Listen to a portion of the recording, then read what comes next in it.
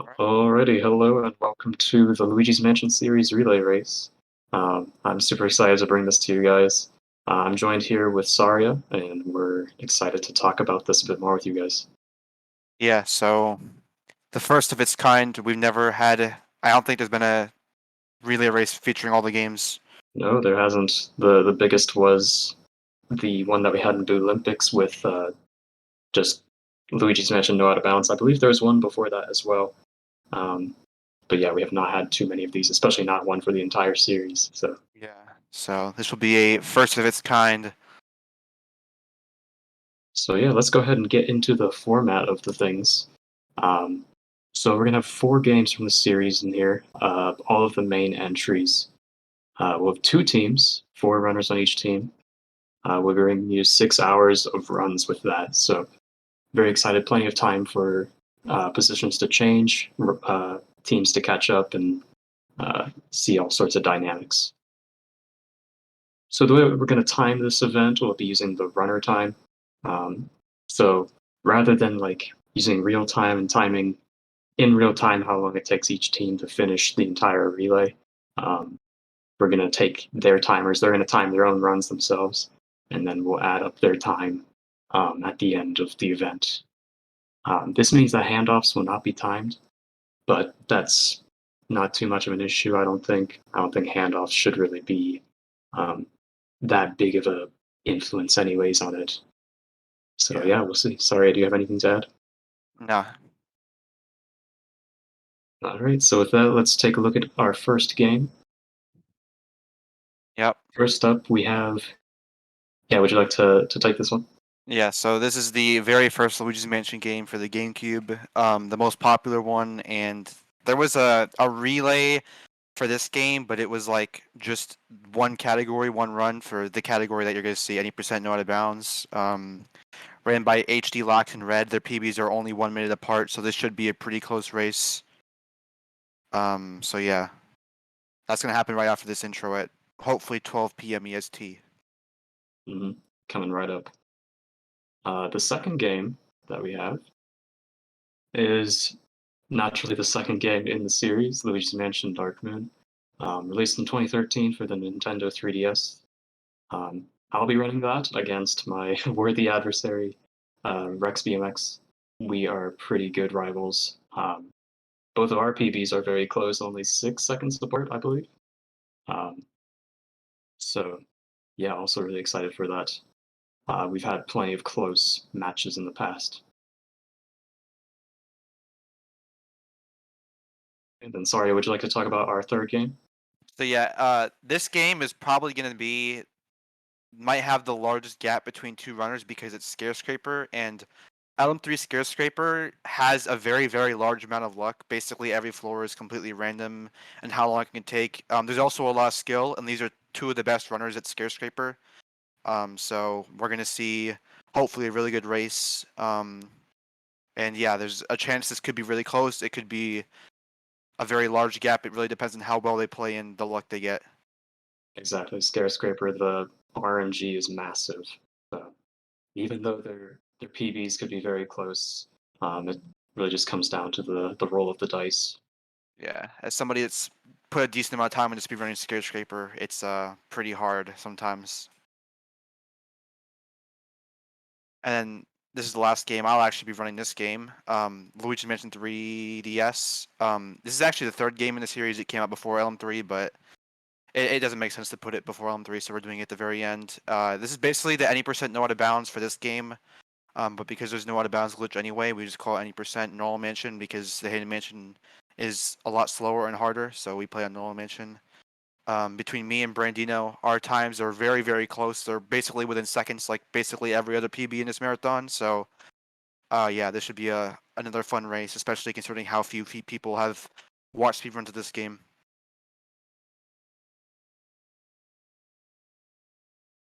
And yeah, I guess we can take a look at the overview of the teams. Just summarize what we just said. Um, there's all the runners, all of their personal bests.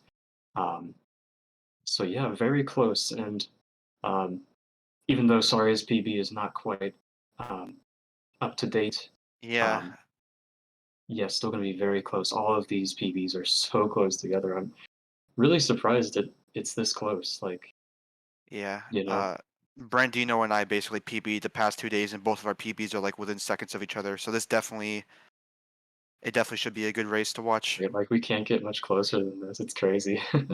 You know, Yeah. like for having such a limited number of runners, for us to bring these runners together and for them to just all be so close together, it's quite miraculous. So Yeah. yeah, I honestly have no clue which team is gonna take it. Um, So really no way yeah, to tell until the end. yeah. I think that's all for the intro. If you want to switch it over to the gameplay, and we'll let the commentators take over as we start with Luigi's Mansion for the GameCube. Yeah, can go ahead and bring them in here. All right, have fun, Hello, guys. welcome, Flouk and Boohead. Oh, hi. Welcome. All right. Was the prep work already done? Yeah, this we explained everything. We're ready to go here. If you can see the stream, I hope you can. We can. I I can. can at least. The names are a little weird, but hopefully that'll get fixed soon. Nah, I think it's HD and Brandino sounds about right. Yep. Ah, yes, Brandino, very good. He's doing 2 runs this marathon. Nobody expected that. No one did. It's just like the Spanish Inquisition. All right. Well, I'm gonna head out and I'm gonna let you guys take over from here. So good luck, have fun, everybody. Let's have a nice They fun have a event. race room, right? I'm not actually sure if they have one. We could always just do a countdown. Yeah, probably will. Yeah. All right. Well, goodbye. All right. Best of luck, guys. The countdown will be coming up shortly.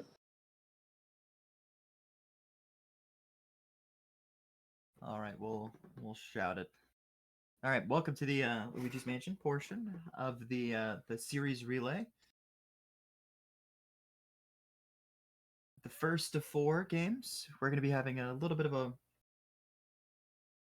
redo, I guess, for the LM3DS portion, as it's they're the same game, but Same game, different category. LM3DS has a slightly different, uh, slightly different strats, slightly different movements, and the game just looks completely different. You know, cause Luigi. Yeah, dude, pretty sure they use Goop. I don't remember. Yeah, I don't know if they use Luigi. Yeah. What I know is from watching Zarya and playing it myself. Oh yeah, sure. Uh,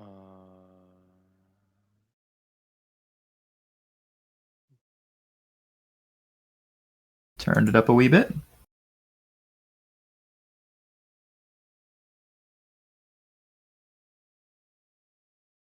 all right, I tried it too. I don't know if it worked.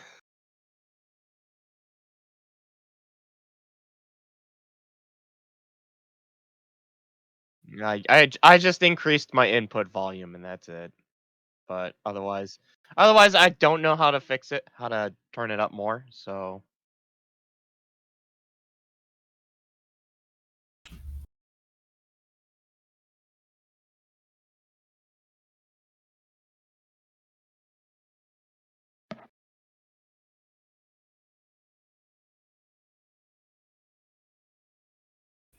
All ah, right. sweet. They're just uh, asking to change the Team B runner from Brandino to Red's MSR. Then after that, I believe we'll be ready for the countdown.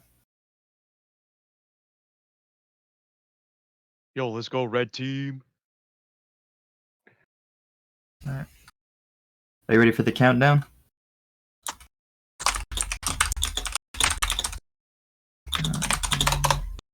Let's let Riedels know.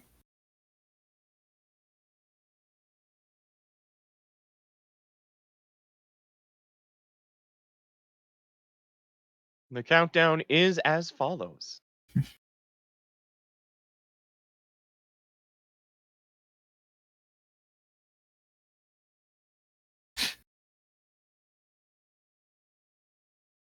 All right. 5, 4, 3, 2, 1. All right. And they're off. Here we go. Good luck to the runners. So starting off here, we got Area 1. The Pretty- first little spot of our 5 and a bit hour journey. It's Area 1's pretty straightforward. They're just gonna go through a few rooms, catch a bunch of ghosts, get some keys, and then they just go from there. So just some minor things to start off. You're gonna notice that when they suck up ghosts, they're gonna be doing it real fast.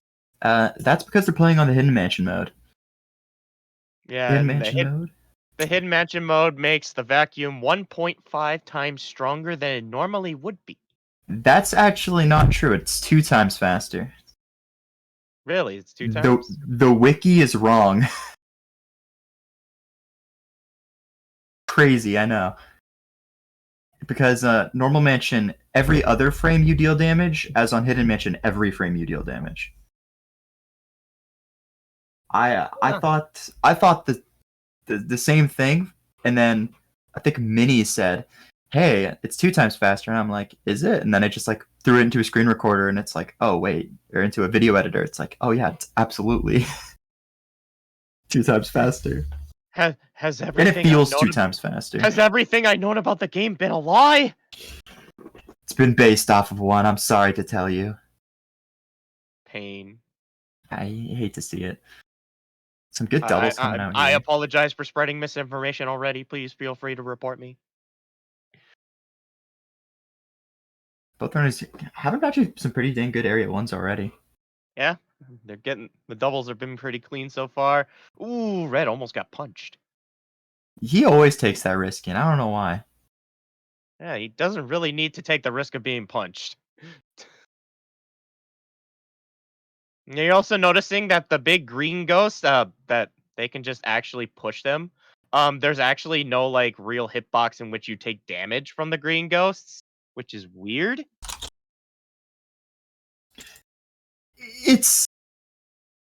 It is weird, but it causes the ability to make some really interesting double setups.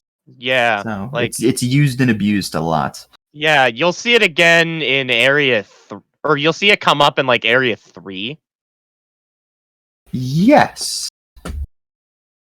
Area 3, and depending on how well, I mean, okay, neither of the runners are going to go for the 5-piece.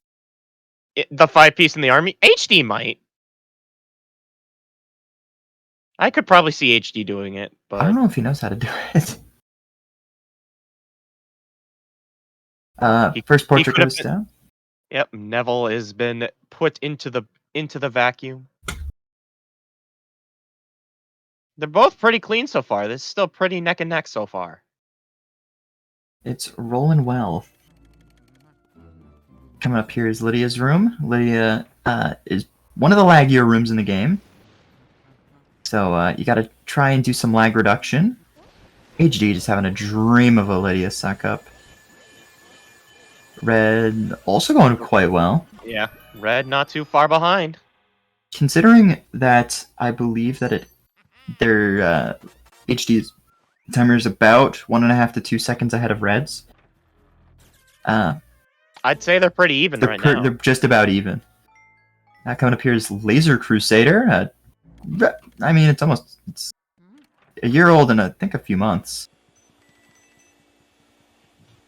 Yeah, this Nice is a little 2-second this time is a save. fairly recent skip that somebody just discovered, and it's just like, why did nobody think? Oh, Red missed the ball. Oh no, Red missed! Oh, that could have been a It's lot a worse. few seconds, but it pretty much just mitigated the time save of Laser Crusader. But it also starts to make a lead happen. Yeah, HD takes the first lead of the race with that little mistake. Also with the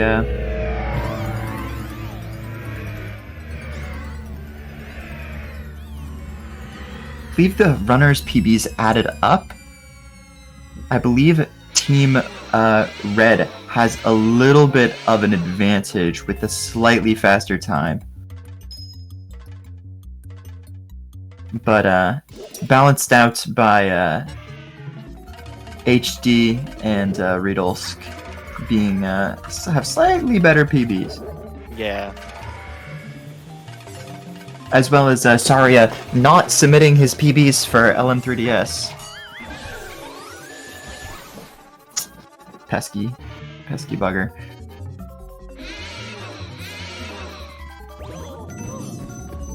HD taking damage just to lose his money. I believe he's going. Did he has HD picked up a pearl?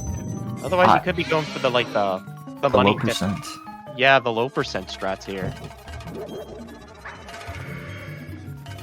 Good ball catch. HD left Chauncey on a nice number. And 8-5, 43. Wow, that's crazy. Very good. That leads out to a 552. Red with a 551 suck up. Should be a 559 about. Depending on what end. Ooh, just barely a 600. 6 minutes. So, about 8 seconds between the runners. Yeah, 8 seconds. 8-second difference. Which, I mean, in context of the Luigi's Mansion 1 segment is actually not very much, but in context of the entire run is practically nothing. Yeah, you'll see the more significant time differences come like areas 3 and 4. That's where you could see some significant time differences. Red could get ER and HD might not, and that would be 10 seconds in and of itself. Back to a 2-second lead on Red's side, or HD could get it and Red could be at an 18-second deficit. Yeah. I mean, yeah, Area 2 can be like the first big time swing, but compared to like the other areas, it's not very significant. Yeah, things like Breaker Boo, King Boo. I don't know if HD would go for King Boo one cycle. Maybe. I feel like he would. Probably. He's so good at it. I feel like HD and Pablo are like the two runners who are best at it. Yeah. Maybe Joven. I don't know where Joven places anymore. Joven was notorious for being spotty at King Boo one cycle, but maybe it's maybe times have changed. Maybe Joven's the god. HD has entered the bathroom with no toilet. Gets the double. There you go. Both can get it. Actually, Red will probably have a 1 second time save here on HD, but as HD still goes for Shy Guy doubles. Shy Guy doubles. He doesn't go for the 6-piece dinner? I do not believe he goes for the 6-piece McNugget meal. Oh, you're right. He does not. He does not. He decides to play it safe, go for the doubles. I don't think he's ever gone for 6-piece. As Red is a Red is going veteran. for the 3-piece. It's going for double bonk. A little bit of a safer strat, but he took it a little weird. But it works out in the end. Alright, he got the 6-piece. HD getting ER. Uh-oh. Fairly atypical from the high definition lax. We'll see if Red gets it here. Red gets he it does! Well. Alright. Love to see it. So no significant time changes besides maybe the 6-piece. Yeah. On Red should have made up a little bit of time there on HD. Well, he had a little bit of a slower 6-piece. So that could have affected how much time he saves. And HD did have some good doubles. Yeah. Red getting the poster. I would assume HD got the poster as well. Oh, you would hope so. And yes, he did. Upon further review, he did get the poster. It would appear so. With a beefy 936 Boo release. Dang. That is fast. He is HD's technically on world record pace. And red coming in at a 9:47. But considering the 600 Chauncey key, honestly, pretty dang good.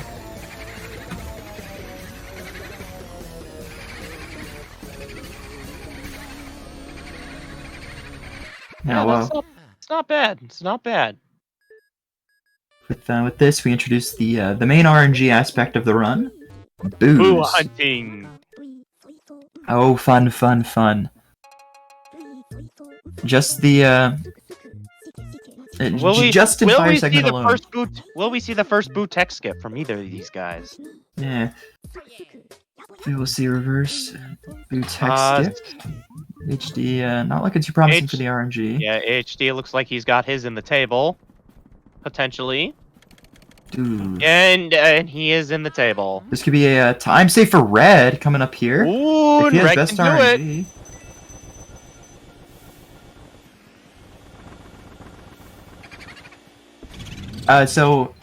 For people who actually don't know, boos in this game, EGAD gives you text boxes after every single boo, and if you suck up a cloth while sucking up a boo, you actually have to suck up the cloth after you suck up the boo, as you have maybe half a second worth of vacuum suck up after you suck up a boo. If you suck up a cloth within that small period, it will override the boo text box and give you a text skip. Ooh, red making up a lot of time here. And as you can see, red caught up big time with HD getting worst RNG and red getting second to best RNG. That's a big difference.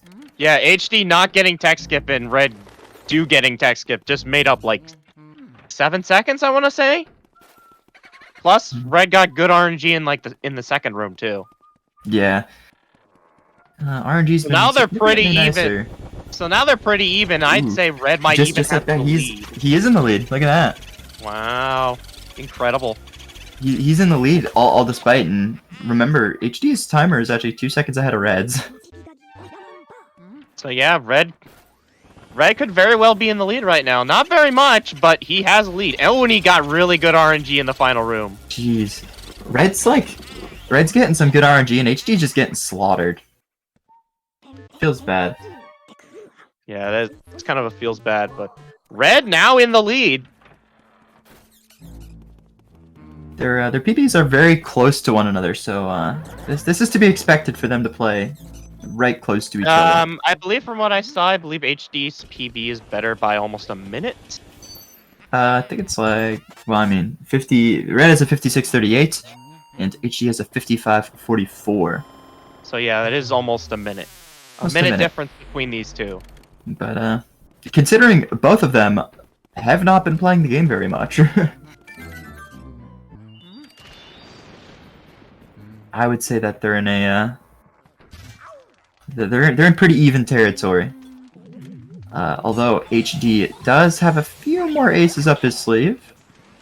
HD's got a couple more tricks up his sleeve. You can see HD going for he went for that Zircon strat. Zircon has made some big strides in animation manips in this game. So I'd love to see him go for these newer strats. Let's see if red's RNG continues. It sort of does. Both the same RNG, actually. Yes, same RNG on both ends. That's what we like to see. It'd be nice to just have RNG not be a factor and both runners be on completely level playing field, but that doesn't always happen. Alright, both of them got the fire medal on the suck up, so that's good. Jeez. 14-11 warp from red. Considering the semi-lackluster boo release, considering red's skill level, yeah, he's got a pretty amazing run. Yeah, he's got a 4-second lead on HD right now. If the splits are accurate to go by. This can quickly be diminished, though. It just takes a segment or two of bad RNG from red. Yeah, true. And, Or a missed double, or literally one little mistake can make up the difference here. Yeah. Even HD having a slightly better butler cycle.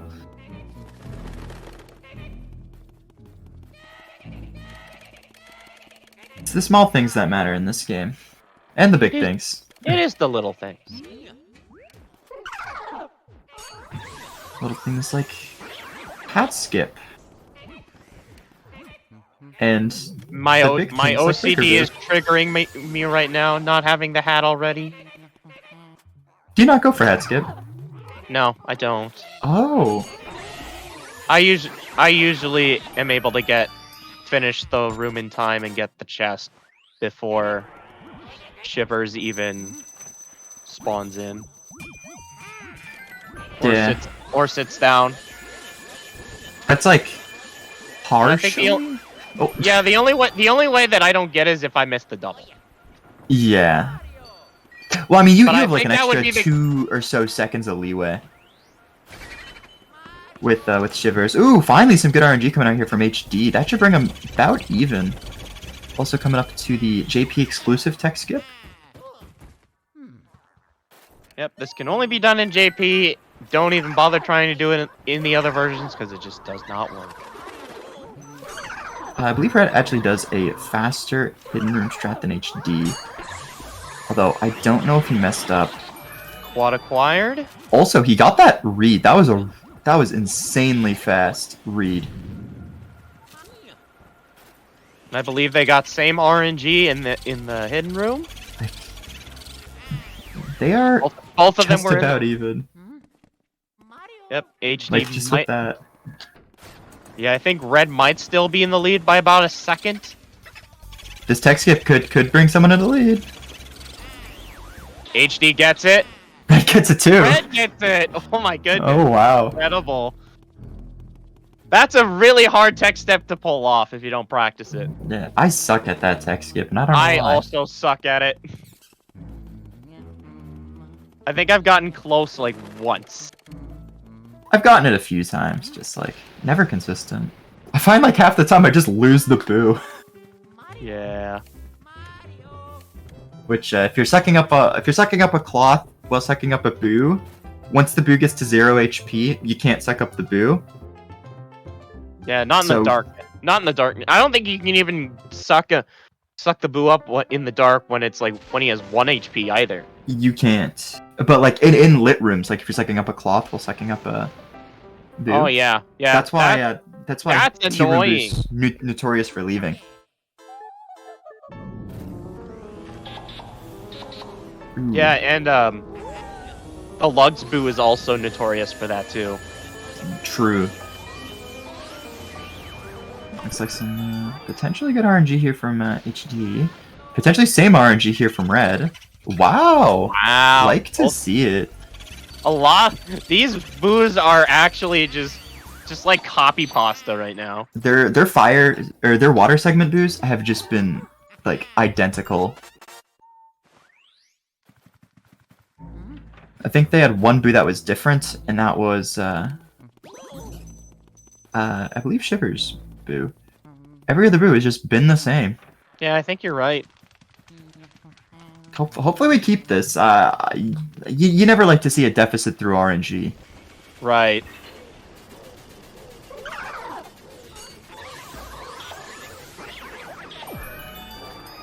Alright. 1852 from HD and an 1853 from Red. They are they're as close as you really. 1 2-second difference right now. HD has the lead again. I don't know if they're gonna get a boost switch here. They might. HD's is in the table. Ooh, go over that tech skip.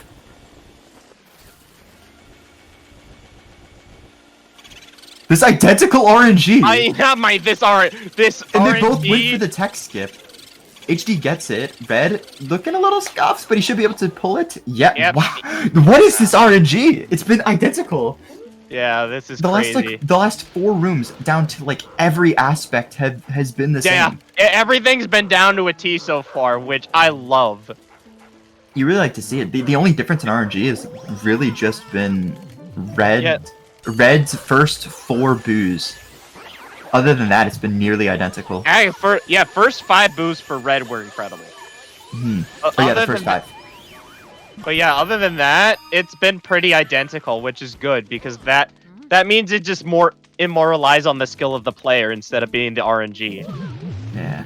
It's having a little bit of a crapshoot with the RNG of the skeleton, but Red gets the same. Yeah, delays. This is why I go for the bottom one first. But what about the double? Well, for me, I usually hope that they line up together by the time I finish sucking up the bottom. And then... Yeah, you could do is... Yeah, and then if the guy isn't there, I usually try and use the element on the one that's still there. What you could do is water the one guy and use his like damage frames to push him into the other guy and like make it work. Yeah, but you also take damage. But alright, let's see the Bogmires. How the Bogmires looking? HD.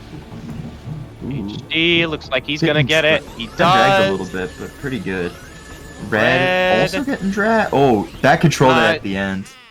Just kind of saving it a little bit. 21-16, Bogmire into a 21-19. So right. HD broadened the gap by 2 seconds, but like barely anything.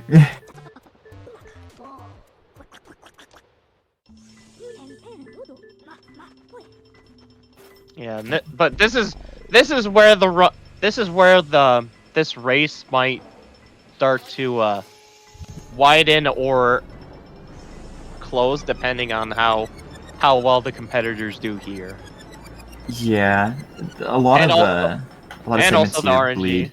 A lot of the segments here you could just bleed time. Yeah.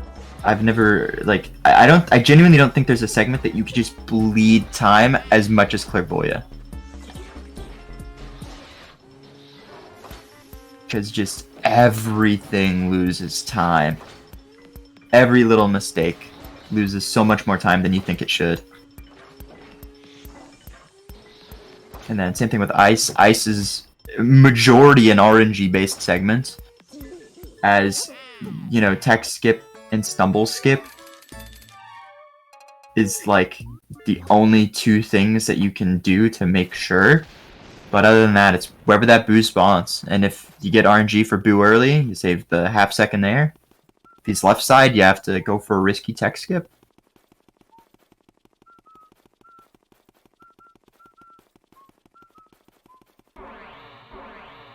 So a little tough.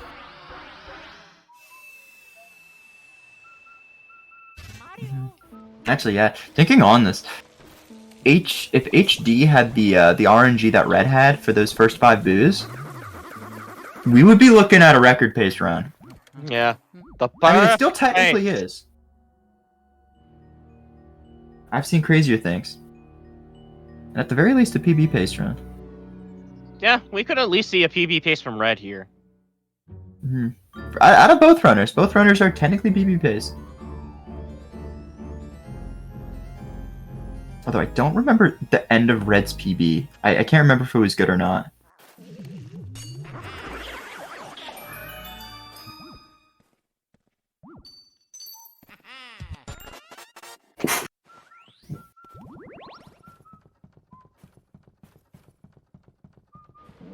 Alright, HD picks up the letter. You need to be careful not to get scared here, Red. Alright, good.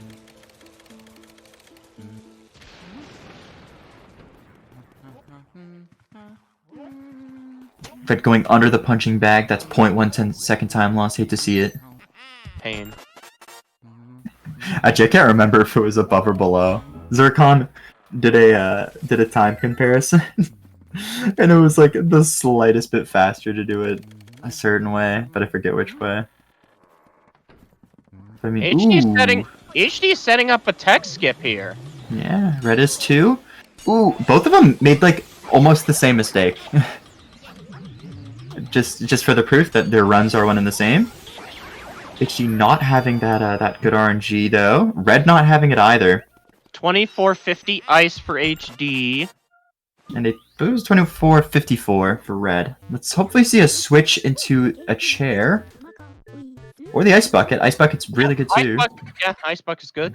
It swapped into the ice bucket for red too. No way. The same RNG, dude. This RNG is rigged. This is rigged. The same.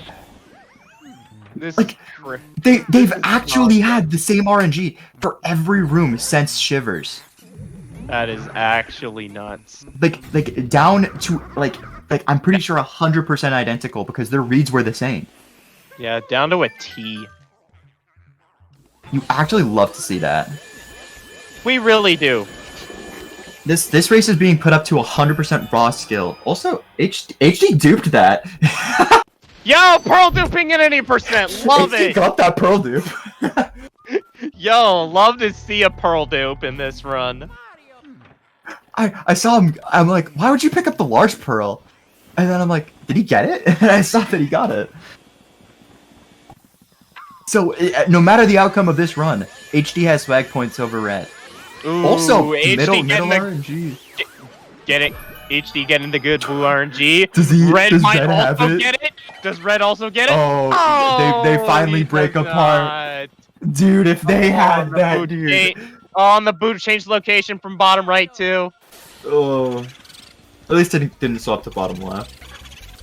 Alright, so HD did pick up some time here. So their RNG matchup finally separates.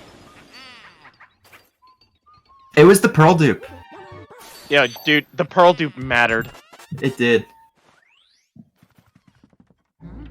But yeah, HD now has a pretty decent lead. I'd say he's bumped it up to maybe like 10 seconds or so at this point. Yeah, I would say it's about a 10-second lead for HD right now.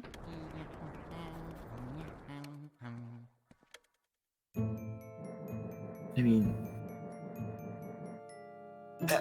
honestly, HD would be playing like an almost perfect segment if he didn't go for the pearl too. HD getting the triple in here. I thought I never went for the triple. I don't go for the triple.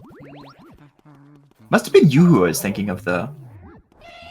Or maybe it was like Jared or Nick or something. Red also getting the triple. Good read there for Red. Yeah, just, really just good to read. zone in on that candle was really good.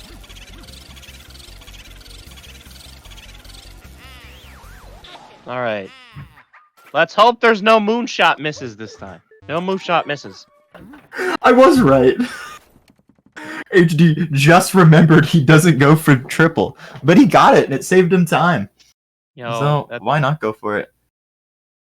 Ooh, that was a HD long taking a little setup. Yeah, that was a very long setup. He hit it, but still, that took a bit. I You just gotta really be want to sure. know how far off his gold that was. I really do. Red taking almost no time to set up, and he gets it. Hmm. So Red made up a little bit of time on the moonshot.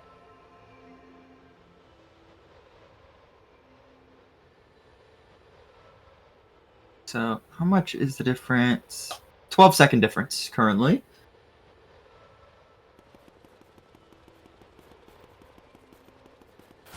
So not bad at all.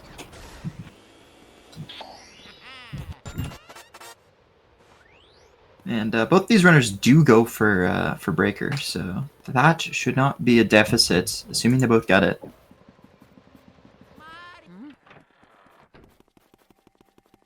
Yeah, it's really gonna come down to breaker boo, isn't it? It could. Bulasis could also just completely massacre someone, and maybe Yeah. HD gets 4 Van Gore texts, and Red gets all perfects. there's most certainly opportunities for the gap to be shortened by considerable amounts.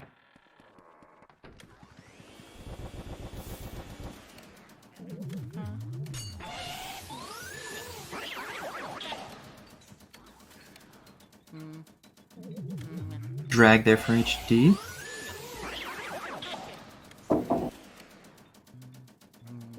Nice triple. Ooh, that was a perfect suck up. That was textbook. Perfect RNG too. Yep. There goes He gets popped in the head by the boo. projection save warp. He does not get that. Oh, he does? He did get it. Oh. Wow, that animation skip. That's a 2-second time save. Ooh, a nasty boost switch there for red as well. But changed it to the same RNG as HD's. That was after the clock though. Red not getting that 2-second time step, so this gap is about widened to a 20+ second gap at this point. Plus perfect RNG for HD and Neville. If you're red, this is not what you want to see. Although there's a long text box. He got some information there. But it looked like he got the shortest of the three, which is good. True. Perfect RNG for red as well. So, if get the fire. Ooh, that fire is important. That fire is real important. That cannot despawn. Okay. Okay, got it. Good. That if you don't grab that fire, it makes projection save and quit not worth it. That should be noted. If you're unable to get that fire, don't go for projection save and quit if you don't know how to do it. Now, granted, it's easy to get the fire, so like probably learn to do it.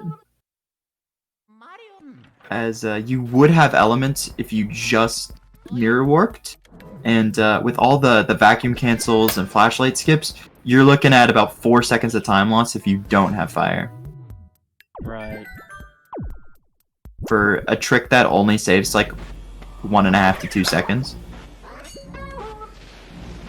you'd be looking at even if you didn't grab fire and got the animation skip.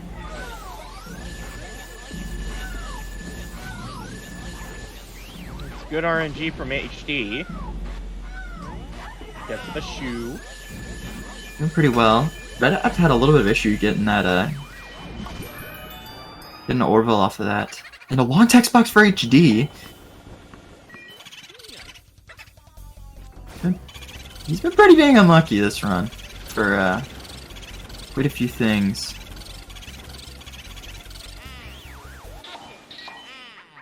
Good drag over for red. Yeah, making sure he gets closer to the door while also getting the shoe. Red gets a Van Gore. Oh no, that's unfortunate. I mean, that makes up the 2 longer text boxes for HD, but HD did not get a Van Gore. Van Gores are still a log fest. HD getting the perfect RNG for Lydia's room. But getting some good RNG for Chauncey. Oh yeah, HD. I'm, like, HD in a making weird his thought. way to Madame It's a suck Clairvoyant. up. He should be saving time here on his PB. Red also getting the perfect RNG in Lydia's room. And the tech skip. Red at this point, he's getting leagues behind his PB. Not good. Plus 18.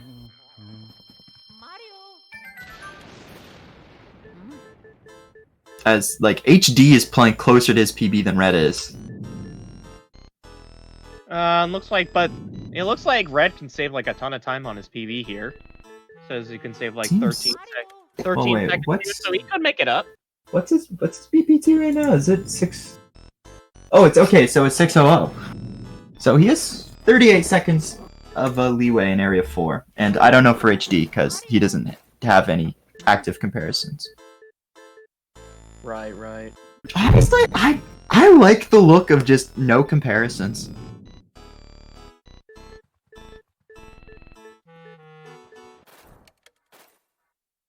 Like, when you think about it, why do I need to know how much time I can save? And my best possible time. And he's got 2 previous segment comparisons. A lot of information we got for Red. +7 on HD. For, Yeah, HD made up a good bit of time there. He made up 5 seconds. That's good. really good. He's, also a perfect RNG in there. No split supremacy rise up. Banana now is... He only deals in facts. No large pearls here for Red. He's definitely not winning the money game. No, he's not. Both of them got the same RNG in Clairvoya's room. I mean, as much RNG, like even RNG that we can have, the better, is what I say. HD not forgetting Ice. I doubt Red will forget Ice, because he's probably watching the stream. Same thing with HD. Don't So, forget it. Don't Red, forget it. Red should be like, ah, yes, we need Ice. Don't forget it. Not to say that Red is notorious for forgetting Ice, because he really isn't. Yay! He didn't forget. But it's like, that would have been a death sentence if either of them just forgot it. Yeah, that can lose you like 30, 40 seconds if you forget. I think even more. Like, if you make it to the room, spawn the first guy, and then you shoot fire at him, it's... Oh yeah, like, that would minute. make it up to almost to a minute. Yeah. Also, right side Safari room supremacy here. The left side, because you get the delay spawn. Look at the efficiency. Perfect RNG. HD has been getting some nice ass RNG. Yeah, he has. Like, you really like to see that. Dang, no And right. Red misses the delay spawn. No right side Safari room supremacy. I'm upset. It's alright. We're about to not see left side Bulas's supremacy. Still I'm the only person who goes for that. Maybe one day. Maybe someday. But that someday is not today. So I forgot, HD does do... I believe it has sidestep blackout. And I think Red does too. I mean, sidestep and blackout is faster. So No, it's certain. no, it is not. It's not? It is slower. It's just easier. The standard blackout saves time in the way of you don't need to pause your game twice. But yeah, you'll also most likely get scared easier if you're in standard. You do get scared easier, but like, what if you don't get scared? Oh my god, HD has an out of bounds ice. Oh, okay. It was just getting away from him. That might jinx. That might Red, jinx the one cycle. Red learned standard. Oh, this is. Oh yeah, HD's not getting the one cycle here. Oh, that's the deficit right there. He might still be in the lead, but it would just be barely. Red having that much better. HD dragging the Bulasis all the way to the right side for some reason. Red getting very good. Yeah, that makes up pretty much the entire deficit right there. The 2 cycle Bulasis, like that is so rare to see from a runner on HD's caliber, but it happens, especially with that god awful ice spawn. Yeah, that ice spawn was basically the rip of the one cycle right there. It was definitely the equalizer.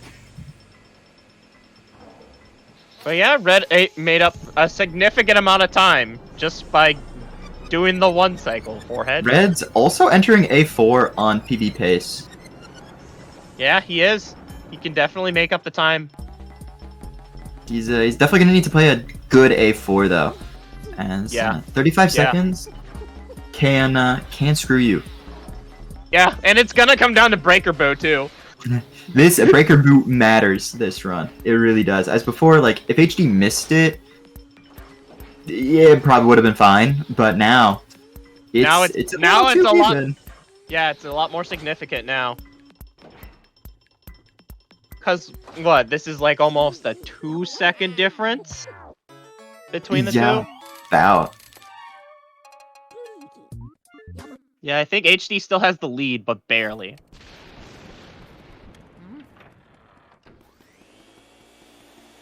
HD picking up the fire.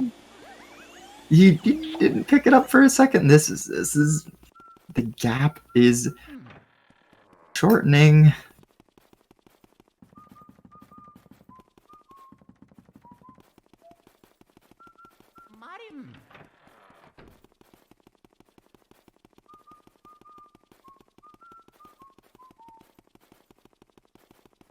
And by the way, you want to pick up fire here because I believe you don't really use any other element for now up until... Yeah, you need ice later. Yeah, up until you need ice for the pipe room. Hmm. And you're going to end up needing fire first for the rooftop. Hmm. Well, you could pick it up on rooftop, but it's not worth it without the vacuum, without the vacuum cancels and flashlight skips and stuff like that.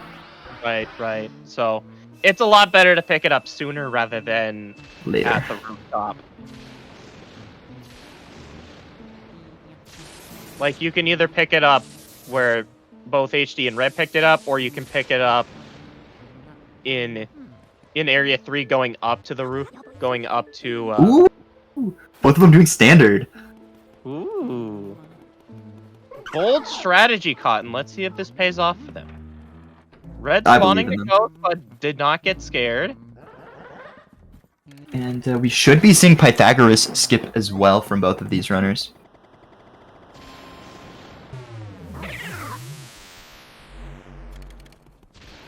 One of the swaggiest strats. Ooh, getting scared. Ooh, Just HD the one, got, though. HD got scared. I did too. Red also gets scared. But they went for Pythagoras, which is like a half-second time save. And they didn't do the pause, so I'd say they're probably about even. And HD getting good Grimly, Red getting slightly worse, but still not bad. No, I think they were pretty similar because Red was also like 2 seconds behind. So I think they got about the same. HD forgetting to split feels bad. Monka. I actually don't know if Red will be saving time on his splits. Or over his PB here. It's definitely pretty hype for Red here. He's playing pretty dang well. Yeah, Red is playing a lot better. He's been playing a pretty good game. They've both been playing pretty excellent. I mean, if it wasn't for that if it wasn't for the one cycle. That Bulasis, yeah, it would be a little bit of a blackout, but honestly, it makes the race better. Also, there's something in the barrels for or in the pipes there for Red, I think. HD gets charged. Red also gets charged. Nice, this could work Both out. Both of these runners are master of the breaker boo wall strat, so. See the one cycle coming out there for HD. HD gets it. See it coming out there for Red as well. Love to see it. Red also gets it. Nice, very good. They're both masters of wall strat. Both doing it a lot. HD getting that double. Ooh, Red having a really awkward double line up there. It doesn't get smacked, so yeah, that's good. He's just picking up the hot singles in the area. And HD getting the boo. And good RNG. So HD is widening the gap. Red gets it too. Ooh, poison. Uh-oh. Wait, I don't know where that is. Oh, it's top. Ooh, that boo getting away from Red there. That poison screwed him. Yeah, Red's looms large now. Now HD has a boo up on Red, and that's big. Yeah. Because then Red will most likely have to come back to that room and get the boo. It's not every day we say Red has or HD has better RNG than his opponent. Usually HD's the one getting screwed, but Red's the one getting screwed today.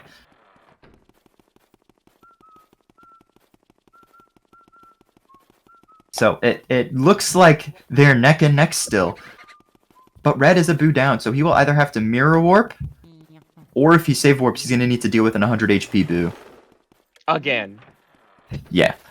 So he'll probably end up mirror warping, but that means he must get Armory Boo in one cycle. Which, Yes. at Red's level, he's super good. His boo tech is, like, unreal. He has awesome boo tech. So I expect the one cycle to come through. Especially in a room that laggy. Yeah. I find the lag doesn't help. I feel like it does. I don't know. Maybe maybe I've choked too many 57 paces to that boo. I think it helps. I think the lag helps with the timing of when you need to R pump. Because it's slower and it makes it. I feel like it makes it easier. That's true. I don't know. I just get in my own head a little bit. Let's see. Soldier double coming out here. Ooh, the clockwork double. We seeing it? We see it from catches HD. it. We see it from Catches Red. it for Red. HD getting a phenomenal double. Same with Red. Both of their Dang. doubles were just about Love to flawless. see it. They both just acted the same. They both just went in directions that were good. Very beneficial to both runners. Ooh, HD not getting that burn. That's a tiny bit Unfortunately, we don't see the damageless Boston burn. Hate to see it. That's another thing that I just feel like I have to say. In the year 2022, if you do Boston burn in a certain way, it is faster. Boston burn is faster if you do it in a certain way. Love to see Boston burn being faster in 2022. Going back to the basics. Boston burn. Going back to where we remedy. first started. Yeah, next we're gonna find out that Gold Ghost double and wardrobe is faster. Again. It's not. What? It's in wardrobe. It's not. Yeah, I know. I was gonna say next we're gonna find out that there's a new strat to make that faster. Okay, so no 5-piece from either side. Yeah, I kind of saw that. Burnless start here for HD. Burnless triple. Oh no, never mind. That's cringe. No burnless. No burnless for either of the runners. Hate to see it. Red getting dragged. I don't know if that's a boo. It was. Good RNG for there for HD. Got the attack. Ooh, not good RNG there for Red. Red's getting pummeled, dude. Although this might actually work out a little better because he's closer to the cloth, as he's gonna want to mirror warp here. Yeah. We just hope Red understands that, unless he actually wants to. Yeah, he's going up. He's going up. He's going to the cloth. All right, that's good. That's good. Oh, and he got information. Not Van Gortax, but it was still information.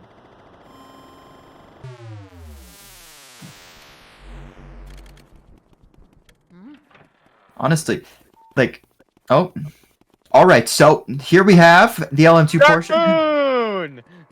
Oh no, we're back. All right.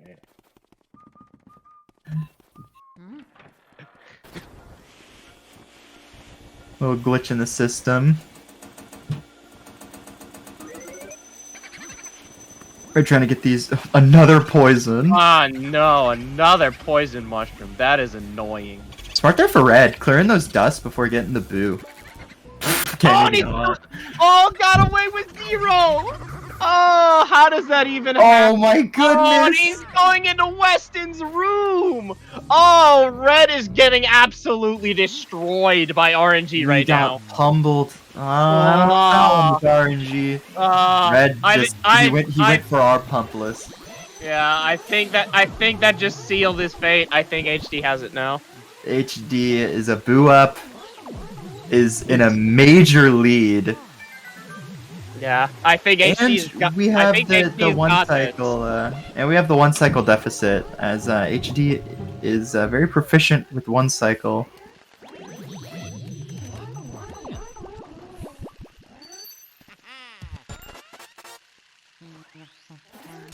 Very nice one cycle. That portrait ghost is probably the hardest to one cycle. I think Supi starter. Yeah, I mean outside of Supi, Weston's pretty difficult. Yeah. That pearl hopefully doesn't we- come back. Oh, is that a double cackle? I saw like the boo jitter around, so I don't know if he I double think- cackled. He might still have it. He didn't. He didn't. Yeah, he got it. He got it. Nice. So Very nice. all 40 for boos HD. there for HD. His red still needs 2 more. Hopefully, But luckily, they're both in this room. not anymore. Oh wait, yeah. I thought you meant the runner. Oh, Well, he got the 0 HP one first. Red could have been close to soft locking there. Because there's the boo soft lock. Where if you get him at the same frame that he spawns.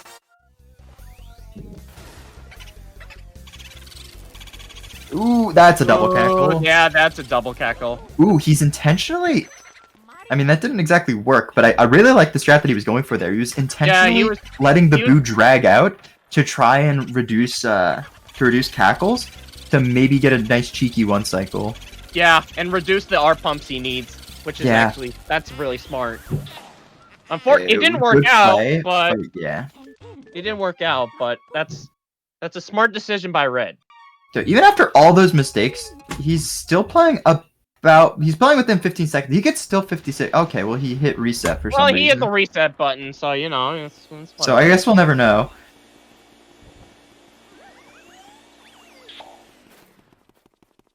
Red has been getting it's weird because Red's been getting screwed by RNG, but HD's been making large sweeping mistakes. Yeah. So it's like normally HD gets screwed by RNG, and I mean Red doesn't normally get screwed over by mistakes. HD was getting screwed by RNG in the beginning, but then the boos decided they want to cooperate.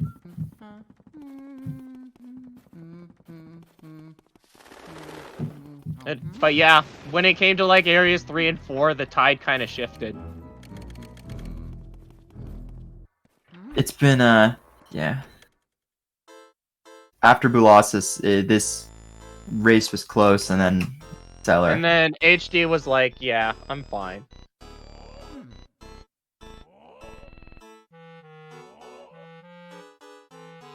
Red hit his split key so hard that it reset. I think that's called you punched your desk.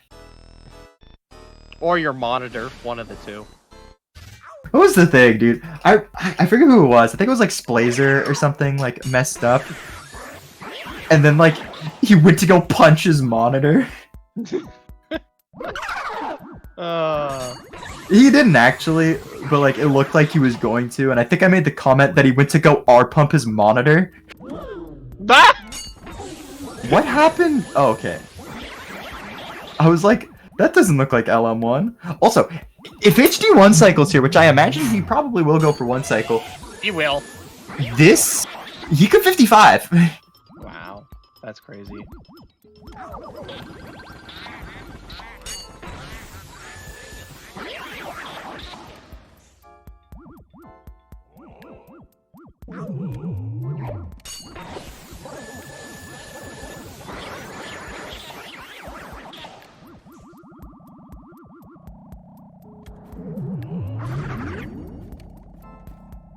Yeah. If HD 55s, then one, that 2-cycle boot losses really sucked. Yep. Because that would have meant PB. Yep. And that also would have meant that Red would have had to have PB'd by 40 seconds to have led this end of the race, which is possible. Red's a very talented runner.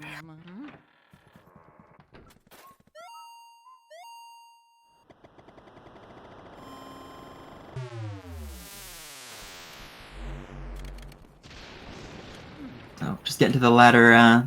Just getting to the end stage. So I believe after this, After this done. is Dark Moon. yeah, we're just gonna be swapped. I think we're gonna immediately swap like the second it ends, which it ends at King Buu Suck-Up. It's gonna be swapped over, and I believe we'll be in here until Red also sucks up King Buu. Yeah.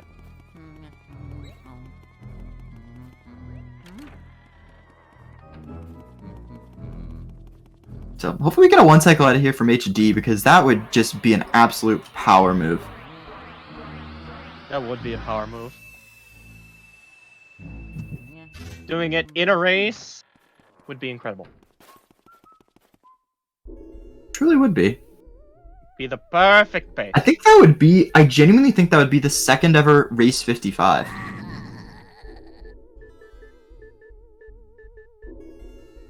Get a good long look at Bowser. He got the first hit. That was a good setup. Now it's just a matter of getting the second hit. Ooh, He got the okay, second hit. okay. That Boo's going up a little bit. Come on, do it. Dude, it's happening. It's gonna happen. Come on. I think he's got it. Hit the Race 55. Race 55, dude. He got it, dude. Wow. Holy crap, he golded that. That's He really- golded. Wow, that is My beautiful. God. Beautiful 1 cycle. All right. Beautiful. In comes Banana for the Dark Moon portion of the race. Hey. Hey. Oh, looks okay. We already started. Okay, yeah. We went right into it. Okay.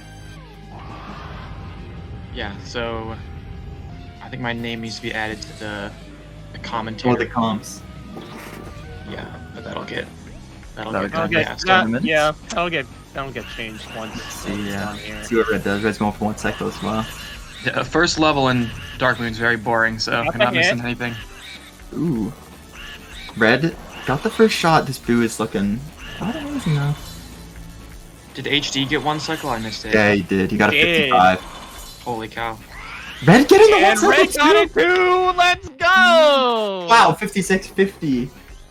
It From was Red. like 56-56 from Red. That's really good. GG's to the runners. Yeah, they both did go right into Rex now. All right. I There we believe go. we'll be dipping out now. So Yeah, this is the Okay. part where GL we with get the off Dark because Moon we runner? don't know anything about this. Yeah, GG's to the runners. Great commentary. all right. And Good I guess luck. I'll take it from here. All right. All right, we wish you good luck. Au revoir. Yeah. Okay, so is there audio in this? Okay. So yeah, this is Luigi's Mansion Dark Moon, you know, the sequel to Luigi's Mansion. If you just watched the entire first run, this is much different. It's the game itself is significantly different, and so the run will be very different as well. So the main difference is that it's a level-based system. You know, in the first game, there's kind of like areas, but I mean, it's very different. In this game, you have levels, and each time you beat a level, you get taken all the way back to the bunker. Happens like 30 times. There's like 30 levels you complete in the run, 29 or something. And yeah, so they're going to be going through the very first level, which is basically a tutorial. So it's a pretty slow level. You're not going to see that much. Ree is ahead, and so he's farther in the level, of course. But we're just going to be going through here, and Ree will be capturing the first ghost soon. You'll see it here. He's taking a shower. Ree is very intrusive. Classic Ree right there. But yeah, there's a few cool things in this run that I'll describe later. Again, first level's a little boring, but I will say, let me see here. Let me just switch to the stream so I can get audio. Okay. Is there any audio playing right now? Okay, yeah, there is. Oh, it's Rex's audio. Okay. So about this run, it's not just any percent. It's New Game Plus. And so I'll describe what that is. Any percent is you start a brand new file and you beat the game. New Game Plus exists because the game is level based. You can just play through every single level in order with all the upgrades. A little bit faster. Some runners prefer it. That's what the runners chose for this one. There are some cool skips, some cool glitches and techniques. We may even see one next level. But we will see that then. Again, first level over. It's a little slow, but the run definitely picks up in the middle. In the end, we just have to get through the tutorial levels first. Is finish the first level. Okay. Let me get some audio here.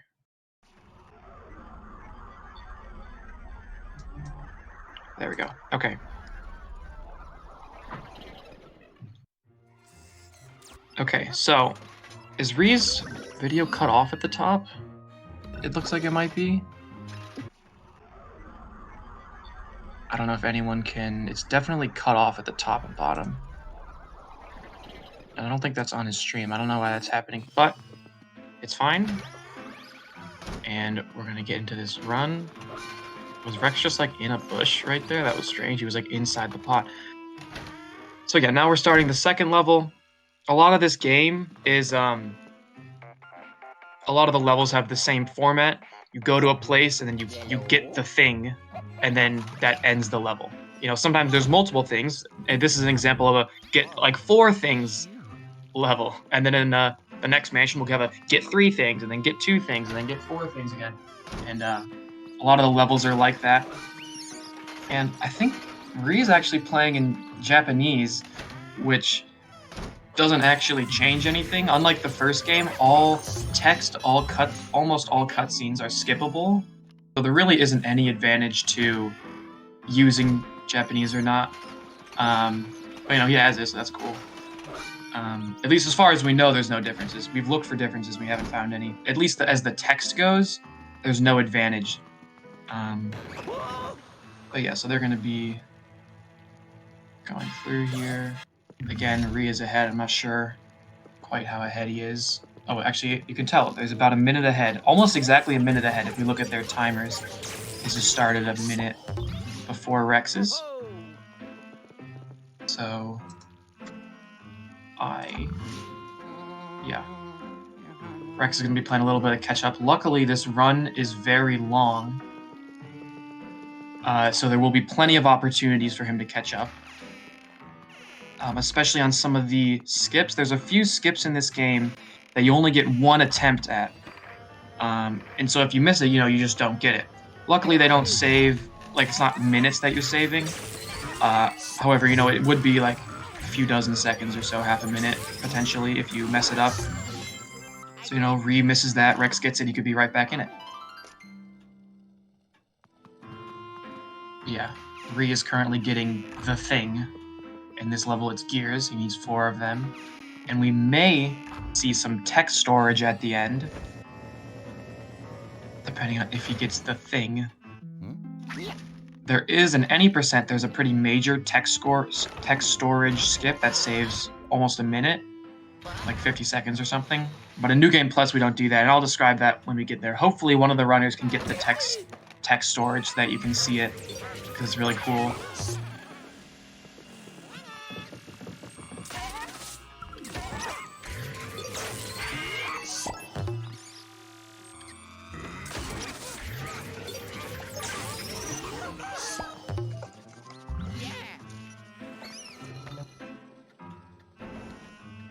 Okay, and then I think Rex is going to be catching up here. He just got his first gear, Ree got his second. Ree was a little slow there, he didn't get to the fireplace in time.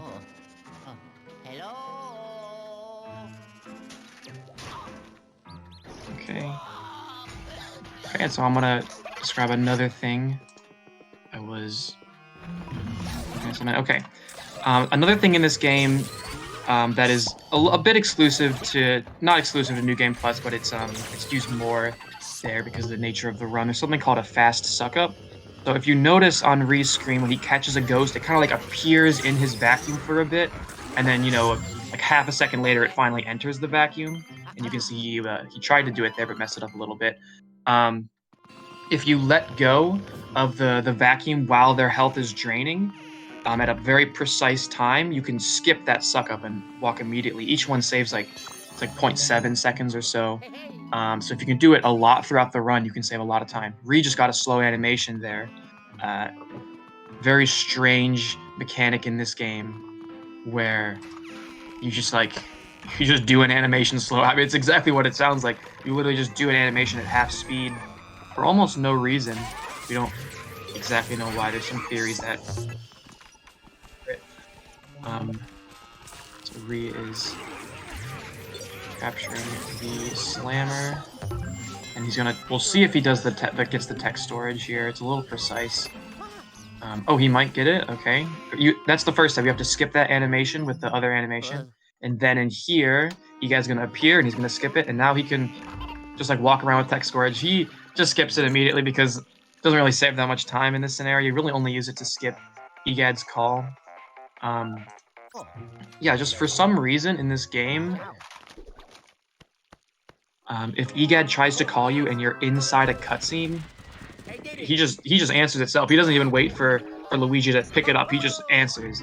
And so, you can skip the cutscene or wait for it to finish, and then you can walk around with Egad's text open, and a bunch of things freeze, ghosts don't move anymore, which is the reason for the skip in any %, which unfortunately we can't see because this is New Game Plus.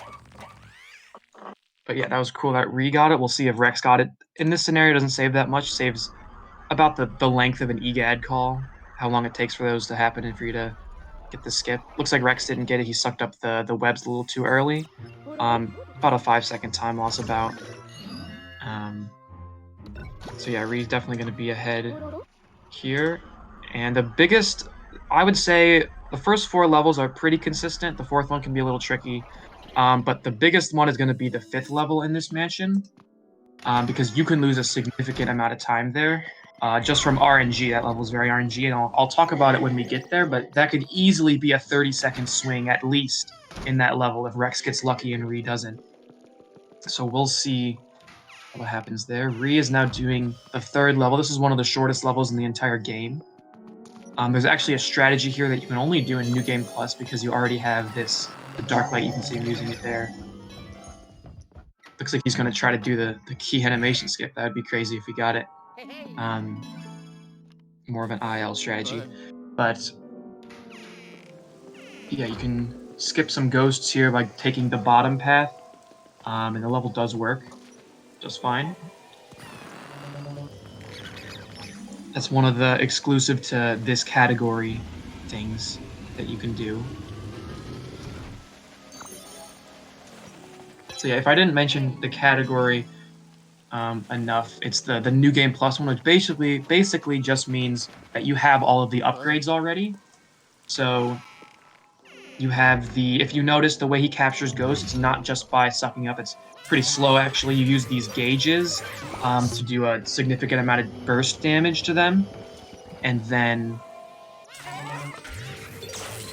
you also get a super poltergust, which makes you capture twice as fast. So we have both those upgrades for the entire run. We also have the dark light unlocked a little bit early, which allows a few strategies. Yeah, we will. Going through here, Ree got the nice double. If you get that double too early, it can actually crash the game. You have to get it like really early though. It might be like frame perfect, but that didn't happen, obviously. And then we're going to be entering the 4th level. It looks like, I'm not sure how far behind Ree is on his splits. But we will see. 139, that's pretty good. Because he messed up the key thing. That would make sense. The world record on that is 131, which is a very good time.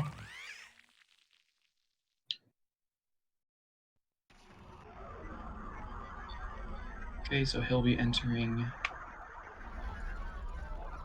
the 4th level. This one, it can be a little shaky. You can lose some time on this level, again from RNG, but it's much more consistent than the next level. So the next level is definitely the one to look at for a potential time save. It looks like Rex is getting a little trouble here. I don't notice what happened. He must have had a poor angle on that double, so he missed it.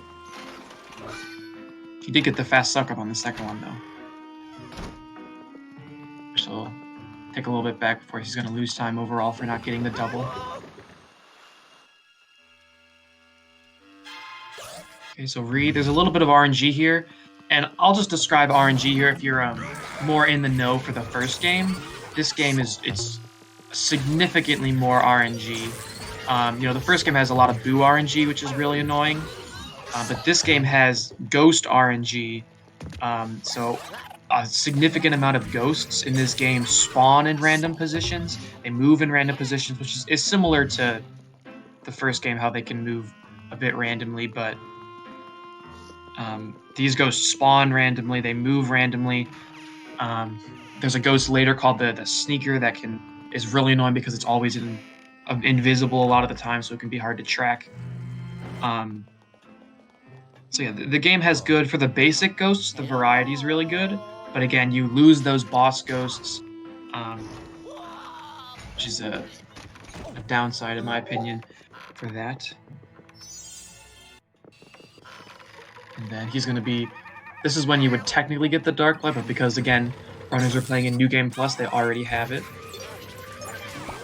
And here's another thing you can see Reed doing. He's taking the sunglasses off these greenies. That's another thing that is in this game. The greenies, which is that basic type, can have a variety of weapons in a way. It's not really a weapon. In this case, it's sunglasses, but they can be holding things. They can have shovels and try to attack you with those. They can block their vision. That's what the sunglasses do. You can't flash them until you take the sunglasses off. So that's another unique thing that Dark Moon added. But yeah, Dark Moon did change a significant amount of things.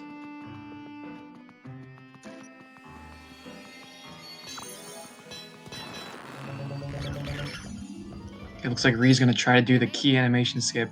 This thing is really inconsistent, so I'd be surprised if he got it. He almost got it there. He was closer on that attempt than the last one.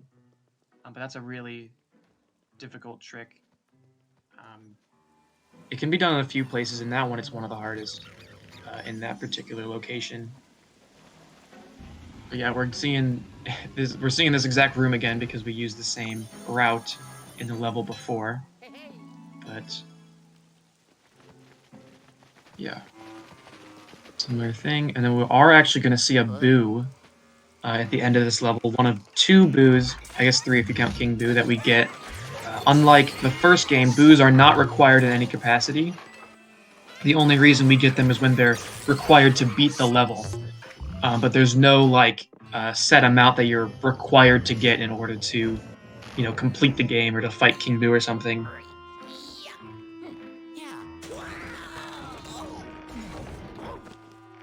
So yeah, is a difference as well. Just everything about this game is significantly different than the first game. So if you're familiar with the first game, it's definitely going to be interesting to watch. And of course, the way we capture boos is way different. You pull on their tongue and try to rip it out. But then Luigi realizes he can't rip it out, so he just throws them against the wall instead.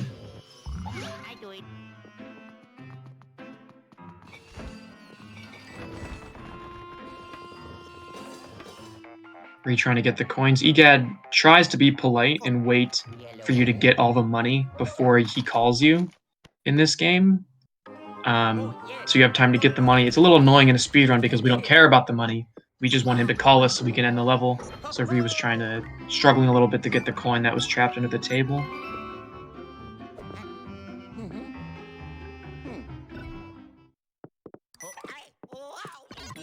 Interesting strategy by Rex. It was kind of strange.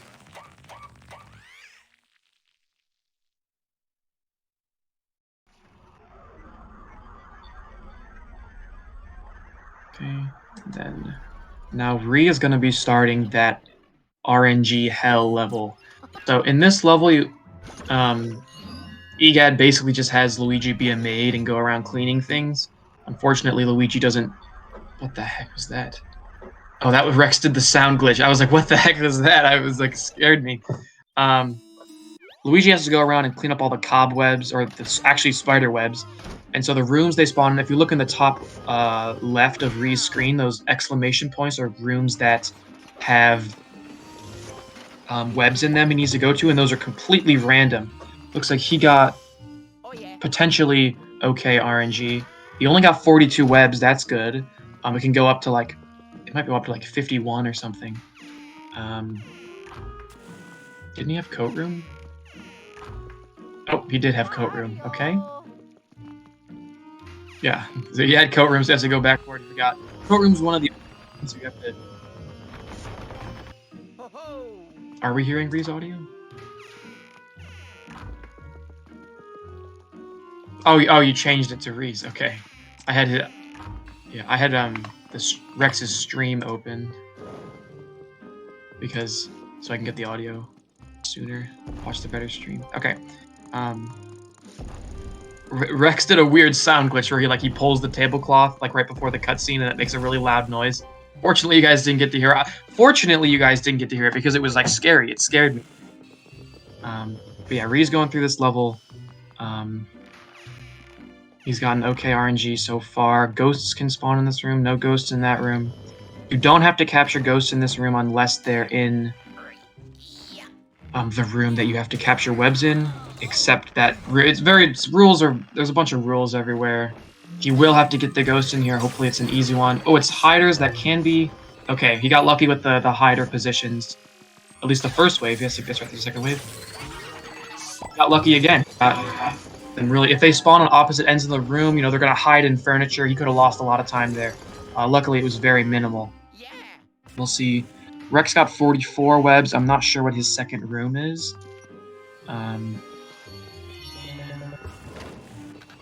But again, you know, if Ree gets potentially more ghosts, could lose more time there. And then Ree's actually getting that. He just got that spider web through the floor. You can actually do that. And he knows that's there because the room didn't light up as having them all completed. He knew that that web was in the corner there. So it's kind of funny that you can get that through the floor. So yeah, this is just a go around. Kind of like another get the thing level, except with cleaning rooms in a way. Oh, Rex got really unlucky. He got ghosts in kitchen. Again, you don't have to get ghosts unless they're in a room you have webs in, or if it's this room in particular. For some reason, I don't know. The way they program this level is very frustrating as a speedrunner. Rex lost a bit more time there. Re-tripped. Yeah. Dark Moon is the Super Smash Bros. Brawl of Luigi's Mansion games. And that's very accurate. I would say that's pretty accurate. That's really funny, actually. But yeah, Luigi can trip through doors just randomly. And yes, it does lose time. So that's awesome. Yeah, Ree is lighting a time bomb. Gonna destroy the whole mansion. And then he's going to burn these webs in here. I'm not sure. Oh, I think Rex had a dining room. And then Rex also has to get the web through the floor. Okay, and then Ree. Again, Rex does not have to get these ghosts because it's not in a room he has webs in. And the rules are so confusing.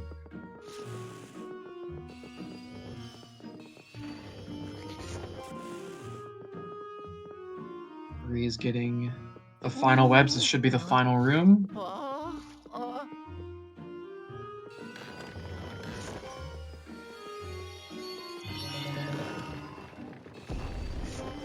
And then he'll be done with this level, and we'll be on to the first boss level. And then the run definitely picks up in the second mansion. You know, it's a little slow in the first mansion. So it's interesting. Ree's using a file that doesn't have the gems collected. I guess that makes sense because it's a thing I'll describe later. But yeah, Ree's just waiting for Yet to call him now. And then Rex is going to be setting off that time bomb. Going in here. If Rex get ghosts in here, it's really unlucky. Okay, he didn't get ghosts in there. For him. Light these last ones. Rex spins it in a weird direction. He's like the only one I know that would spin it in that direction instead of the other way. That was a pretty okay time. I would say that's definitely a good time for this level, just because it can be so variable. If you get that in a full game run, you're probably happy, because it could have gone like past 5 minutes. And also, he missed that room and he lost like 10 seconds there, so he definitely could have had a really good time there. Okay, so Marie is going to be entering the first boss level. This is the closest thing that we have to like portrait ghosts. They're called possessors and they possess things. It's in the name, yeah, crazy. If you're afraid of spiders, if you're like really afraid of spiders, maybe look away. There's gonna be a spider. Yeah, you've been warned. Yeah, he's gonna be fighting. Looks like Rex has finished that last level. I think he's gonna have a pretty poor time here. He got really unlucky in a few places.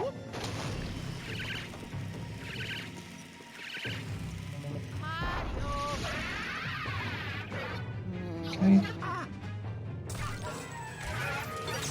And he's gonna be getting the Possessor. They have infinite health. Wow. That's how they made it 3 phases. They just gave him infinite health. In Luigi's Mansion 3, they give boss ghosts phases in that game too. They brought portrait ghosts back in that game, but they're like bosses. They give them phases, but they still have health. You just like once you get them below a health, starts the next phase. In this game, they're just like, no, they have infinite health. That's how you get to the next phase. So yeah, there's no cool like phase skips in this game like there are in Luigi's Mansion 3, which we won't actually see because I believe they're playing Scare Scraper. Good dodge by Ree there. Avoiding the, like, toxic sludge that the spider's shooting. Grape jelly. Ree's gonna get hit here to skip an animation.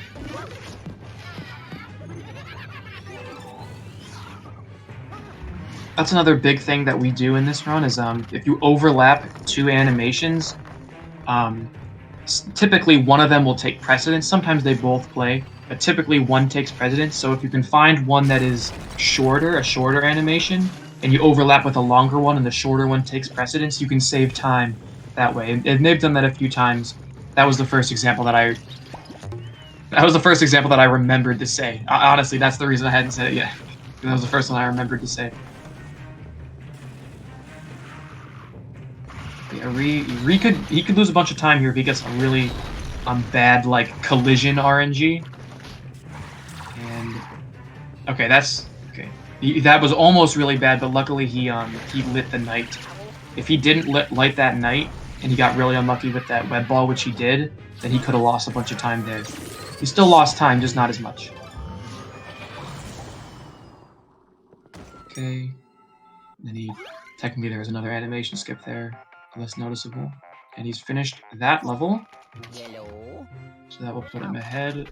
What is the time at for him? Let's see. Okay, 1:22:46. And I'll see how far ahead he is from Rex when Rex finishes this.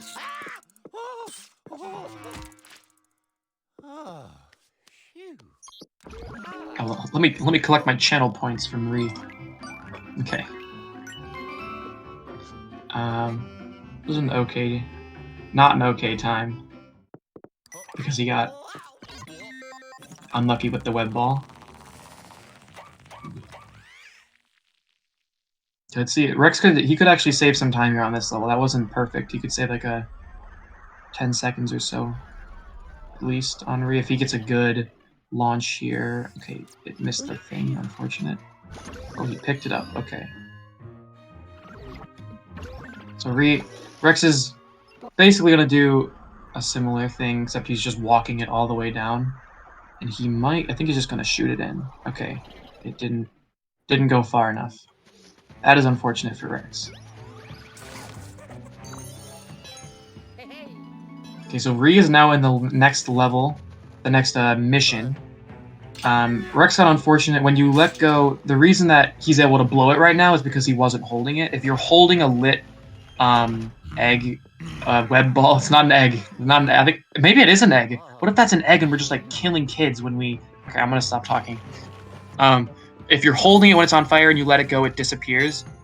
You can't. It still appears for a little bit. So Rex was trying to light that thing, but he was just a little too far away. It burned out before it got to it. Yeah. But reason the next mansion. There's a skip coming up. This is going to be, I guess it's kind of the second skip because those are basically just animation skips. The tech storage is kind of a skip, but this is the first skip, like a traditional skip. He's going to skip a room of ghosts. Hopefully, this skip can be inconsistent. Hopefully he gets it. I'm gonna say it's about 15 seconds or so. Might go up to 20. But he's gonna skip an animation and then he's gonna just skip the room. We'll see if he's able to do it. Just skipped one animation there. You can't even tell that he's skipping animations. And then he skipped the other one. Basically, when those things of furniture or whatever they all falls down, watch him leave the dark room. He's just gonna leave it. Yeah, he just left. He doesn't care. When those things fall, Luigi's supposed to get scared, but those animation skips I was saying before, he searches that furniture. It's a shorter animation, but it takes precedence over Luigi being scared. And so it skips the animation of him being scared. For some reason on the second one, it causes the third piece of the third shelves not to fall over, and because those ones didn't fall over, that didn't trigger the ghosts to spawn, so Luigi just couldn't walk out of the room. That's a really old skip. That's one of the first ones found. It's probably 7 years old, at least. But yeah, Rex is also in this mission now. Hopefully he'll be able to get the skip as well. And then this is a room that a lot of people had trouble with casually. I know I remember having a lot of trouble in this room, but if you just run immediately after the cutscene, you just run past them. So if anyone played this game casually and were annoyed at that room, there you go. Bree's gonna get that triple there, nice.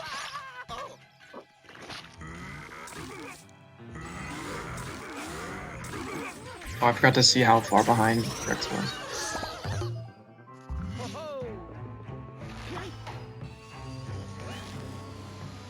Okay, Ritos is gonna put a bunch of bubble gum in his vacuum and blow it up like a balloon.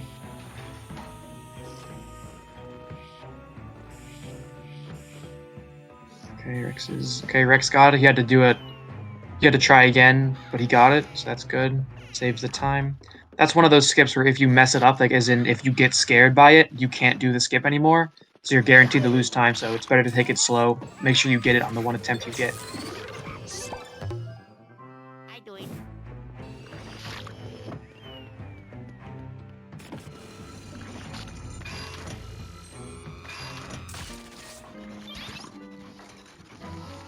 Okay, and then ending the level. Except he won't be. To fake end the level. I do it. And he's gonna spawn a huge, massive ball of sludge. There it is. It's a gobber. Is he gonna do an animation skip on it? Nah, he didn't get it. It's fine. Yellow. Okay, so we finished that level. Oh, yes. Oh. I did it. Okay, let's see if I can remember to see how far behind Rex is. I think he's like 2 minutes behind. He got a PB on this file, technically, but this is not his serious file. Although that was a pretty good time, I think. Rex technically just got an animation skip because he got hit by that mouse, but getting hit by the mouse is an animation itself. I'm not sure if it saved time, but he definitely skipped an animation there because that mouse just decided to hit him. So Ree is going to be entering the... I think I got to stop doing that. I'm doing like the white person talking, taking a pause, like, you know, can you even hear that? That's freaking... Why am I doing that? Ree is getting into this mansion's like collect the item level. So, you know, last mansion he had to get 4 gears. Now he has to get a bunch of these pinwheel veins. Yellow. How many are there? There's like 5 of them, maybe?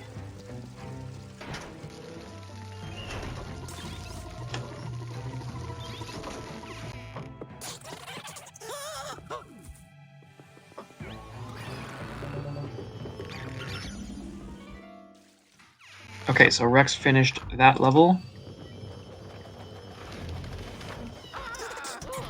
And then we will... Okay, I think he's about 2 minutes behind.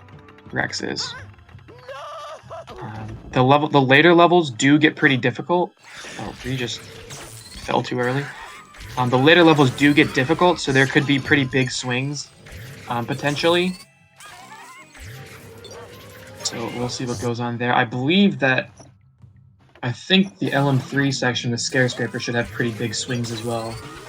Because I think there's a lot of RNG in that. But yeah, the biggest thing coming up could potentially be B-Boss. That's an RNG fest, so we could see another potential swing there.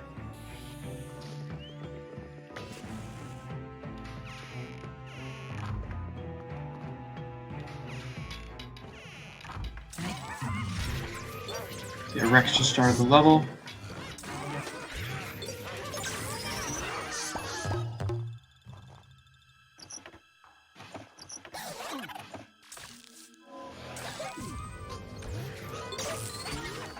We got a little unlucky there with that hider.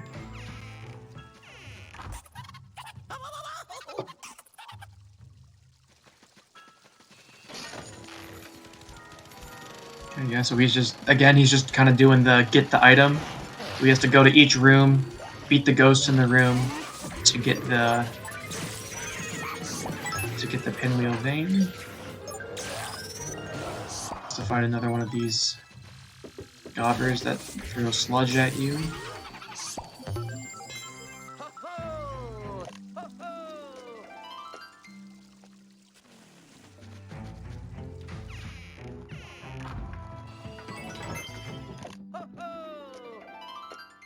We're getting the pain. You kind of left it there because you have to like wait for it to fall. So you might as well just go to the next room to get it. Wait for it to spawn.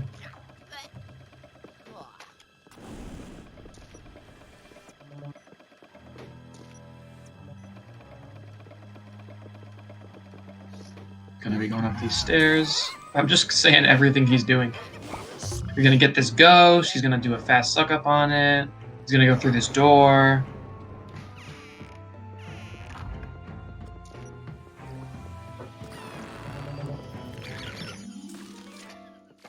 We'll see if he does this in a short flash. Oh! He tried to, but he was too far away. He didn't get all three of them in one flash. Not a big loss. Especially when you're so far ahead like he is. I don't know if he knows how far ahead he is.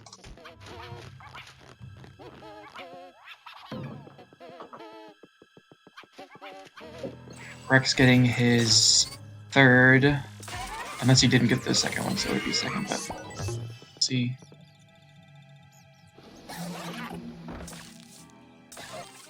You have to wait for the hider to spawn in those furniture items. And once you capture the greenies or whatever it is, the hider for some reason doesn't spawn in the furniture immediately, so you have to wait a little bit. If Ree had searched it too early, he would have got a gold bone, which would have been bad because that's slow. But we shouldn't see any gold bones in this run.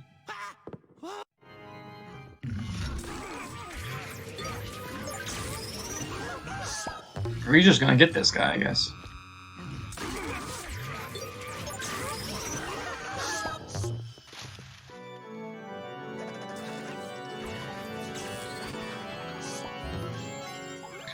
He's gonna play the piano twice.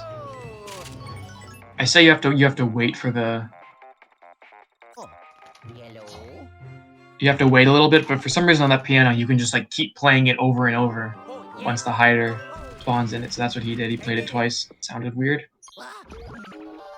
Okay, he's finished this level. Rex is growing the giant plant again. That pipe just fell on Luigi's head on Rex's screen. Like it just went through his skull. But Luigi's invincible. He's fine.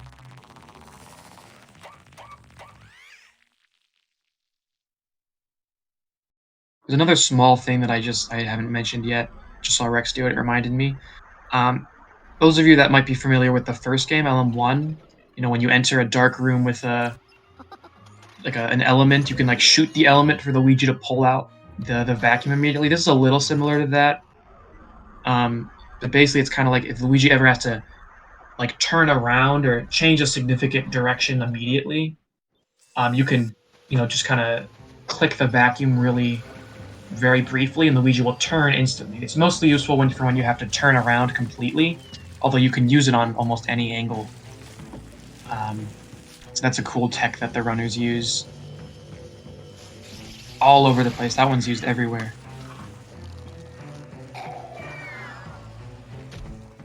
Oh.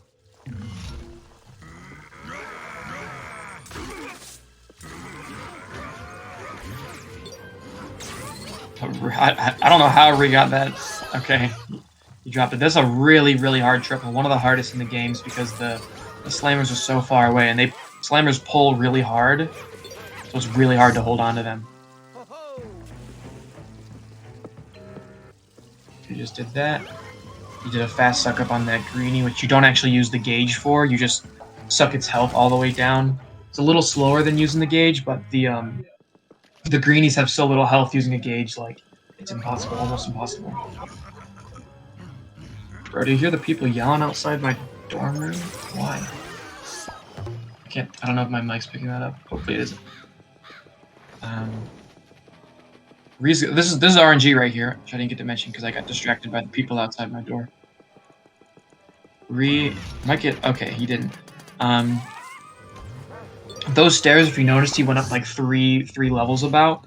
Each one of those stairs can spawn ghosts. He only got one spawn, so that's pretty good. If he had gotten, you know, all three, it's slow. It's slow. You lose like 30 seconds about if that happens. So he got fortunate to only get one of them to drop. Yellow. Jump. Let's see if Rex can do the triple. It's really because they're so far away. Okay, looks like he got good. So he got some good. Oh, but he dropped it a little too early. He got some good luck there. The slammers didn't pull that hard.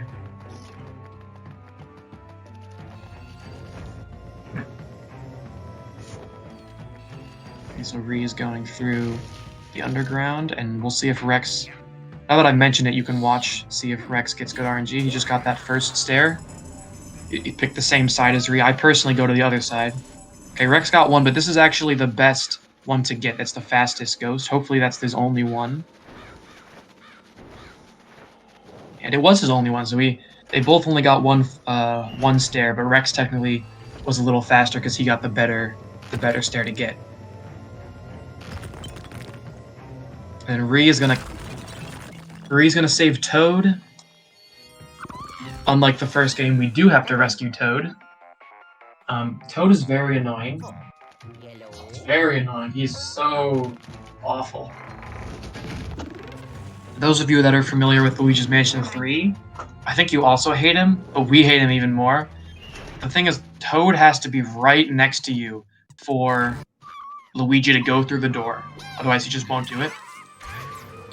Luigi's Mansion 3, Toad teleports to you. Ree just got lucky there. Any three of those ghosts can reveal their health first, and you want that one to reveal it first. Let's watch Ree do this fight, and then I can talk about how much Toad sucks. So yeah, this is kind of like a mini-boss. They're almost like portrait ghosts, in a way.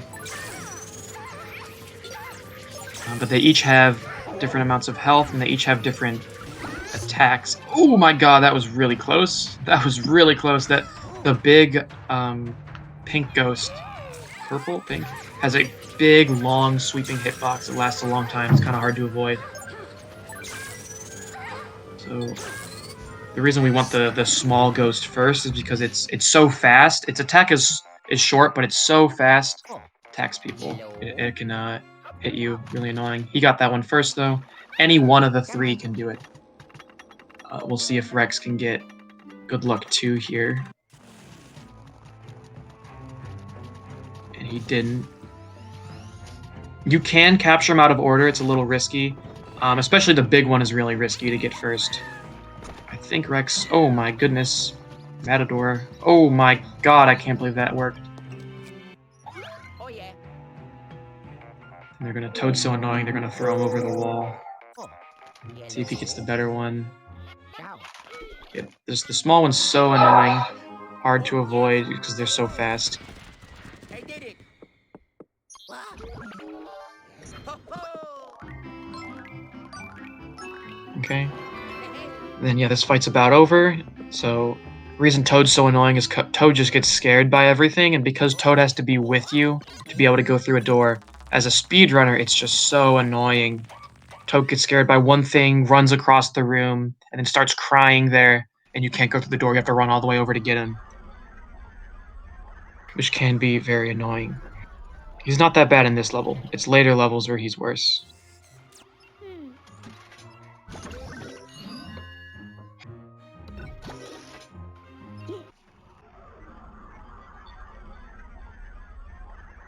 Okay, so Ree's gonna be entering the this is B4.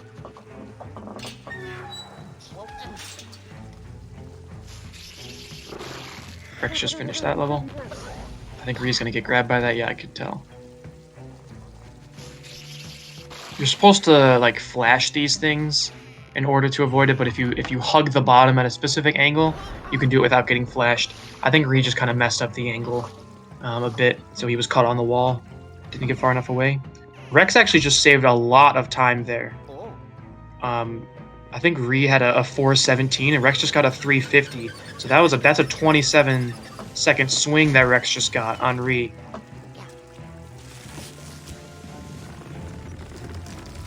Partially from the RNG.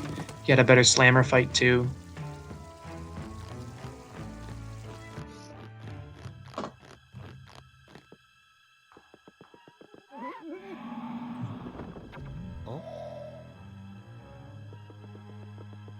Okay, so you have to look in there, and of course we want to spend as little time looking as we can. And there is a skip in here that I should have mentioned earlier. It's such a small skip, it's easy to forget that it is a skip because it's so simple. You capture these two greenies, and then you just leave. Oh, look at that, he just walks right through the gate. It just, for some reason that just happens. Something with when you capture those two greenies that spawned, there was one greenie and then two greenies, you capture the two together. For some reason, when the room like senses that there's no ghosts in the room, and so like it makes that door like active, but then it spawns more ghosts, door stays active, you can just leave. So yeah, for some reason you can do that. It's a smaller skip in the game. Another really old one.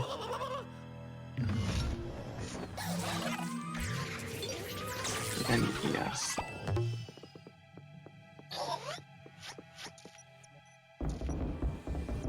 Rex and Ree got the same exact Jack in the Box RNG. That's like is that a 1 in 25? Assuming that the Jack in the Boxes are random. No, it's just a 1 in 5.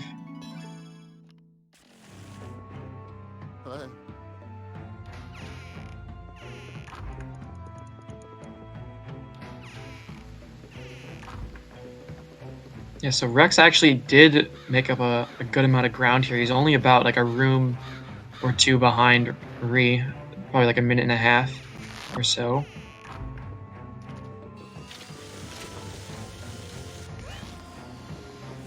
And there could be a big swing in the boss of this level. It's a big RNG fest, and I'll talk about it when we get there, but there could be another big swing in that level.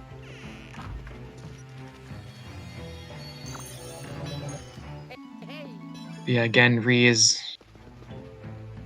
you know, the classic Luigi's Mansion Dark Moon, go to the place to get the key to go to the thing.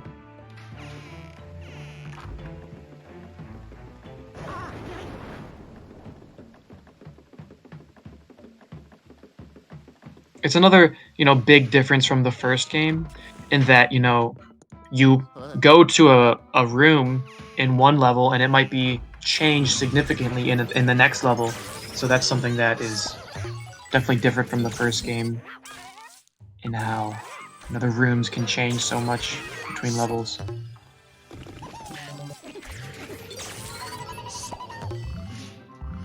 He's gonna do an animation skip on this coat. Never mind, he didn't get to it because he somehow was facing up. I don't know how he was facing up after capturing that thing. Or facing towards the camera, I mean. Luigi's gonna get folded like a pancake. And then, yeah, Ree's about to show that, I mentioned this earlier, the sneaker creeper ghost type is really annoying because it's very invisible, it's hard to capture. In this level, they're not that bad because we kind of know where they're going to spawn, except that first one, but we see them. But in later levels where they just kind of spawn, we don't know where they're going, it can be really annoying. In this level, they're not that bad, though. And then Ree's actually going to get this key through, like, down. You're supposed to go up top, but if you go underneath and... There we go. Some weird, like, speed thing was happening there. He couldn't get the speed he wanted in the water. But yeah, you can grab that key through... from underneath the diving board, basically, is what I'm trying to say. So that should... lose some time there, actually, because it took him so long to get it. Rex could save another bit of time here. We'll see how Rex does this room. The sneakers are typically easy here, but if they do get away from you, they're really annoying. So we want to make sure that we get them right as they spawn. Uh-oh. Okay, he got it. Luckily the sneaker went right to him. See if Rex can get the key fast. Oh, there we go. Okay, he got it first try. That's typically what happens. I think Ree had some weird speed thing going on. Once he left and came back, he was good again.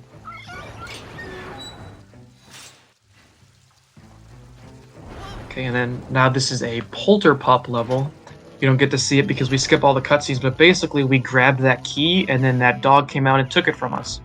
So now we have to go chase the dog, and there's a few levels like this in the game. The dog steals the thing and you have to go get it.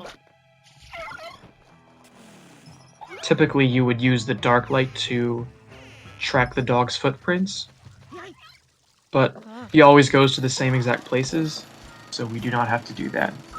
And I just lied because technically at the very end there's a 1 in 3 thing. This is a annoying triple sometimes. Okay, but he got it. If you don't get that triple immediately, it can be really hard to get it. So we really want to get that flash out as soon as you can. Luckily we got it. It's not too bad once you get the hang of it.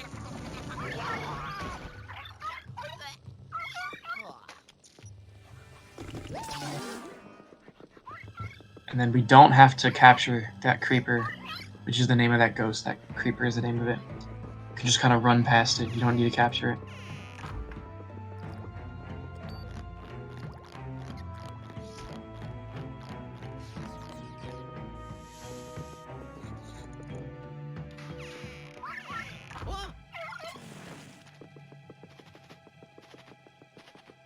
Okay, and it does kind of look almost like you could stun the Polterpup early in those scenarios, but you can't. He just doesn't have a hitbox. You can't stun him, even though it looks like you'd be able to.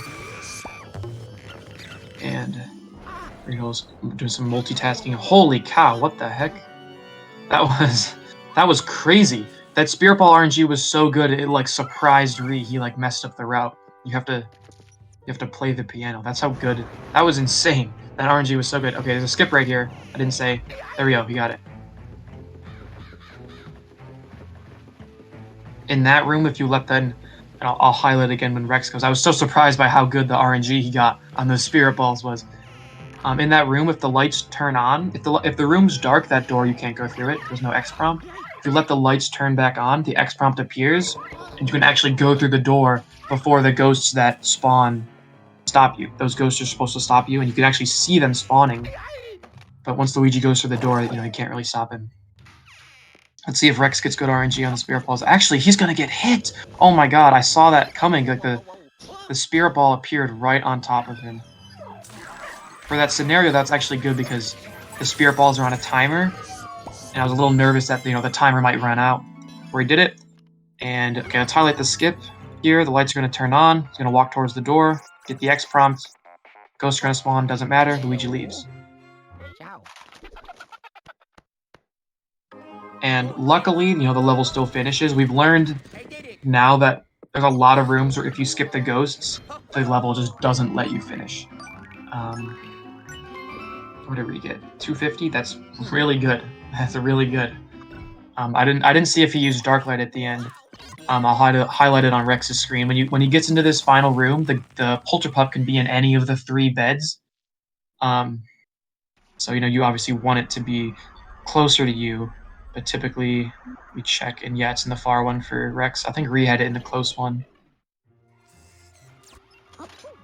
If Ree had that Spirit Ball RNG was so good, he could have if he had ran right to the piano after getting it, he could have had like a 48 or something crazy. Is the world record on level 46? I don't remember, but that was crazy. Really good time by Ree. And now we're on the boss level. So this is the RNG fest I was talking about before. There's 20 staircases, and each one is random. Now you might think he's gonna try to do the 1 cycle. If he got it, it would have been crazy. Not the 1 cycle, the skip. Rex had a pretty good B5 as well. Each one is random. When you fall, as you can see at the top, it kind of like gives you the sequence. So he'll try to memorize that as best he can. And just looking at this brings back bad memories. It's so stressful doing this. I think he actually had like good RNG. There were like a bunch of like bunches of the floors together. Hopefully he can get a 2 cycle is what we typically do, which is where you fall twice. He got lucky at the very start. It's a 1 in 3, whether or not the middle one is yours or not. When you have to go up, we'll see if Rex gets it. See, Rex didn't get it, so it's going to be a little more difficult for Rex to get the 2 cycle that he wants, because he didn't get those first 3 floors. And there is a staircase skip in this level. We saw Ree attempt it once, where you kind of go up backwards. The collision like pushes you to the side, and you can run up the side. It's something you really have to see. If you're interested, you can go to speedrun.com/lm2. Look at the B-Boss speedrun. It's pretty crazy, actually. It's really hard, though. Rex falling there, about in the middle. Hopefully he can get the 2 cycle. Hopefully Ree can finish this. I think he got pretty lucky with them being 2 in a row. Yeah, looks like right, left, right, or something. When you have multiple in a row, it's much easier to memorize the pattern.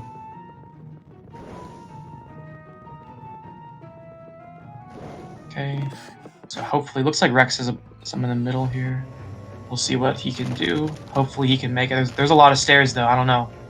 That would be a big time loss if he doesn't get this, and he really, given how far behind he is, he really needs it. Looks like he has a good sequence, too. I see a bunch of stairs in a row. So we'll see if he can get up it. It's like right, left, middle, right, middle.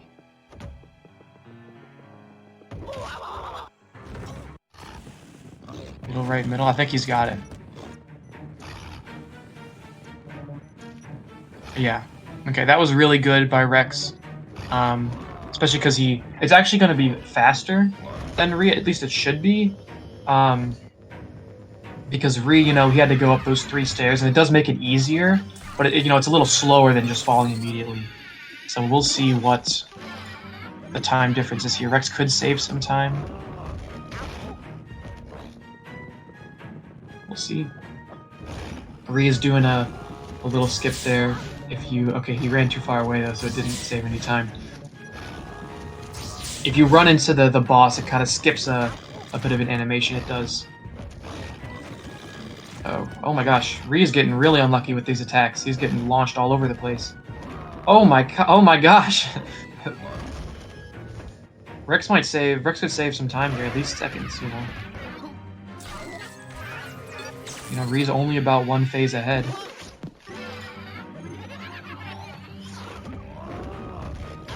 We'll see what happens. Ree's doing the thing again.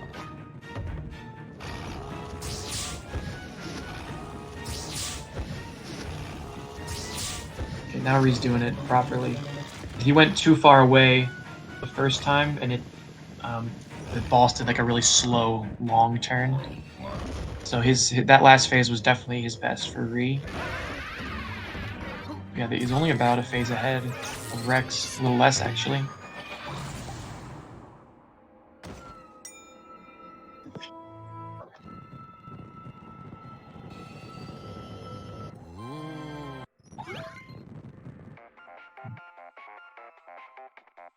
Oh, yellow. Ciao. Okay, Yeah, yeah, yeah. so we'll see what the time difference is here. 154.55. Let's see if I can actually remember this time. I keep forgetting to compare their times. I definitely think that Rex caught up on some ground in this mansion. Oh, yeah. And again, every mansion from this point on just keeps getting harder. So, we could see more swings this way. 408 for Ree. Let's see what Rex got. 155. 22. So he's only 30 seconds ahead of Rex. That is a huge swing. Because he was, at the start of this mansion, he was like 2 minutes ahead. So Rex definitely caught up a lot in this mansion. Let's see what his time was. Yeah, see, he just saved another like 20, 25 seconds in that level alone. So yeah, Rex definitely catching up here. That is a big swing. Rex saved about a minute and a half for his team there. I think Rex is really good at this mansion too. So we could potentially see, the first Team B ahead after C Boss here.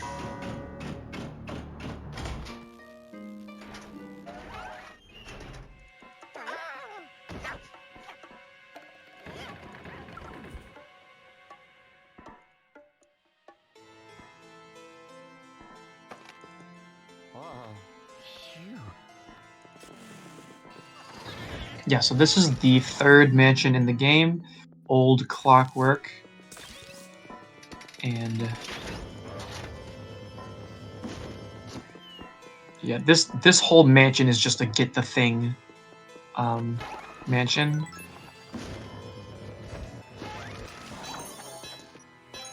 Hey, hey. Yeah, it looks like Rex is about 30 seconds behind. Uh,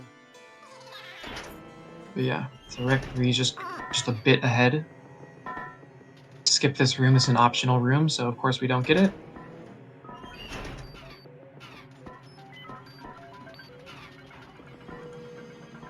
eh?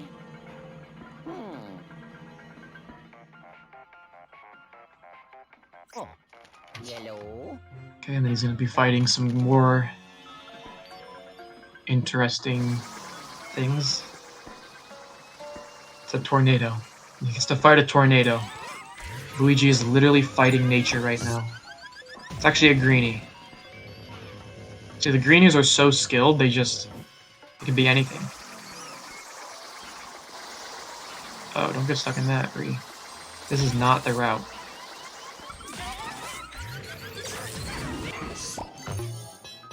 I do it. Hey, hey. Oh no, I gotta sneeze, I gotta mute my mic. Uh,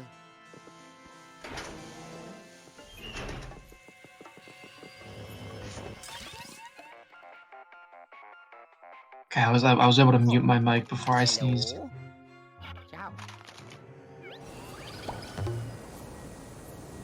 Okay, this is kind of just a funny thing. We can activate this bomb before he gets called, and so it explodes during the call. Unfortunately, the sand doesn't actually rise, because again, when Egad calls you, a bunch of things pause. Ow. We can save some time because the bomb will still explode. Don't have to wait for the bomb timer. Let's see if Ree can get the optimal fight here. You want the bombs to go up the staircase so that they can blow up the slammer. Yeah, there we go. This actually saves a lot of time. Oh, yeah. I'm not sure if we've ever officially timed it, but that is actually a pretty significant thing right there. Let's see if Rex can get it as well. Looks like he'll be able to. Okay, good. That is it's a really annoying one when you don't get it, because you have to go all the way down the slammer's like in a mound of sand, so you have to suck up the sand. It's really annoying. The Ree is getting screwed by the spirit balls. Look at how far away they are. Oh, that is so unfortunate. Oh, that's a huge, not huge. He actually got no. Oh my God, the spirit balls. They hate him. He got good RNG on the piano, and now they're like, oh my God, look at how close they are now. He just lost so much time on those spirit balls. And I think he also lost time in the tornado greenies as well. But look at how close the runners are now. Rex is definitely back in this. Ree got so unlucky with those spirit balls. Just another piece of the RNG in this game. Spirit balls, they can go anywhere, really. Oh my God, and Rex is gonna pull ahead here. Ree didn't get the triple. So yeah, Rex is gonna pull ahead here. For is this the first time in the whole relay that Team B has been ahead? It might be. I think it is. Unless like Red had a better first room than HD. I don't know. Yeah, Rex is definitely ahead. Ree lost another like 30, 40 seconds maybe even in that level. And Rex was definitely able to capitalize. Yeah, see, Rex beat him by 30 seconds in that level, and now Rex is the one ahead. So this game is just so long, so many variables. It's much less consistent too. So much RNG involved than the first game. So we definitely lost a significant amount of time there, and Rex was able to capitalize with a really good run. It's only going to get more difficult from here too. That's one of the easier levels in this mansion. Is it? No, it's one of the harder ones. Top, bottom two. I don't know. Now it's getting like subjective. I don't know. I don't know what the answer is. But yeah, I mean, Rex is about 10 seconds ahead or so.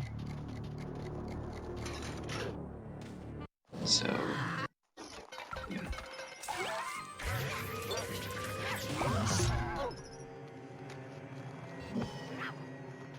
Okay, re-opting for 2 singles, Rex going for the double.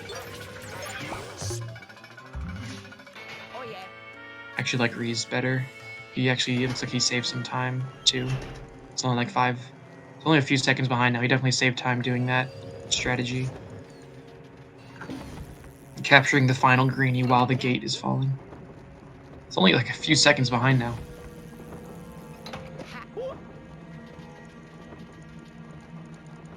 It's like 1 second behind. Not even a few. This is just kind of a waiting section. Although you can take damage to skip an animation.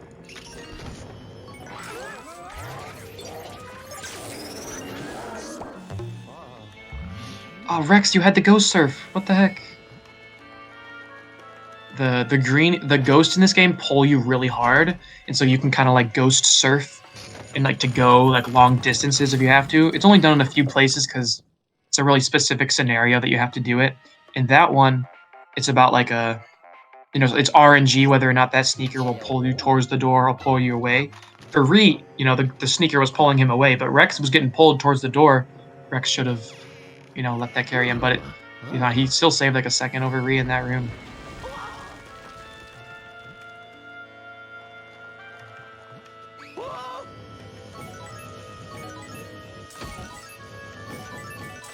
So we'll continue down here.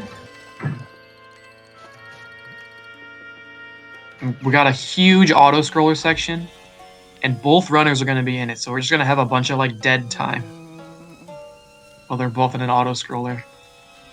Does this game is this, like, the only auto-scroller? This is really the only auto-scroller in the game. And you'll see why in a second.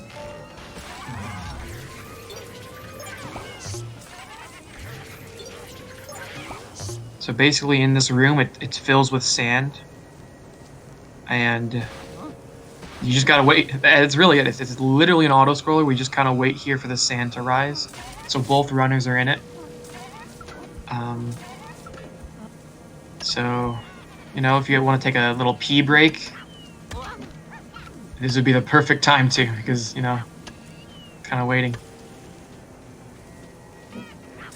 Rex I mean, Ree's throwing the shovels off the ledge. Rex is gonna die. What is happening? Rex, don't die in the auto-scroller. Please don't die in the auto-scroller. Please. This is kind of scary for Rex because, okay, he got heart spawns. Good. He was one hit away from dying. I don't know how he let that happen. I don't know what happened. That was very scary. Because Ghosts do 20 damage at once. So he was at 15. He could have died there. But yeah, again, just an auto-scroller. Doesn't matter that he took a bunch of damage. I guess in a way it could potentially save time if he gets 1 star. But that is advanced. And that saves like 1 second. Okay, they both got pretty good sneakers. Oh my god. Ree almost dropped it at the end. I don't really know how that happens. He just like let go. He let go of R too early. This room can be finicky. You want to push the web ball all the way to the end. Oh no! Rex, what did Rex do? Did he pick it up on accident? I think Rex picked it up on accident, so he's gonna lose some time over Ree. I don't know what Rex did exactly, but he could save time again here. Oh yeah, he's gonna save time because he's gonna burn the...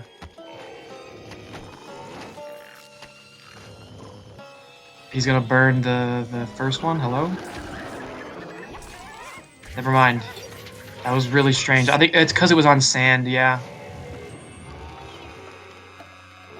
So Rex lost some time there because he got unfortunate with the web ball. Because you can burn these mummies, which are actually just greenies. You can burn them. So with that web ball they blew all the way down, you can typically burn at least the first mummy. The web ball was behind the mummy. Rex was trying to pull it in, but the web ball moves really slowly over sand, and so it didn't get there, and eventually it burned out. So Ree saved some of that time back, and he's about a few seconds ahead of Rex again. I did it. Looks like he's about 8 seconds ahead or so. Yeah, definitely an unfortunate final stretch for Rex there. After he had just gotten ahead. Yeah, 43, lost 14 seconds over Ree in that level.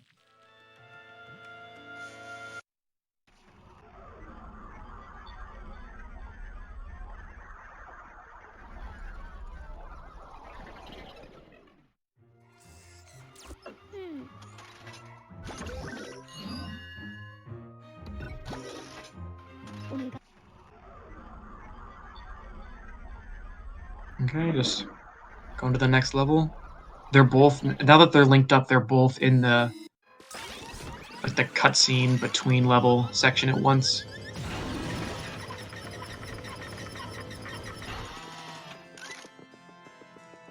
Yeah, so blow up the bomb while you wait for the thing to raise you. Skip this room because it's optional. There's a gem in there, but you know, we don't need those unless it's 100%. And gems don't even give gold, so just the only reason to get gems is to fill out the vault. So it's not like in the first game. Gems are just a collectible in this game. Just like in LM3.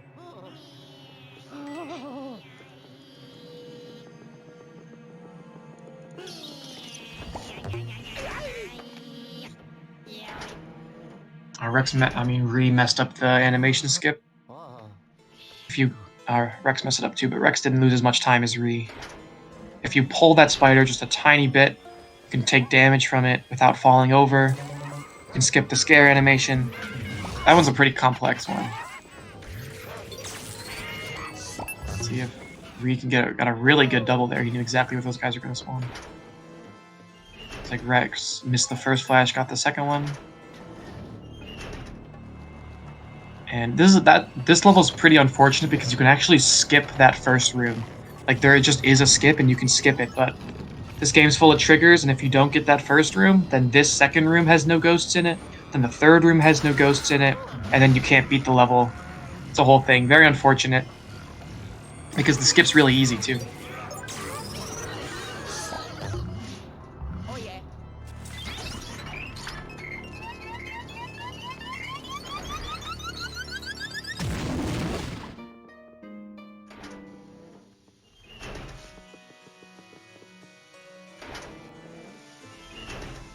Rex just about 4 seconds behind.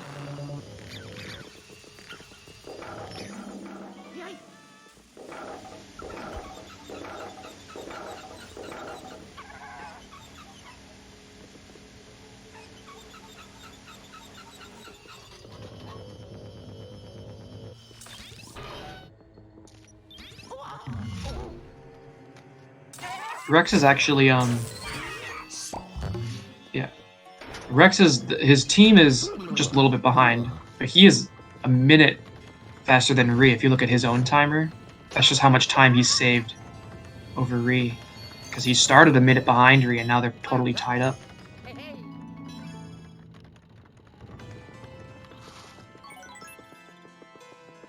So there is like a little mini boss coming up. This is actually where that any % tech storage skip is. Unfortunately, it just isn't really faster in New Game Plus because of factors involved. You can 2-cycle this boss. That's the reason you can't 2-cycle it in that moment at any %. There's a 1-cycle glitch that's really super precise that each runner will definitely attempt because it doesn't lose any time. But the success rate is probably like 1% maybe. I don't know. It's like nobody really knows how to do it. Yeah. Neither of them got it. You could tell they both flashed. Breeze ran. Breeze buffered a little bit. Looks like it's back now. Very precise thing. It was found on accident. I actually found it on accident live, and my reaction was crazy. I was like freaking out. I like got world record on the level. It was like a New Game Plus run. I just got world record on the level. So I think they both got the 2-cycle. Rex did a little better though. That sneaker, again, those sneakers are so difficult. They get away from you. They're really hard to find. So Ree lost some time there trying to find the sneaker. So Rex is back ahead, going into C4, which is the easiest level of this mansion. Oh, yes. Ho-ho. I did it. Ho-ho.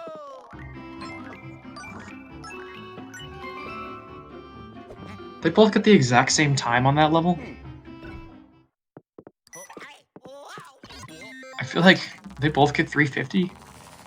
How did Rex save? I don't know.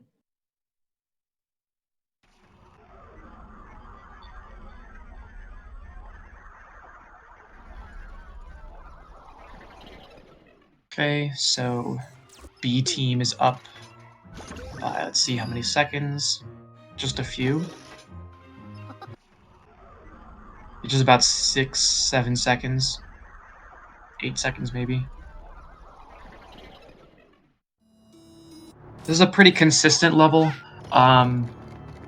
So I would expect this pace to stay about the same. It can be a little inconsistent right here with this ghost surfing. Yeah, Rex got a bad angle there. The ghost surfing doesn't save that much though. Let's see if Ree gets it. Oh, he got an even worse angle.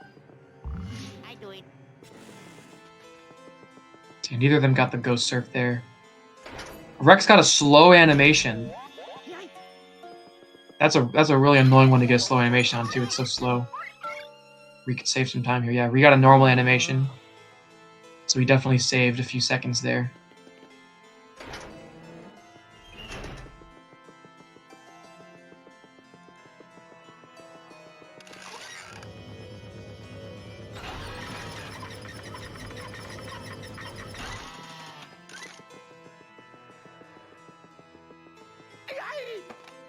Okay. You just huge spider here that you just can suck up. Oh yeah, this is another Polterpup level, which I didn't mention before. If you remember, at the very end of the previous level, we got the thing, and then the Polterpup stole the thing, and now we're in a Polterpup level. We have to change the chase the Polterpup around to, you know, capture it.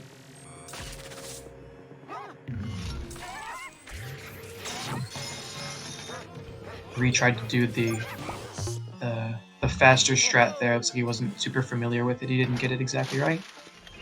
Rex got the slower animation. It wasn't a slow animation. There's 2 animations that he can do. Ree got the faster one, which is where the dog just jumps on top of you.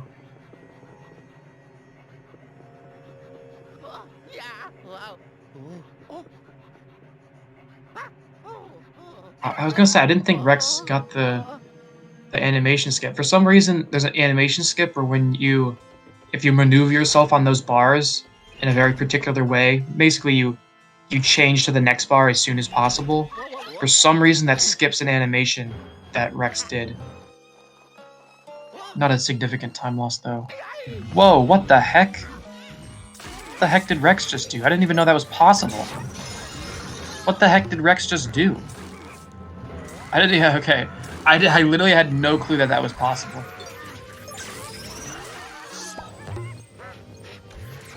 Well, he's definitely gonna save time because he did that. I had no clue that was possible. I didn't even know that was a possibility. I guess that's a thing then. Okay. I guess it makes sense that it's a thing. I wonder if Rex was surprised he got that. I was certainly surprised. He saved a ton of time there, especially because Ree struggled a little bit in that room.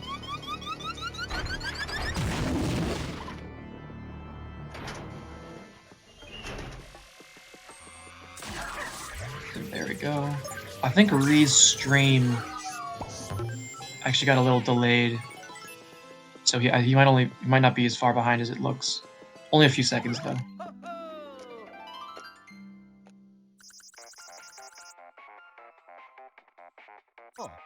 Yellow.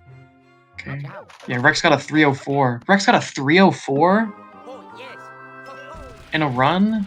I did it. Wait, that's fine, isn't it? That's good. That's not amazing. I was thinking of a different level. I was thinking of C1. But yeah, I mean, Ree got a 313, so that's 10 seconds that Rex just saved on him.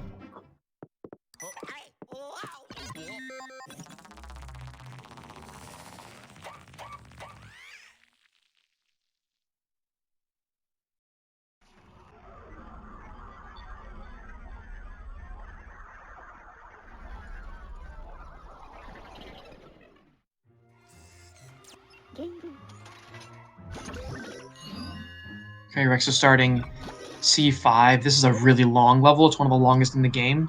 Also has a skip in it.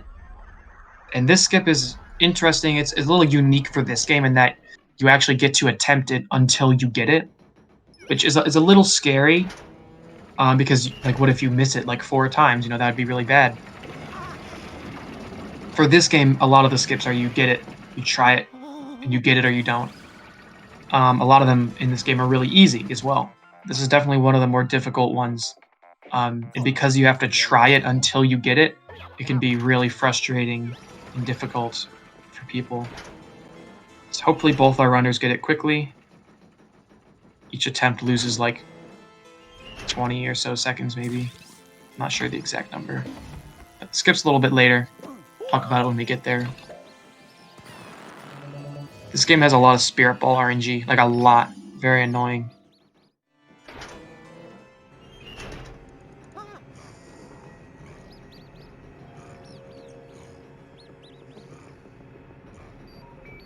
I'm not sure if going up that staircase backwards is faster.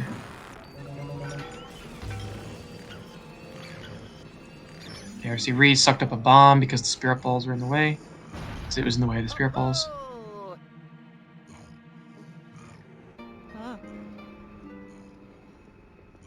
Okay, so basically you just activate the gears so that that one over there moves in the right direction.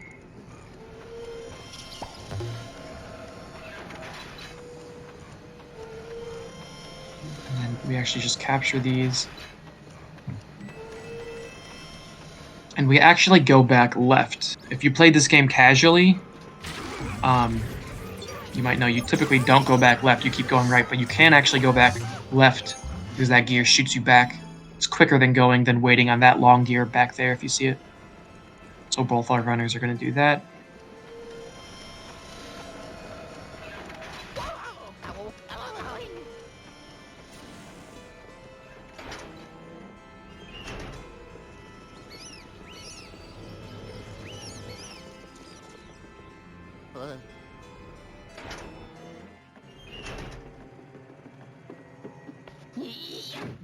They're going to get yelled at by a bird.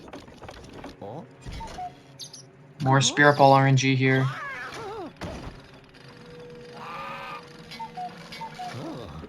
We actually rescue Toad again in this level. Toad can be really annoying in this level as well. Toad is actually the reason that there's a skip in this level as well. So we'll see how this fight can be. This fight should be fine.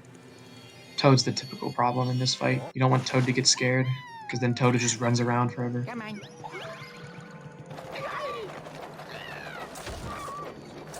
Good fight for a Ree.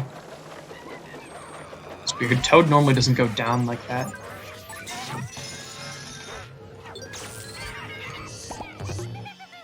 Come on. And then Rex getting abducted. Rex about to do the skip.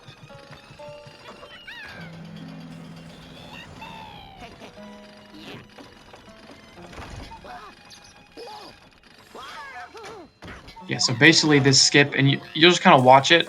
There's ghosts that spawn in this room. You're supposed to walk over and shoot Toad like to the balcony, and then ghosts spawn to attack you. But if you abuse Toad's respawn mechanics, you can actually shoot Toad over there. Toad runs off the platform, gets stuck in the wall, respawns on Luigi, and because you were already over there, Luigi's by the door, you can just go through it with Toad, and you skip the room. Luckily, the level still works. Again, there's a lot of potential skips in this game that would never work because, you know, you can't beat the level. In this case, you can beat the level, so that's good. It's pretty precise. Ree's lining it up to make sure he gets the right angle. And it looks like... Okay, Ree didn't get it. Toad didn't get stuck in the wall like he needed to. Hopefully Ree can get it second attempt. Come on.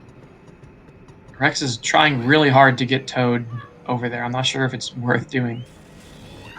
Especially because he's just going to get scared again. Rex losing a lot of time here, fumbling around with Toad. Looks like Ree got it on the second attempt, so good for him. It's a really scary skip because you have to keep doing it until you get it. So you really want to make sure you get it on the as soon as you can. Rex messed up this fight a lot. So even though if Ree has a good fight there, he can make up some ground even though he had to do the skip twice.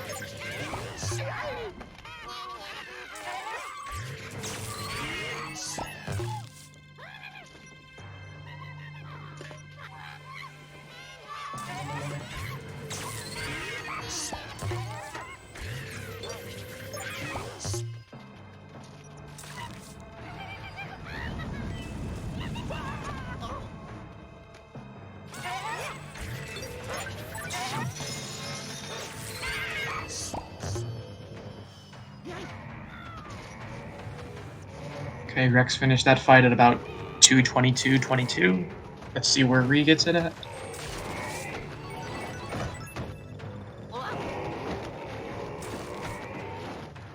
So, oh, he messed up the cycler. That's really unfortunate. We try to get the two mummies to run into each other, but the angle didn't work.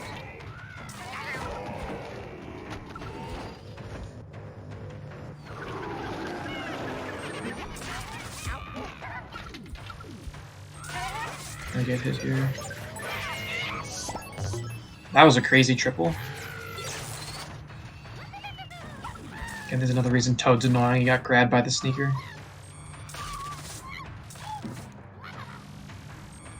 And again, the sneaker's so annoying. So hard to find. You can kind of track it on the sand in that scenario.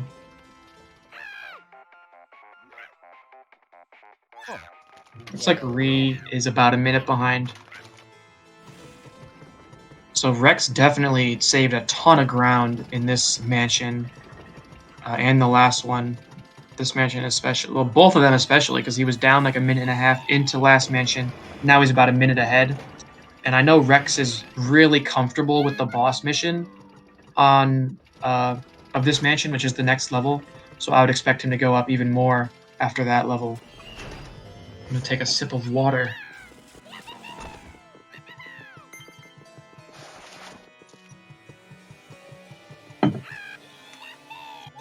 That's good water.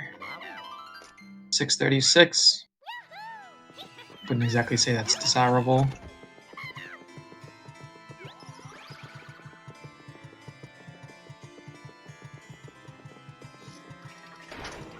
Come on.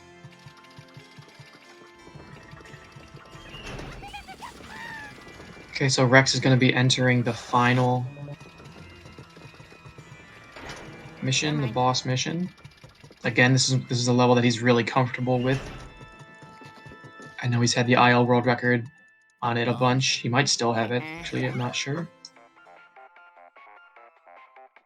But I would expect him to Hello.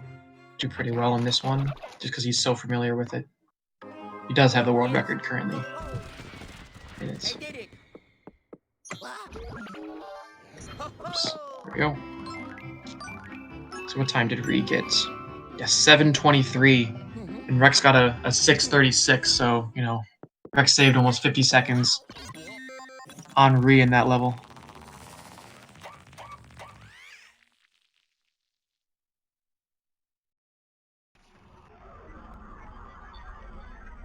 But, you know, there's still a lot of run left, and especially the final mansion.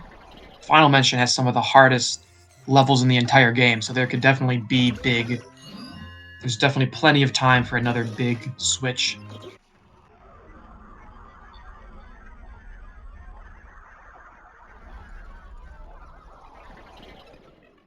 Yeah, so this boss is just kind of like a ghost gauntlet. It's a clock, and, you know, each hour on the clock spawns a different type of ghost. Not type exactly, but like, you know, different amounts, different ghosts. And, yeah, I think Rex is taking a lot of damage here, which is kind of scary, but he should just get heart spawns, so I think he's taking damage to maybe try to get 1 star on the mission. There's a tiny time save in this game. At the end of the mansion, it gives you a star based on how well you did. If you take more damage, you know, you might get a lower star. And technically, the lower the star you get, the faster it is. I forget the exact numbers, but I think 1 star is like a second and a half faster than 3, or it might be like 2 seconds. So that could be what Rex is doing. Which, I mean, time save is time save, especially when it's basically free, like what he's doing.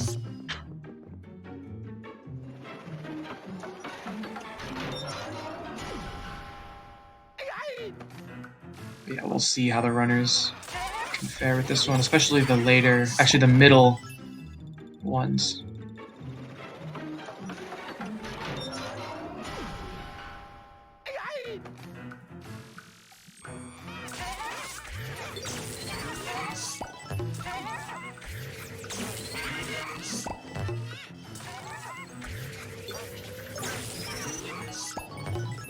Mario. X, Dr. Hell X, that's a great name. Rex is having trouble here. Again, the sneakers are so annoying. They spawn randomly, and he's really just... In this level, you really just kind of hope for a triple. Looks like he's going to just hedge, take the double. And he definitely lost some time there, so if Ree has a good sneaker phase, he could save a bit of time on Rex.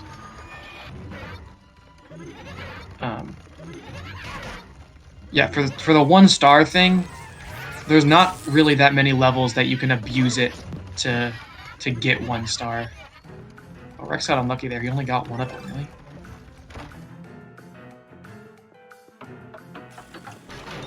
Rex kind of messing this level up a bit. He could save a bit, actually.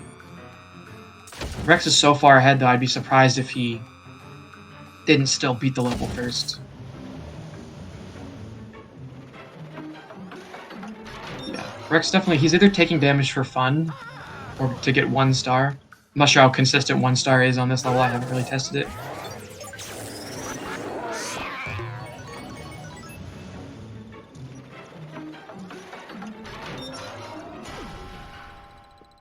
Whoa, almost got hit by that greenie. Oh shoot, I missed Ree's sneaker phase. What the heck, how is that happening? Ree could have had a really good, that greenie phase right there, but for some reason, he just didn't go that well. Did Ree just do a gauge 3 on those greenies? Not really sure why that happened.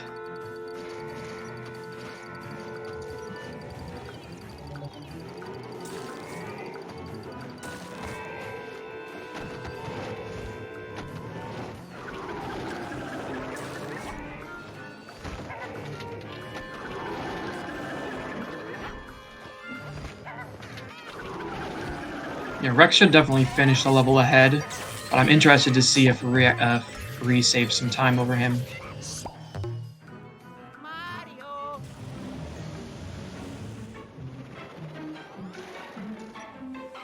Yeah, so Rex is in the creeper phase, spawns a bunch of creepers. Again, this level's very RNG dependent. If the ghosts just don't spawn in a good spot. Like you see here, Rex had to do 3 phases of getting those ghosts.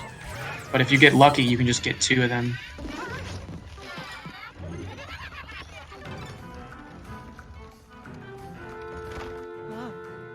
I'm a little nervous for Rex's health because sometimes you take 40 damage during this bomb section. You definitely take at least 20 because you take damage on purpose. What the heck? That bomb spawned outside of the... Yes, he's gonna take 20. Don't take another 5 on the frickin' Rex. We're gonna die. Rex better not die here. Especially because bombs spawn. Okay, he got the heart spawn. You better freaking get that heart. Okay. Jesus Christ, Rex. He really wants that 1-star rank.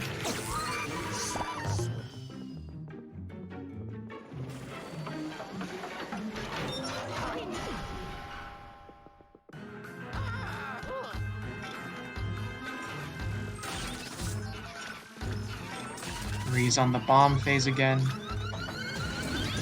I didn't really describe why, but you do want to take damage here because you can... the bombs explode on contact, and so if you get hit by the last bomb that spawns, you can make it explode sooner. Ree took so much damage there. If he doesn't get 1 star, I don't know how you get 1 star.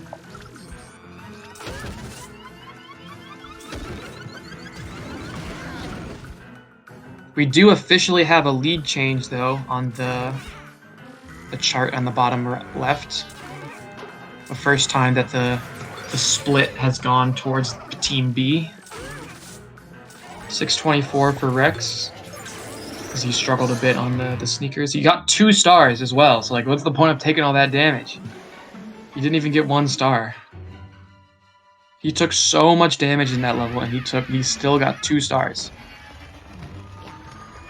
Which, I mean, if all the damage he took didn't lose any time, like, I guess that'd be, you know, save, like, half a second. Like, 2 stars, like, half a second or something. Ree might not get this phase. Yeah, that's really bad for Ree. It was really unfortunate with where it was.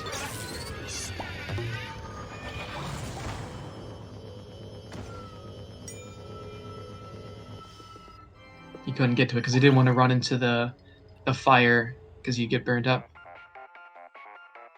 Okay, so Rex is now in the final mansion. That's Secret Mine. Ciao. Ho ho. So this is the obligatory ice-themed level in every Mario game. There's always one. Ho ho.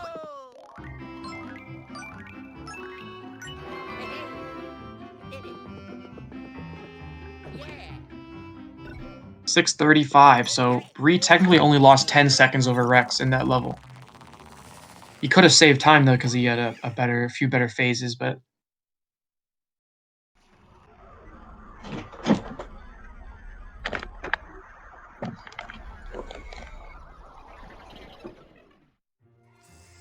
But yeah, Rex is in this level now. This is actually a Toad level. He's going to be rescuing Toad. You don't have to fight that greenie, so we don't.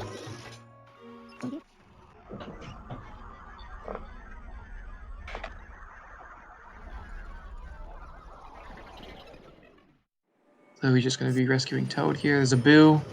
Don't even capture the Boo.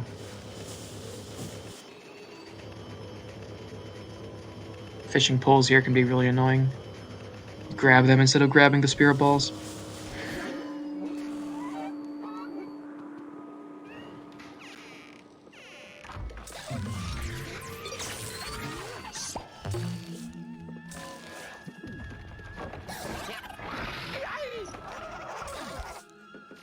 Ree tried to stun that hider, but I think the hider was off screen, so it didn't get stunned. Now he's trying to get the sneaker. Can't find it. It's a sneaker. They're horrible.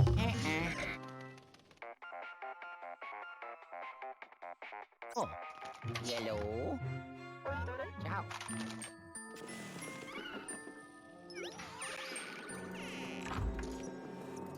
Okay, back to Rex. Why did I say back to Rex? Rex is ahead, so we should be watching Rex. He's just going through the level basically with Toad. And that's a fake mirror behind them. You can tell because there's no reflection. But we don't care about that. That's bonus. That's bonus up there. We don't care about that. We care about going fast. We care about shooting Toad over this ice lake because Toad is afraid of water and refuses to touch it. I hope they play into Toad's scarediness of water in the new Mario movie. And ice, and anything having to do with water. He just ignores it. Refuses to walk on it.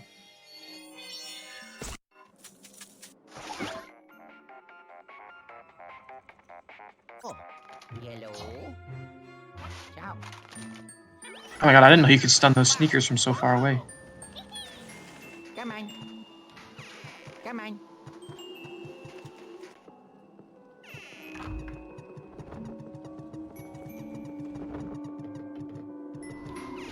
Come on. Okay, and this bridge famously was really difficult for all of us 7-year-olds that played this game. I wasn't 7, I was older than 7, but there's like wind on this balancing beam, so it's hard to do it if you don't know what you're doing. Hey, hey.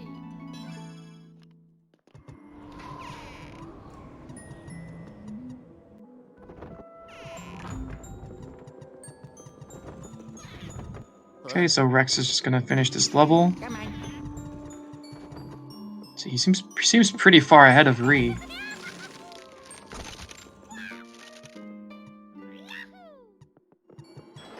We'll see what the verdict is. If I remember to check.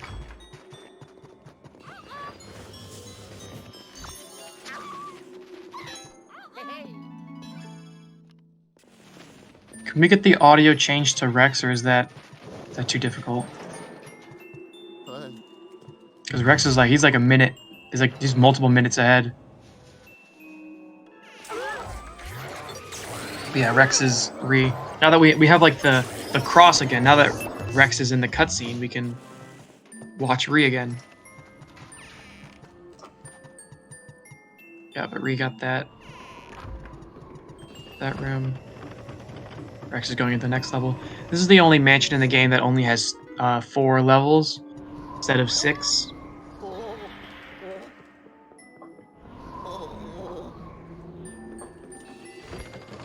Yeah, Rex is going back underground.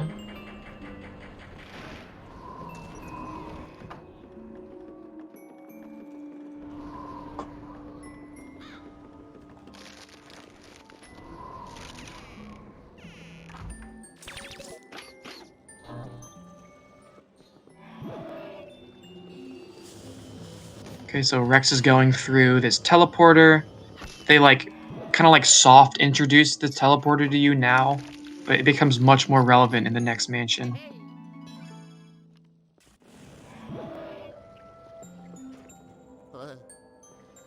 So yeah, Rex is now going down another slide. We had one of those last level. Get the key, very easy. There's a gem here too, but again, we don't need it. The gem is harder than the key. Hey, hey. Don't need to open that portal, but we can because it's fun.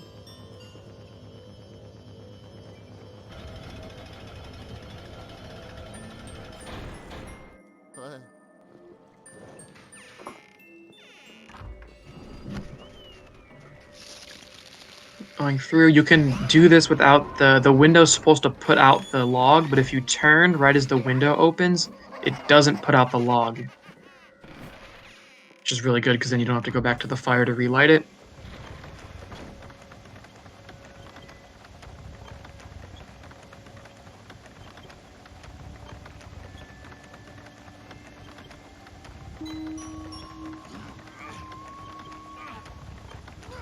Okay, and there's a gold greenie there. Avoid it. Have we seen any gold greenies? I feel like both runners, the only time we see a gold greenie is in the auto-scroller section, and I think both runners didn't see it because they were just slow on purpose. I don't remember. But gold greenies, they're kind of like speedy spirits from the first game. They spawn money when you collect them. So in this run, it's not really useful at all. Oh yeah, I didn't really say it, but you can see the runner, Rex, was just holding his vacuum while walking over the snow. It's just a little bit faster to do that than normal running. For some reason, it just is. Quirk of the physics, I guess.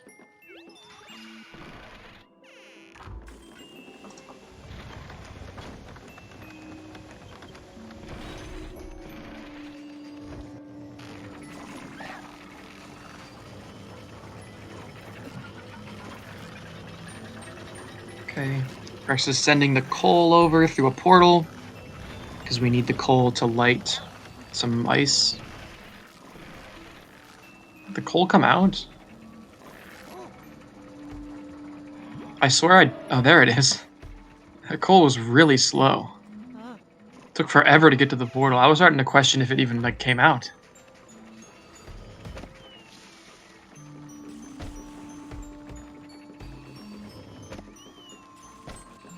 Okay, Rex missed the giant ice cube.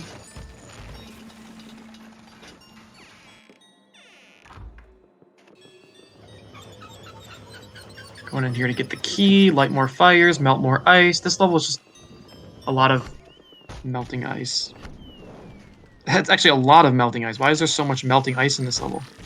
Might as well be the whole level.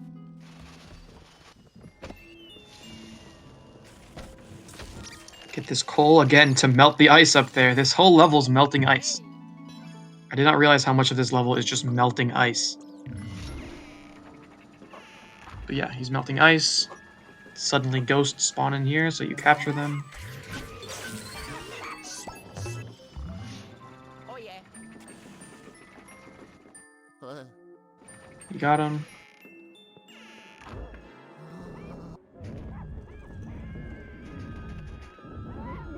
This is the lore room. Because eventually they're like, shoot, these ghosts are too weak. We gotta get stronger ones. But instead of designing new ghosts, they just make the old ghosts stronger. So this is the lore. They're like crystallized. Okay, he's gonna capture him, no problem. When you have the upgrades and the gauge, the level 3 gauge, you just melt through them. Mario. Oh, yellow. Shout. Oh yes. Okay, I'll try to see where Rex is. How far ahead he is. He's definitely a few minutes.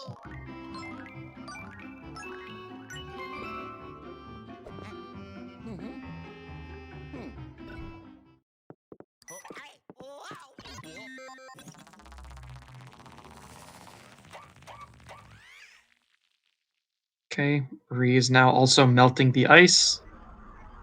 As you do. In this level, just all melting ice, apparently.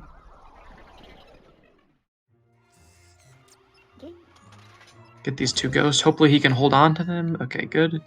Sometimes the things that they're holding, like that welding mask and the crystal, can land on top of you and it makes you drop the ghosts. It's pretty annoying, but if you just have a good angle, you can avoid them.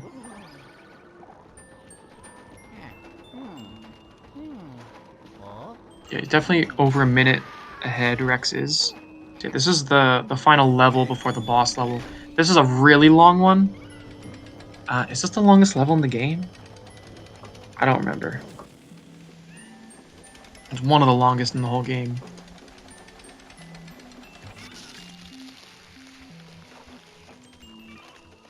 But yeah, a lot can go wrong. It probably won't though.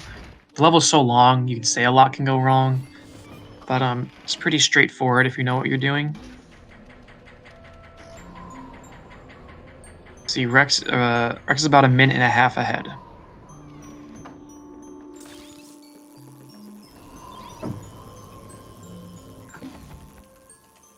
Yeah, this is definitely the longest level in the game. By a lot, actually, by over 30 seconds.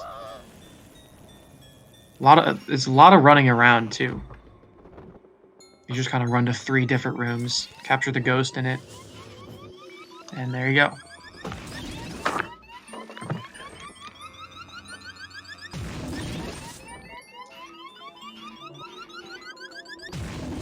Huh.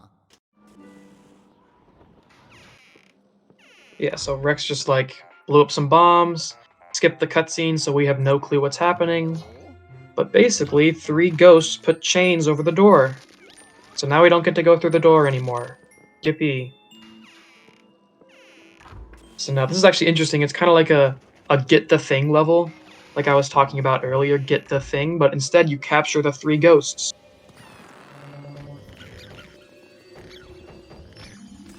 Guess that's unlucky spirit ball went behind him.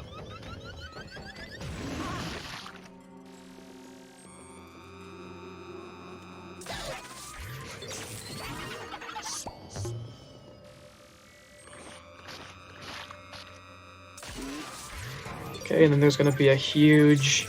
Oh, he got the scare skip too. That thing's supposed to scare Luigi when it spawns, but if you are really precise and you start capturing him right as that happens, it doesn't. So... Or it happens at the end, which is good because you overlap it with another animation. So that was a really good room by Rex. I think he has the world record in this level. Yeah, he does. So he definitely has a bunch of familiarity in it.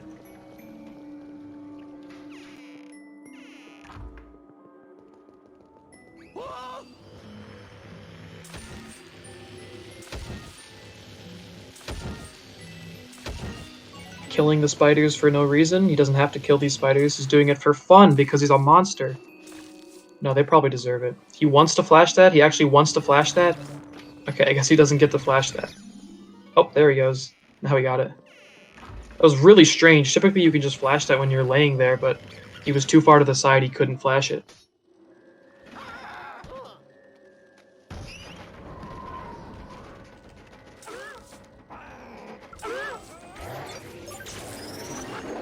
Now he's gonna get these ghosts. Those 3 sneakers used to be really annoying because for whatever reason, at least when I first started running, I don't remember if people were doing this, but when I first started running, I thought you had to close that window, which you don't have to do. So it makes getting the sneakers really easy, but for some reason, like 6 years ago when I first started running this game, 5.5 years ago, I thought you had to close that window. So that was really annoying. Don't have to, much easier.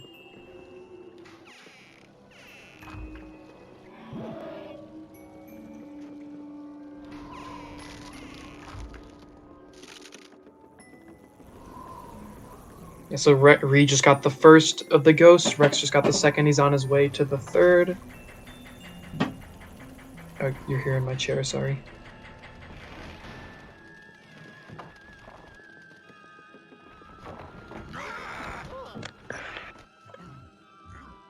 This is the third one. There's gonna be some greenies that spawn. They can be annoying depending on where they decide to go to. Oh, he got all of them though. He's very familiar. That's probably like consistent. Oh, I don't think he meant to. He definitely did not mean to do that. Because that was slower.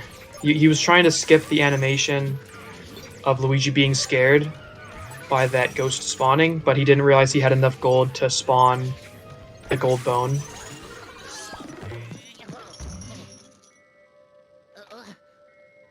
Really good suck up though. You want to be by that elevator because you can do a little. It's kind of a skip in a way.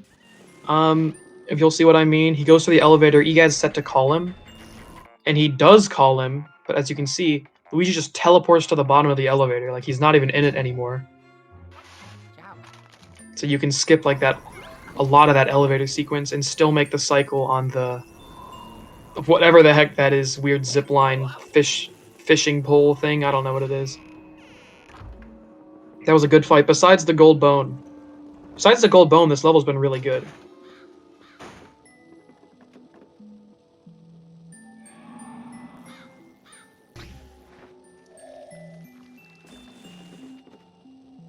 Okay. this is all cycle based here, so we know he knows when he gets to that fishing pole or zip line, whatever you want to call it, that the one that he unfroze will be the one ready for him. Because there's 3 on there, but he knows exactly which one will be there.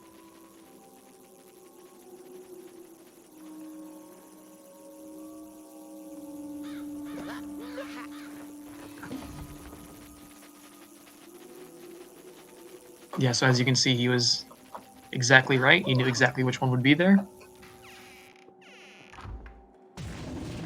Ree is gonna do the... Never mind, he missed it just barely. Ree only had 1 gold, so he would not have gotten the gold bone. You need 200 gold to get a gold bone from a piece of furniture. Rex going to the end of this level. Ree's a little far away. Nope, he'll make it just fine to the elevator. Yellow. Down.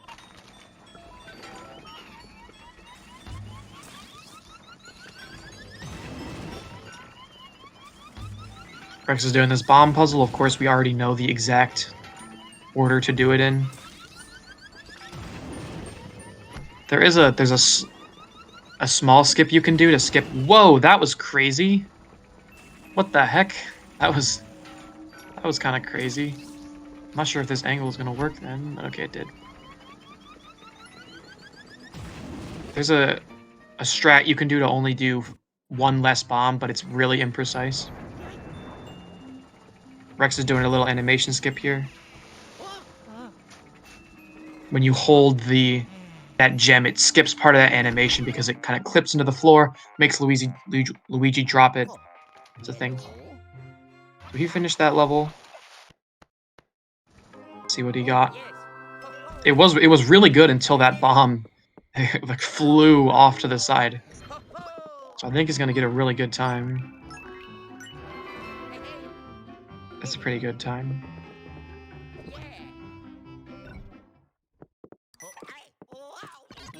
He golded that split. Wow. I mean, if he golds every single split from here on out, he might PB. I'm not sure how good his PB was at the end.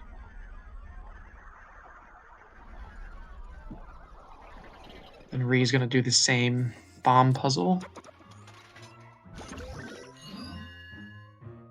Rex going into the boss level.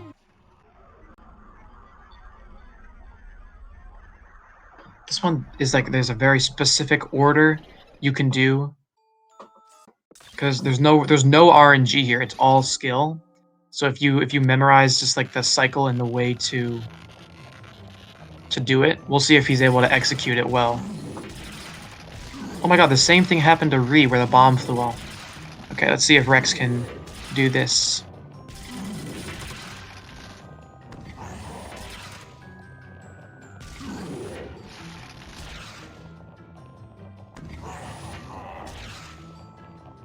Okay, Ree got the bombs, basically the same as Rex, where the bomb flew to the side as well.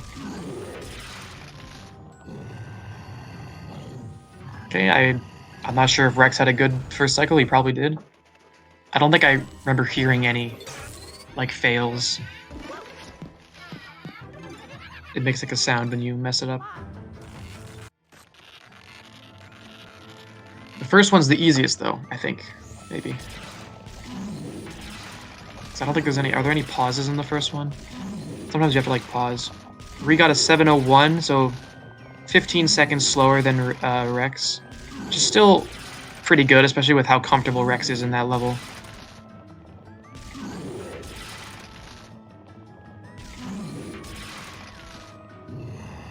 Rex almost had a good second one, but then that bomb missed at the very end. Luckily, it's lenient enough where you can shoot a second bomb and still get the phase.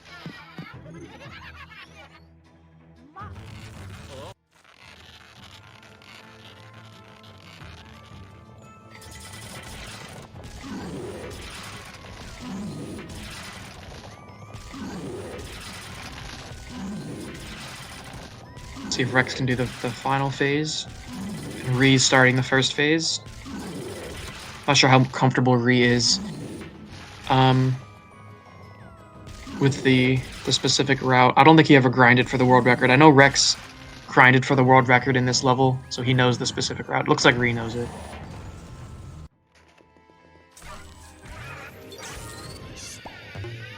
Okay, he got it. He stunned that a little slow, actually, like a little late. Like it could have. This is the. I never actually mentioned this. We're actually doing a shield skip here on the boss. Typically, the boss does like a charging attack. If you noticed on the boss before this, it did do a charging attack. Oh, Ree just missed it. Thanks for hearing me, Ree. He just wanted to show you what the charge attack is because I forgot to mention. That's the charge attack, and we can skip that if we get to the ghost soon enough. This is the hardest one to get the shield skip. You have to be a little more precise than the other ones.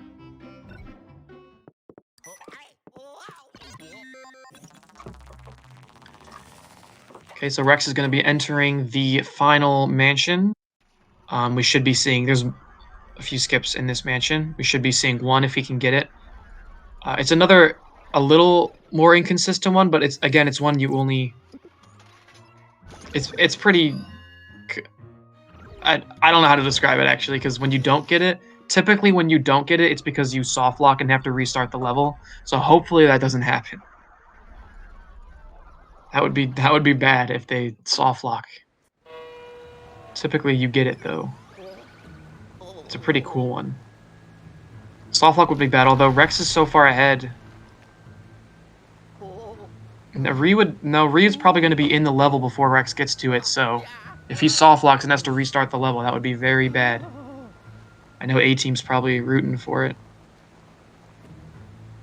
Oh my gosh, Ree is getting really unlucky with these bombs. They're perfectly hitting the tiny portion of the boss that wasn't covered by ice. Looks like he figured it out though. Just one more.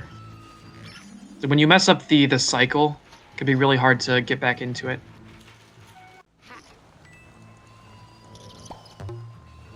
There's a soft lock land-in where you get stuck in the gate and it pushes you into the ground. That's the more common one because obviously if you just capture ghosts. Okay, here's the ghost. Here's the thing right here. When you pull this wall apart, Luigi gets scared. We get hit by this mouse. When Luigi's in iframes, he can't get scared.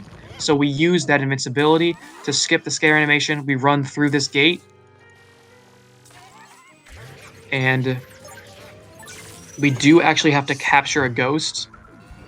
Because if we don't, for some reason the game just like soft locks. When you can play the whole level, and then once you beat the level, the game crashes. It's a crash, actually, not soft lock.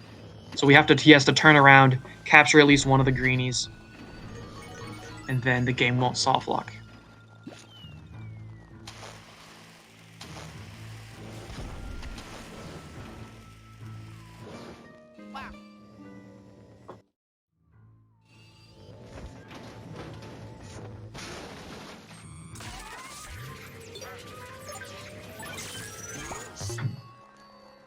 Okay, so refinished that boss. He's entering E1 now. Hopefully he doesn't soft lock.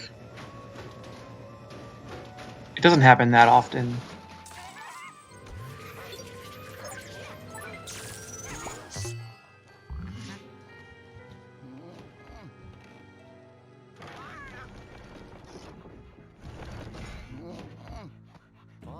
Okay, Rex finished that fight.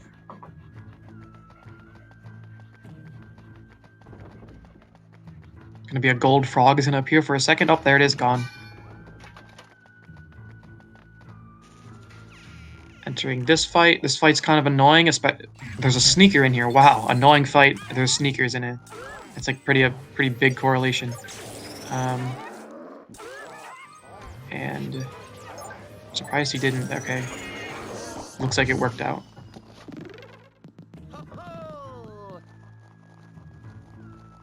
Okay, I'm kind of surprised that didn't skip the animation of the celebration. Strange.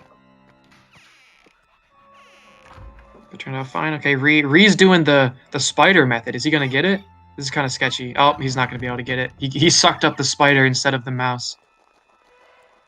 I'd be really scared of doing the spider method because the chance of you soft locking or you not getting it is even higher. Looks like Ree got it.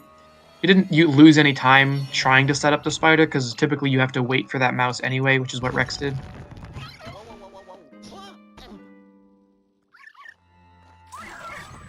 Rex is just capturing the Polterpup. This is technically another Polterpup level. Hey, hey. And he got it. And there we go. Oh, yellow. Ciao. Oh, yes. Ho, ho.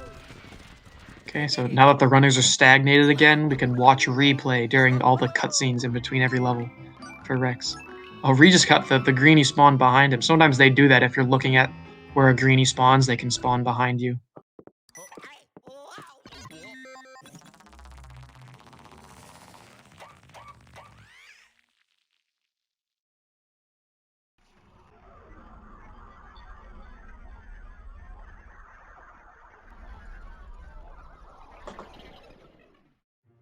Okay, so Rex is entering one of the most difficult levels in the entire game.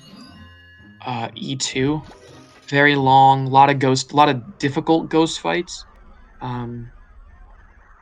So if Rex makes some significant mistakes here, Ree may be able to capitalize. It's a very difficult level, though.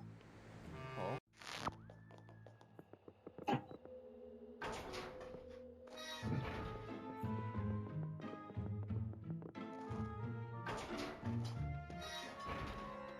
It looks like Ree was able to have a better fight in that room than Rex was.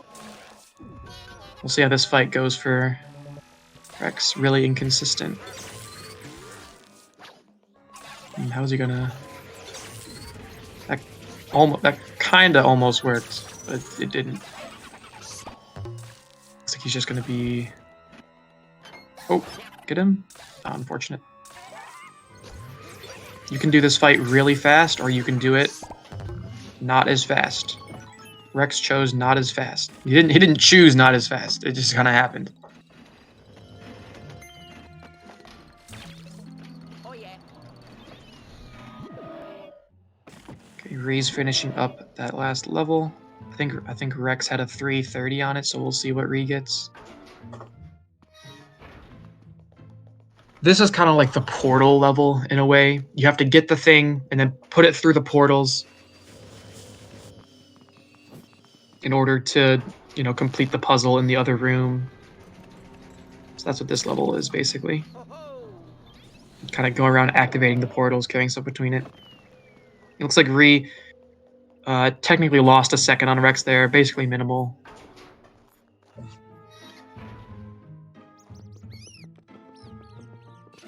Let's see if Rex can avoid the gold mouse. Did he do it? Oh, he did it! That gold mouse is so hard to avoid for some reason. It just always gets in your way.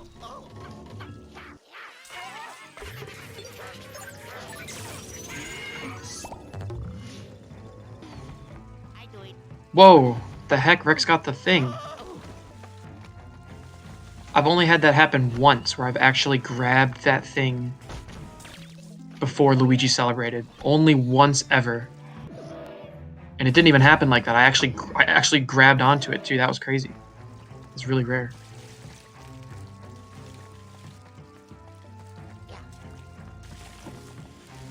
Yeah, now we're basically just doing the puzzles.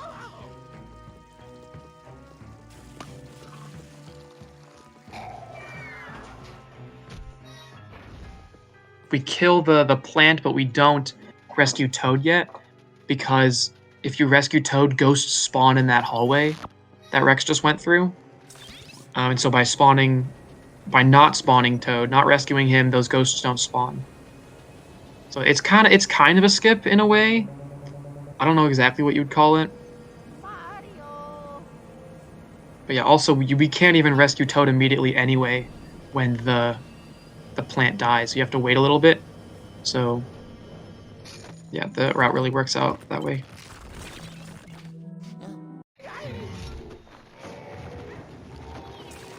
Okay, here's the mummies. We just burn them on the corner here.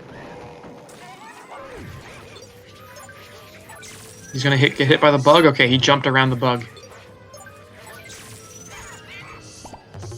If you didn't know, a lot of people casually didn't know you could jump in this game. You just press B while capturing ghosts, and Luigi will jump to a dodge.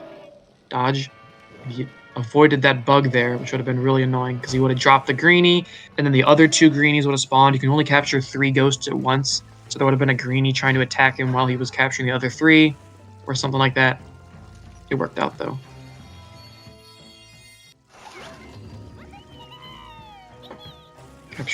Rescuing Toad now.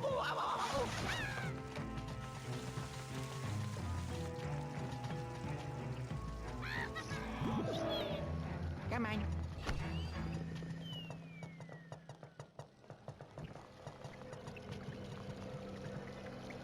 So now they're gonna go rescue the other Toad. There's actually 2 Toads in this level.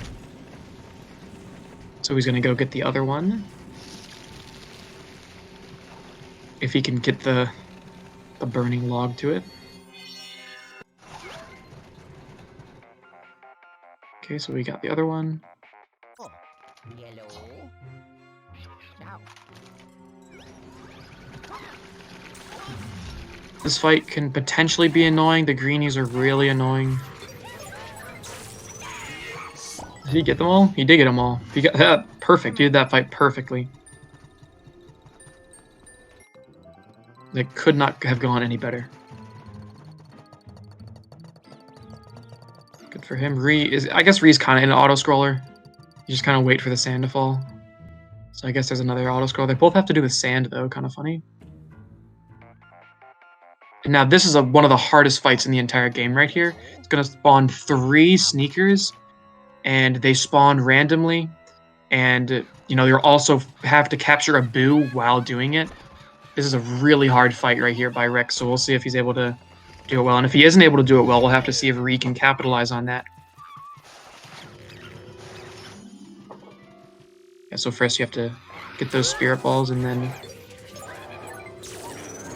Oh, he got the triple immediately! He's gonna keep all 3. He kept all 3, too.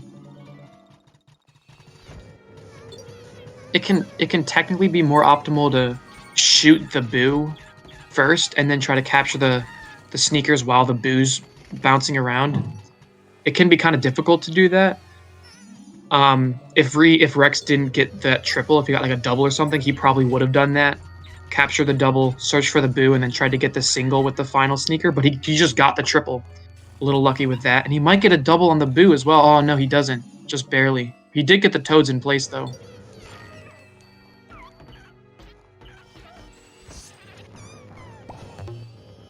That was almost a perfect fight. If that boo had got 2-cycled, that would have been a perfect fight. Like, you almost can't do it any better.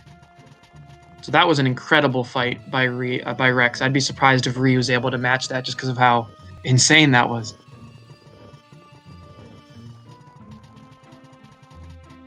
The Toads walk up those stairs really slowly, so Rex was using the vacuum to pull them up faster.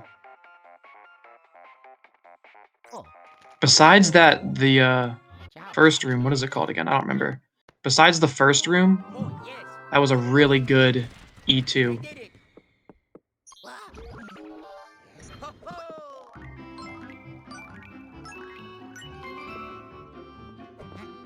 618. Oh, wow. I think that's really good. He golded by a ton.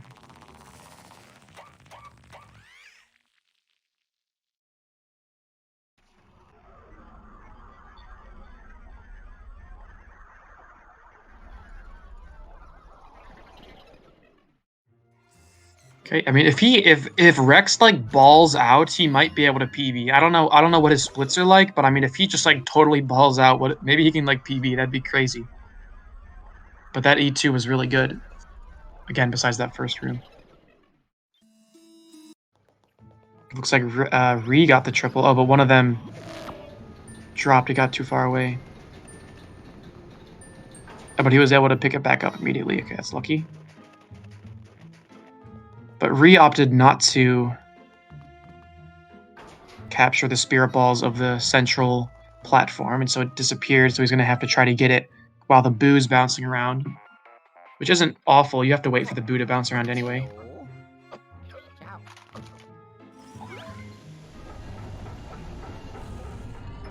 What the heck? Oh, the boo tried to disappear the statue again. What is going on? He's like in the cage. Is he gonna bounce around like crazy? Oh no. Actually, he got screwed. He like lost all of his momentum. Barely took any damage.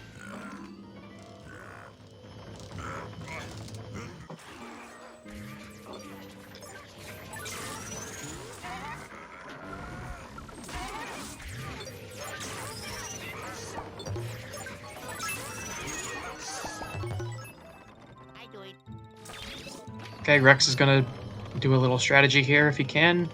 He's the one who found it, so he should get it. He got it. You can go through that portal while it's spinning. Skip the hallway. Doesn't save that much though, because all you do is skip walking in the hallway, but it does save a little bit if you can do it.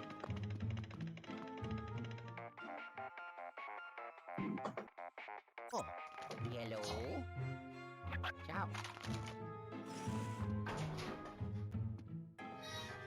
Okay, I think Rex had a 6:16. Yeah, so Ree lost about 20 seconds in that level.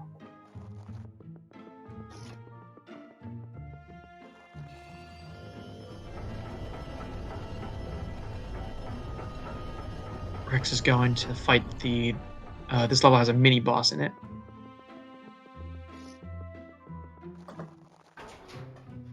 He's going to that, and Ree's entering the level. He's a few minutes behind. I'm not sure exactly how far.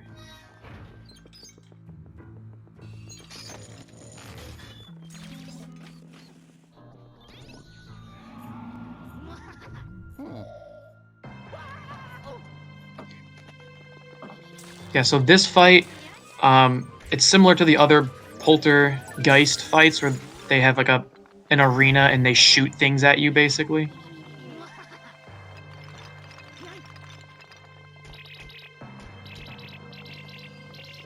And he throws bombs at you.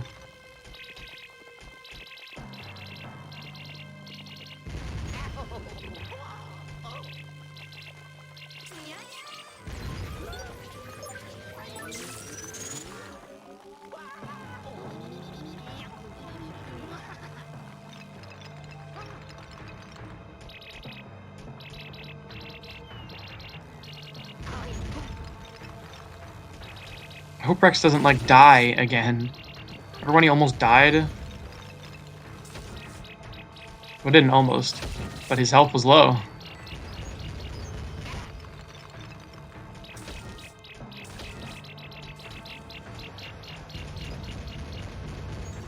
Bro, you're not going down to 5 HP, okay.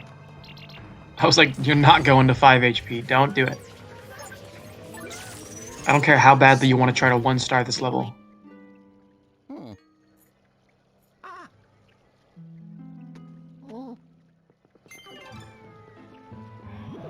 Okay, so he finished that fight. Ree's trying to do the hallway skip. Just gonna opt to not do it. Only saves a few seconds, so.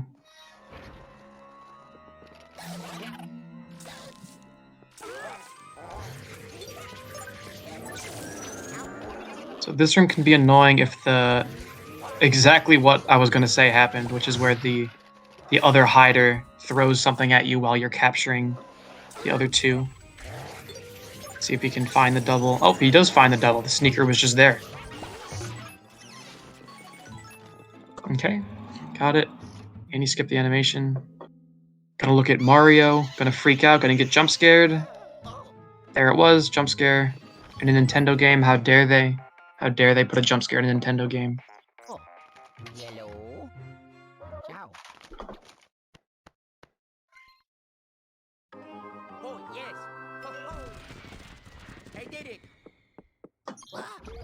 Okay, it looks like Ree is up. Oh, what the heck? Sorry, I bumped something. Looks like Ree is about 3 minutes, a little under 3 minutes behind. Like 2 minutes 55 seconds or something. So Rex is definitely, especially in this mansion, he started like running away with it. The last 2 mansions saved a bunch of time over Ree.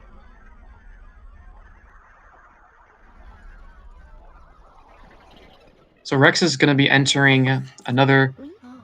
It's basically a boss. It might as well be a boss. This is Bulasis. And so this fight it's kind of difficult. There's a lot of RNG involved, like where the boos are going to go. A 1 cycle where you get all of them is really good. It's not nearly as consistent as the LM1 people are with it. It'd be cool to see him get a 1 cycle here. Of course, the other team would love it if he did not. We use a strat here to get the boo to spawn behind us so that Gets crushed immediately by the train.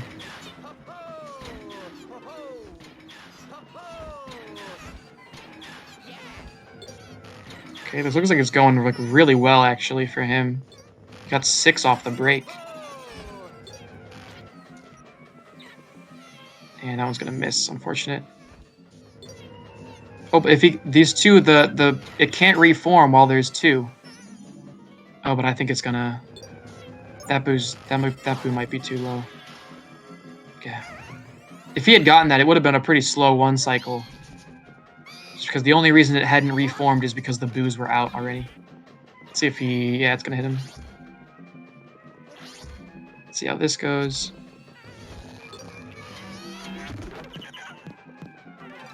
Okay, he should be able to get these 2. If he doesn't get these 2 here, that would be. I'm not gonna say what it would be.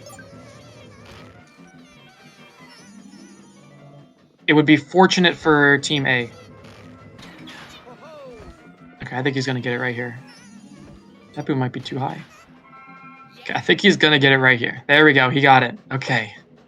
That was not ideal. He almost had a 1 cycle, and then it turned into a really slow 2 cycle. So, you know, we'll see how much he loses here.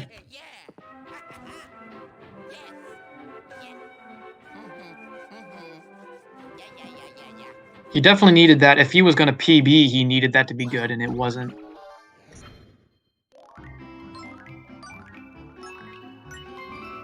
Yeah, 124.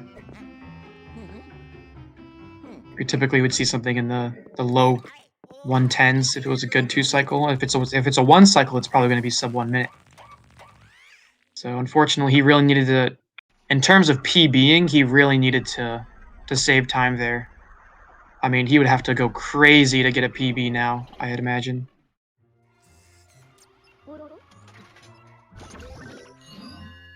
So Rex is going to be entering. That's a really short level, so technically Rex is a whole level ahead.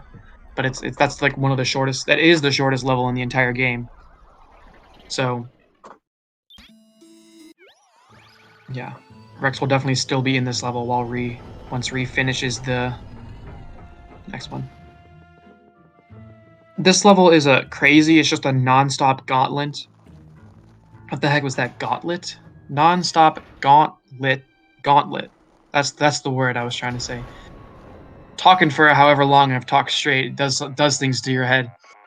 This is just a non-stop gauntlet of ghosts. You go through a bunch of rooms you've already gone through in the game, and they're full of ghosts. What was that?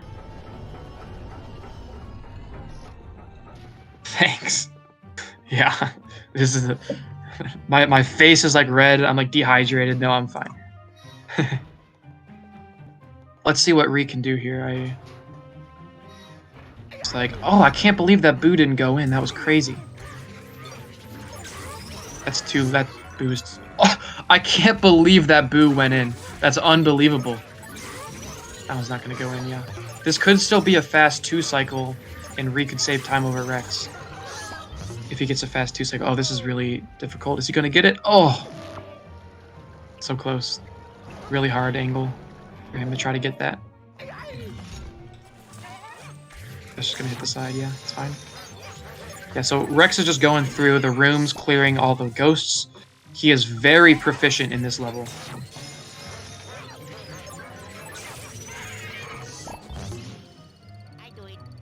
Oh, I can't believe he missed that one. That boo's too close to the ground. He's not gonna... Oh, that almost worked. Yeah, so Rex got around. That was crazy that worked, what he just did. There's a skip right here, actually. If you go into the other room fast enough, the ghosts just don't spawn it. Like, ghosts can't spawn if you're in the room that they're supposed to spawn in this level. So ghosts are supposed to spawn here, but Luigi's in it. So, you know, nothing happened. No ghost spawn. And now he's actually going to go to another room and stop the ghosts from spawning in that room.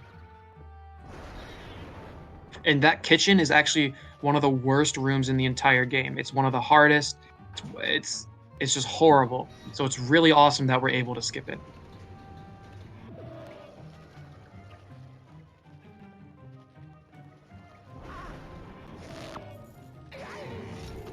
Bree's struggling a little bit here. He just needs to be patient. He's being like really risky because he knows how far behind he is.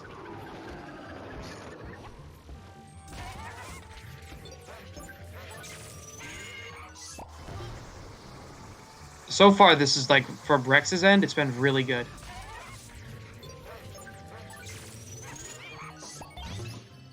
Oh yeah.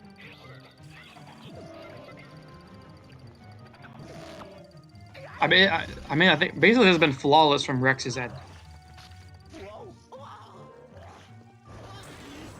But this is the easy part of E5. Once he gets to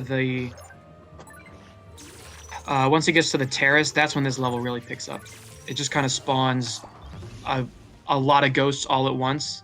It's much less consistent than the rooms that spawn them more consistently. Well, the terrace does spawn them consistently, but it just keeps spawning them. So unless you capture the ghost in the same way every time, it's not going to be the same.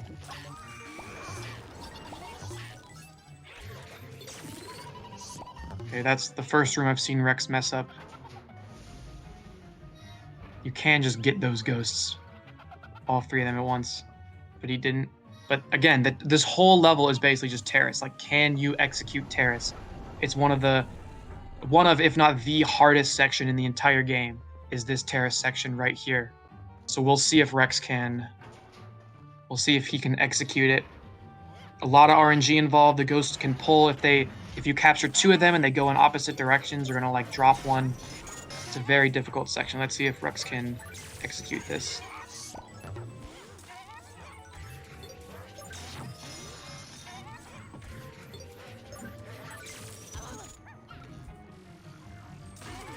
Oh, that was so close to working.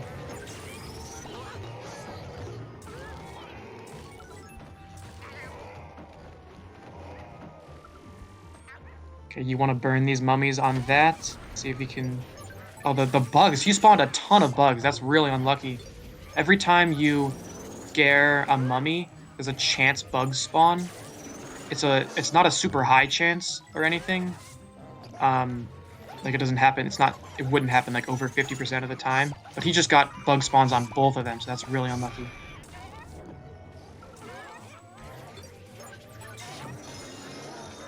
So far, this is going pretty well. He dropped a little bit earlier, but he is getting some really good luck with the direction the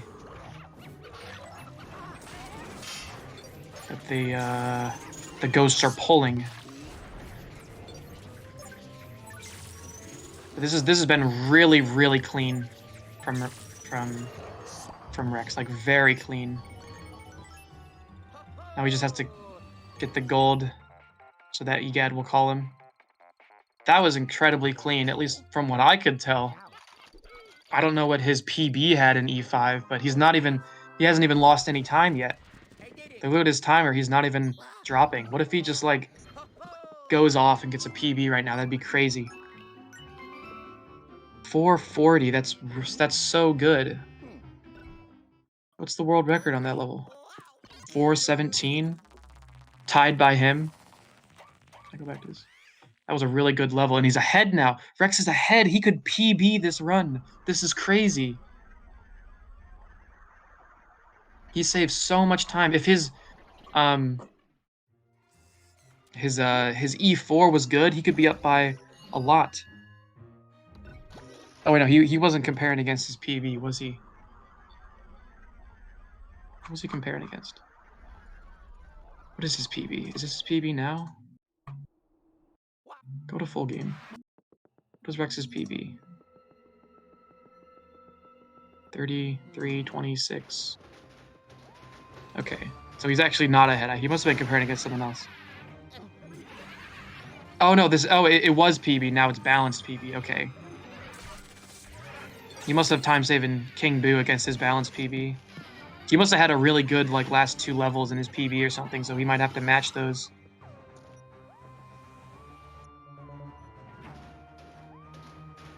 There's another skip here. It's called sword skip. The first two phases are like free, basically. The knights do the same thing, but in the second one, there's some RNG involved. If you get hit by the first stomp, it's going to become a huge knight. It's going to stomp once. If you get hit by that first stomp, it can skip a phase where the knight typically attacks with its sword. If you get hit by the first stomp, that doesn't happen. There's other factors involved. Sometimes it still happens, but we'll see. Hopefully he can get it. Especially with the pace he's on. I really hope he does. Okay, he did. Oh, but he didn't get the... He was a little too slow with it, so he didn't get the attack skip. So there's the sword.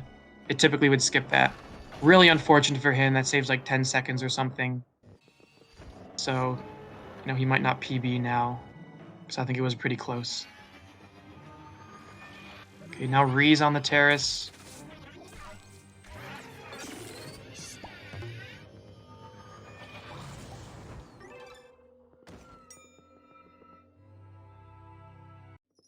Okay, let's see how much time Rex loses. He probably can't PB. No, that's a pretty significant time loss. But I don't know, maybe his balanced is balanced for that. We'll have to find out how balanced his balanced is. But now he's comparing against his PB again. He's still ahead. Is his gold? His gold must not have sword skip or something because I think it saves more than 5 seconds. Oh, there's going to be a thing right here. So Rex is currently playing on a file that doesn't have King Boo beaten. Because after you beat E-Boss, as you can see now, he's skipping cutscenes. The in-between levels actually turn into cutscenes that you can skip. So by having this file that hasn't beaten King Boo, or actually hasn't beaten E-Boss, the level he just did, he can skip cutscenes to go right to King Boo. So now he's in King Boo. And we'll see if he can play this really well. It's really close. If he plays, like, exceptionally... Oh, he had to jump there. That's not optimal. So he got the fast suck up there. Let's see if he can pull this off. This would be crazy if he's able to PB by, like, a second or something. So yeah, if he doesn't have any time save, so there's no room for error. He literally has to get flawless. Ree got a 457 E5. That's 17 seconds slower than Rex.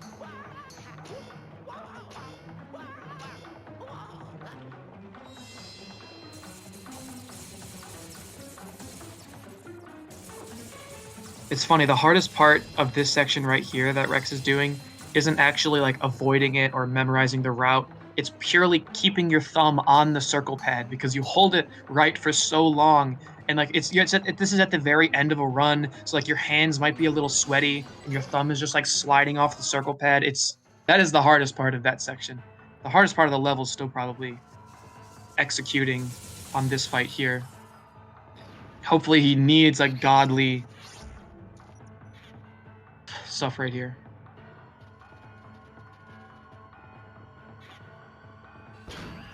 And okay, you got a frog spawn, which can be good for a, because if that frog doesn't spawn, it's a huge spike ball that's kind of hard to avoid. Okay, that second phase was really good. He didn't get the fast suck up, which when you're on this pace, every single second counts. So that fast suck up he didn't get, lost a bit for him. Looks like Ree's about to enter the final phase of E-Boss, so he will try to get sword skip again. Rex missed it. We'll see if he can get it. Are the LM3 people ready to go?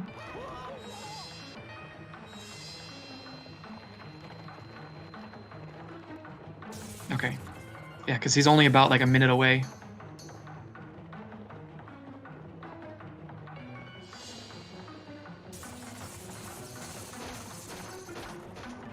Okay. Let's see, here's right at the end. So this is the very final fight with King Boo. I don't know how good his PB was. I mean, if he's flawless, he might be able to PB. I'm not sure. I missed if Ree got the knight thing or not. He did get the animation skip there at the end.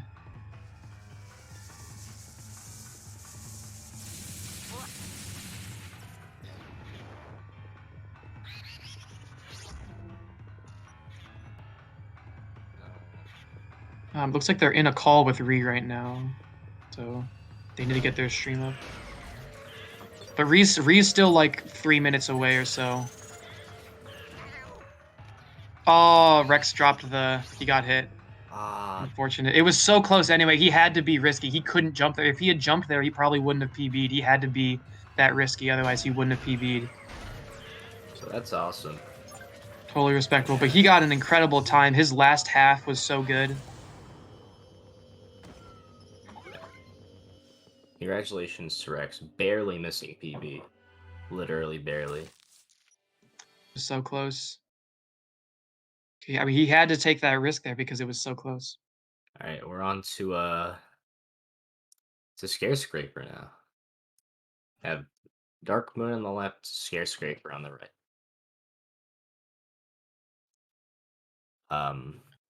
Yeah, so the representative for Luigi's Mansion 3 in this relay will be Scarescraper.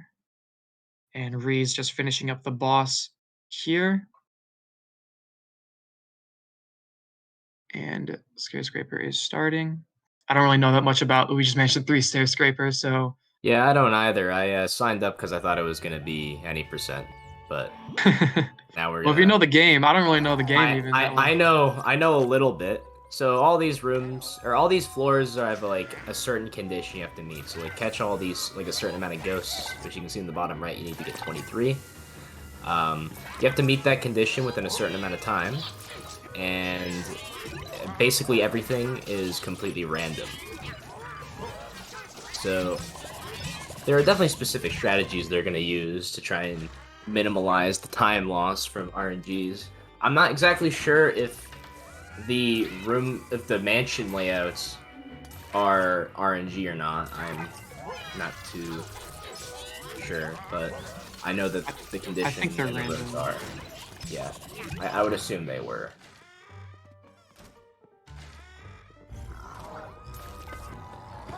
So, a couple things you can do here. You can double tether onto certain ghosts like that, which does more damage each time you slam the ghost. And I doubt that will be used that much in a Scarescraper run, because there aren't going to be as many of those ghosts. Did you just do an animation skip there? I've never seen that before. That's cool. Yeah, it looks like this is just like a capture all the ghosts on the floor. Yeah, I'm hoping Ree can finish soon, because he'd probably know more about this than I would. Yeah, I think Ree's gonna do some commentary. He's entering the last phase, King Boo, pretty soon.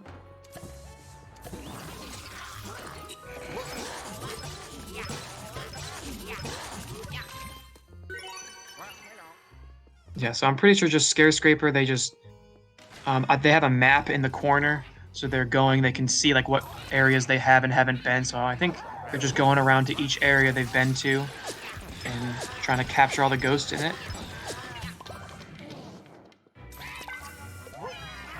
Yeah, that's pretty much it. They let them go barely. Or maybe that was intentional, I'm not sure. I wonder, is it possible to double tether? I've never seen that before. Double tether, that's actually really interesting, I don't know. I don't think it is if he's not doing it here. Yeah, maybe not. If a double tether was possible, that would probably be my favorite trick in the game. So he's just kind of plowing through these rooms right now. You can see which rooms you've been to and which ones you have cleared in the map, so he kind of knows the general direction where he has to go. So I feel every time he loads into a floor, he always looks in the top right to kind of just path out what the most optimal route will be every time he loads in.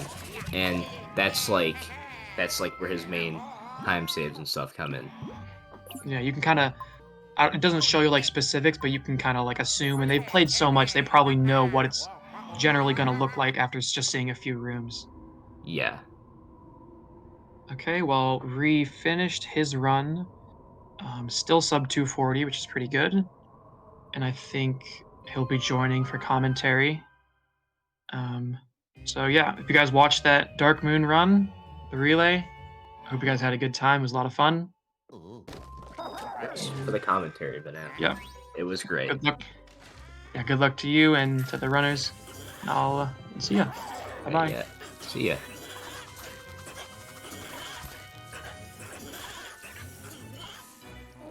Okay. So now we're in here, and as you can see, he's still catching all the ghosts. He got another meet the requirements for the thing, and I think that this time it's going to be all small ghosts, considering he has to collect so many of them.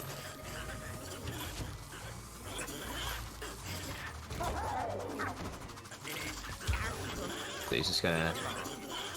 So collecting these ghosts are like pretty hard to do optimally, especially if the room layout is gonna be luck based, because since there's so many in a room at a time, you have to do specific things to be able to get an optimal amount of them. As you can see, Masochist has just started doing a collect the ghosts floor, again randomized.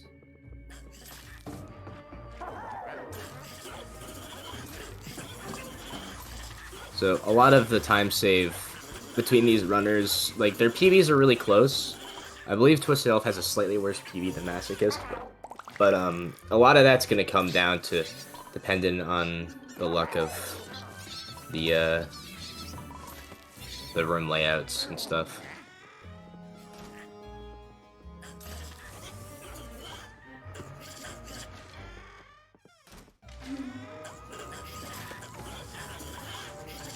So, again, pathing out, I assume he looks up at the map every time to kind of path out his most optimal route through the rooms each time. And, yeah. Alright. I'm replacing Riedolf on commentary. Hi. Hi, sorry. Hi. So, one thing I'll mention that Red hasn't yet is that there's actually, like, themed floors if you wear certain costumes. But one bad thing about them is there are these ghosts that have, like, 200 health that can sometimes appear. So usually people don't wear costumes because it's just slower. Yeah, I did not know that. So Another thing that's worth mentioning about the map is that ghosts will only appear in rooms that are 2x1 or bigger. So if you see a gap on the map that's 2x1 or bigger, you can know that there might be a ghost in there. So that's another thing they'll probably be looking out for near the end. I mentioned that that I believe you would look up at the map as soon as possible to kind of try and path out the most optimal route as soon as you walk in. Yeah, because there's also keys you have to worry about, although there is a very rare chance where keys are not required. Yeah, so again, each floor is completely luck based, and you would know this. Are like is the mansion layout also like RNG? Yeah, everything's luck based basically. Like there's almost nothing you can predict. There is one thing that you can predict.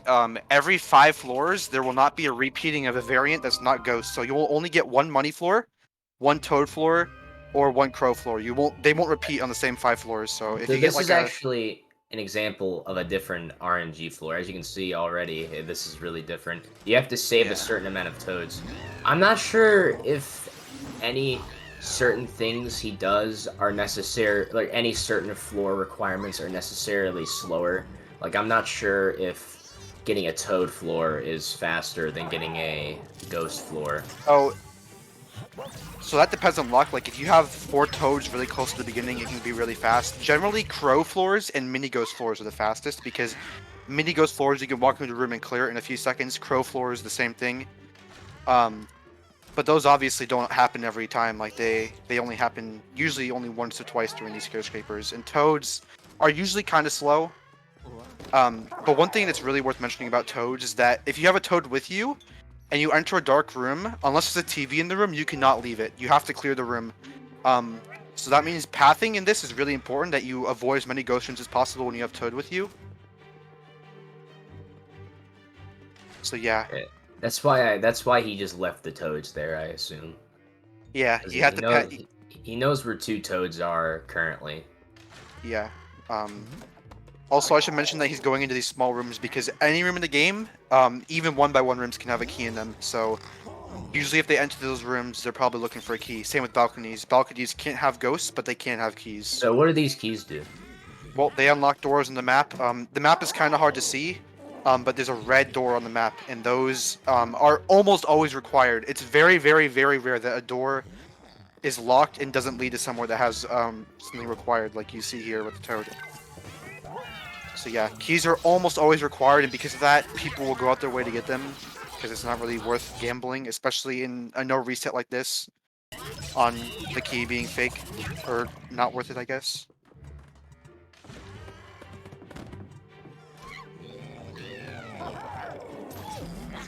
Yeah, like Scare from what I've played, compared to LM3, it's a lot more depth, although I haven't played LM3 nearly as much as I've played this. So yeah. But I think the most fun thing about Scare is trying to figure out the best way to clear each room, because you have to basically react to where the ghosts spawn, which ghosts you get, and how to kill them fast. And I think that's one of the most appealing things of Scare. As somebody who's ran the original game, you know that most ghost fights you have setups and strats for that you learn beforehand and then get better with time. It's a pretty rare scenario where in the original game you would have to react based on RNG. The only thing I can think of off the top of my head is Safari Room if you don't do the vacuum double. Yeah, in LM1. In LM3, I think there's a little bit more luck. I haven't played it speedrunning it that much in the main story mode. But in Skyscraper, there's very little consistency when it comes to ghost spawns. There are definitely things that you can get better with over time, but it still can lose you a lot of time. Yeah. So from what it seems right now, Twisted Elf has gotten really bad luck in this floor. Yeah, Twisted Elf, and like surprisingly, despite starting about, I think it was like over 3 minutes ahead, they're now on the same floor as each other. I should also mention that loads are really inconsistent in this, so that might be some time loss. Alright, now we see collect the money. So aside from pros, I think we've seen everything. And collect the money is just collecting as much money as you can as fast as possible. Now he has 2 toads out of the 4 that he needs. Yeah, he's probably just going to try to get them all at once. So this is going to be an example of taking a toad through a TV. No, he's just going to kill the ghost. But if you put the toads on your vacuum and go into TV with them, you can actually get them out of a dark room. But if there's a dark room on the other side of the TV, it's not really worth doing. Yeah. Alright, well, he's going through the TV. So I guess he's gonna leave the door. He's gonna leave the room and leave the toads in there so he can grab this toad. He's having a lot of trouble doing so though. Yep, because he should take this toad through the TV back to the other room. And that's what I assume he's gonna do. Yeah. So that will allow you. That's the only way to get toads out of a dark room. Also, is like that's an animation skip when he pauses and unpauses, right? I'm pretty sure. He also did it when the lights went out with the poltergeist getting stolen, which, by the way, can happen. It's completely random, and depending on where the poltergeist spawns, you can lose a variable amount of time. So, yeah.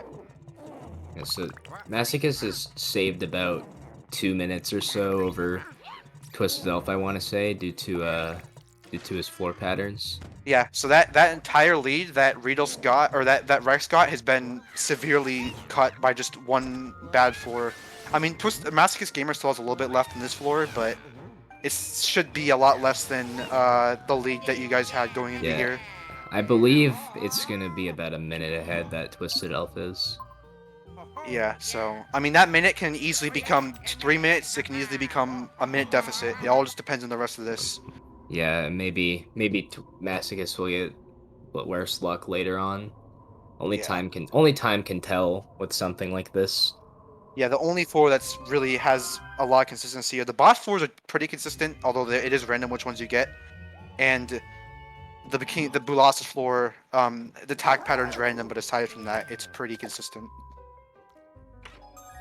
So now, it's also worth mentioning that Skyscraper in this game has power-ups that you can collect. In LM2, you have to collect red coins, and you get them at each floor. But in this game, they can spawn in a bunch of objects, either by killing ghosts, you can get like clocks and stuff, chests, just really any object can have power-ups. And because of that, they'll sometimes try to get some, because there are some really powerful ones, like the double vacuum, the super strill bulb, which can flash an entire room, and then the rest of them are not too useful for speedrunning, but yeah, that's like mainly what they're going to be after, are those 2 power-ups. Although the Super Strobe Bulb outside of Crows isn't too good.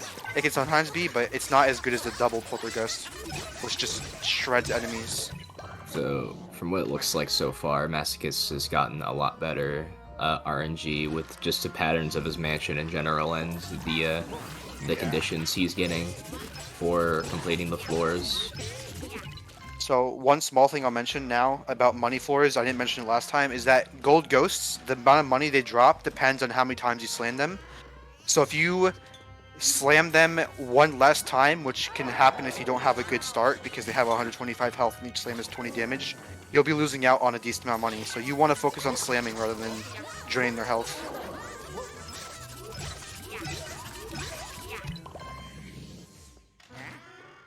So yeah, a lot of Scare Scraper is just figuring out where to go and doing it as fast as possible. Once you get the basics down, it becomes about getting experience, getting lucky, and yeah, as you can see there, what he did, he pulled out Luigi to get those purple ghosts. I don't really know what they're exactly called. I think they're called Slinker. Oh, Slinker. Sneaker's the thing in LM2, right? Yes. So yeah, Slinkers. They will always, if you have a Luigi out, they will always target whoever's inactive. And obviously you can use that to your advantage to put like Luigi inactive next to you and then flash him when he's going up on Luigi. If you don't do that, they're invisible for basically their entire time they're around, so it becomes a pretty difficult task to find them sometimes, and they can go in the walls and stuff. So yeah, they're not fun to deal with if you don't do them right.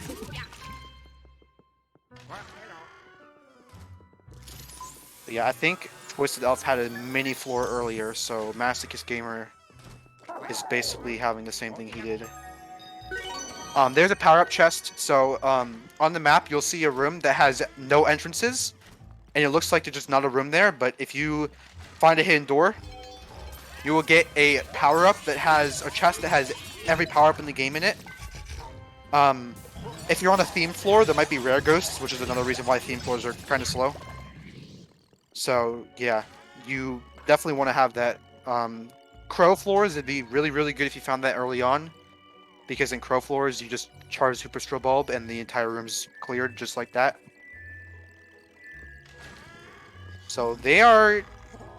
Looks like Twisted Elf still has a small lead, but Masochist Gamer is definitely catching up with this mini floor. Yeah, 100%. He's having a hard time. I still think it's still about a 40-second lead for Twisted Elf. Depends on how. It just depends on how quickly he manages to get the rest of these ghosts, though. So the room you're seeing him in is, I don't know if it has an official name, I just call it a pedestal. And you have to have every Luigi and Luigi in the entire lobby stand on it, which in single player doesn't really matter because you're always going to be having everybody. But when you're playing multiplayer, everybody has to get together. And as I know of, there is no time when that pedestal is not required. I've never seen that be optional. So you basically always have to bring everybody together for a big jamboree. And depending on where everybody is, that can be very inconvenient. So from the looks of it, he doesn't have to get a lot of ghosts here. He got a good power up there, though, I feel. He's on the boss floor. So every 5 floors, you have to find a key. That can be like in any room. And then once you find the key, you go to the boss fight. And that boss fight will have random rare ghosts. And the rare ghosts, depending on which type they are, can do different things. The most dangerous one are the lethal type because they are a one-hit kill. And because this is not multiplayer, if you get hit once and you die, you have to restart from the beginning. So that can be pretty scary in single player if you're not careful. But if you use Luigi a lot, then death isn't that big of a deal. So it looks like Masochist Gamer, according to the in-game time, has a little over a minute behind. But if he has good key RNG, he can almost be caught up because Twisted Elf is getting pretty messed up here. Yeah, very unfortunate RNG just in general so far from Twisted Elf. Yeah. So one thing that not a lot of people know about Scare Scraper is that the TV's position, generally, if a TV is in the corner, then it will lead to the opposite corner. So if it's in the bottom left, it'll probably go to the top right. And if it's the bottom right, it'll probably go to the top left. So you can kind of use that to sort of have an idea of where a TV might lead and use that to decide if you should take it or not. Although it's not too great. So Masochist can actually get a slight lead here if he gets a good key RNG, because I believe Twisted Elf is across the map. Okay, no, he's there. So yeah, he still has a slight lead here. There's the key. So Masochist now is about, I don't know, 20 seconds behind now because of that. So yeah, basically that entire lead is just gone in the span of 5 floors. And this is only quarter of the way through. There's still another 3 quarters of this left, so... And he defeats the boss. Oh, he So didn't. yeah, no, there's 5 ghosts in the bottom right, you can see. Alright. So Twisted Elf has a Super Poltergust, which is double damage, which is going to make this boss fight extraordinarily Whole easy. lot easy. Whole lot easier, a whole lot faster. I do not believe Masochist has a power-up. No, he doesn't. You're wrong. So He's... that's gonna lose him a bit of time, but Yeah. not a lot, because you'd think he got better ghosts here. So Twisted Elf had regen, which means when you're not killing them, they'll heal themselves, but when you're one-cycling them anyway, that doesn't really matter. Yeah. He's dealing with the bombs, which they can be kind of annoying.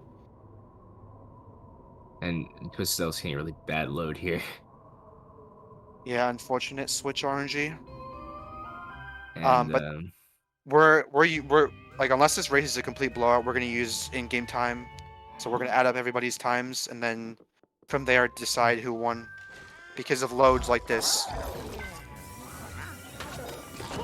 yeah, that's a good way of doing it, because at that point it's not even up to the player. You can't even like react to that. It's not like RNG and like for like booze in LM1. Because in-game time is usually used in Skyscraper, just because of that. Like, you don't want to... Like, there's already enough RNG in Skyscraper as is. Having to also get good loads would just be kind of dumb, so they decided to go with in-game time. So that was unfortunate. They just didn't grab onto the ghost there. Yeah, now we're coming up to... 6th floor, which is, you know, for the first floor after the boss floor. Now it's basically been reset, so any floor type can happen anywhere. Yeah, so and about the same difference as before, with about a minute. So let's see what type of floor the Masochist gamer gets. He gets ghosts, like Twisted Elf, normal ghosts.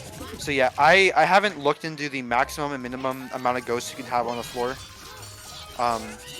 But usually getting like, I'd say 25 to 27. I mean, that's pretty close.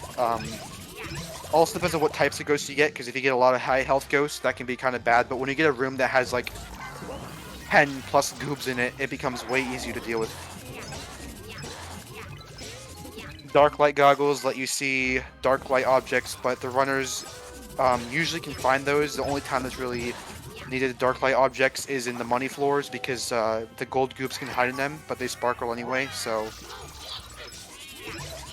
Yeah, kind of a bad power-up, but it can be used to see ghosts that are invisible, so that's one useful thing. Yeah, that is true.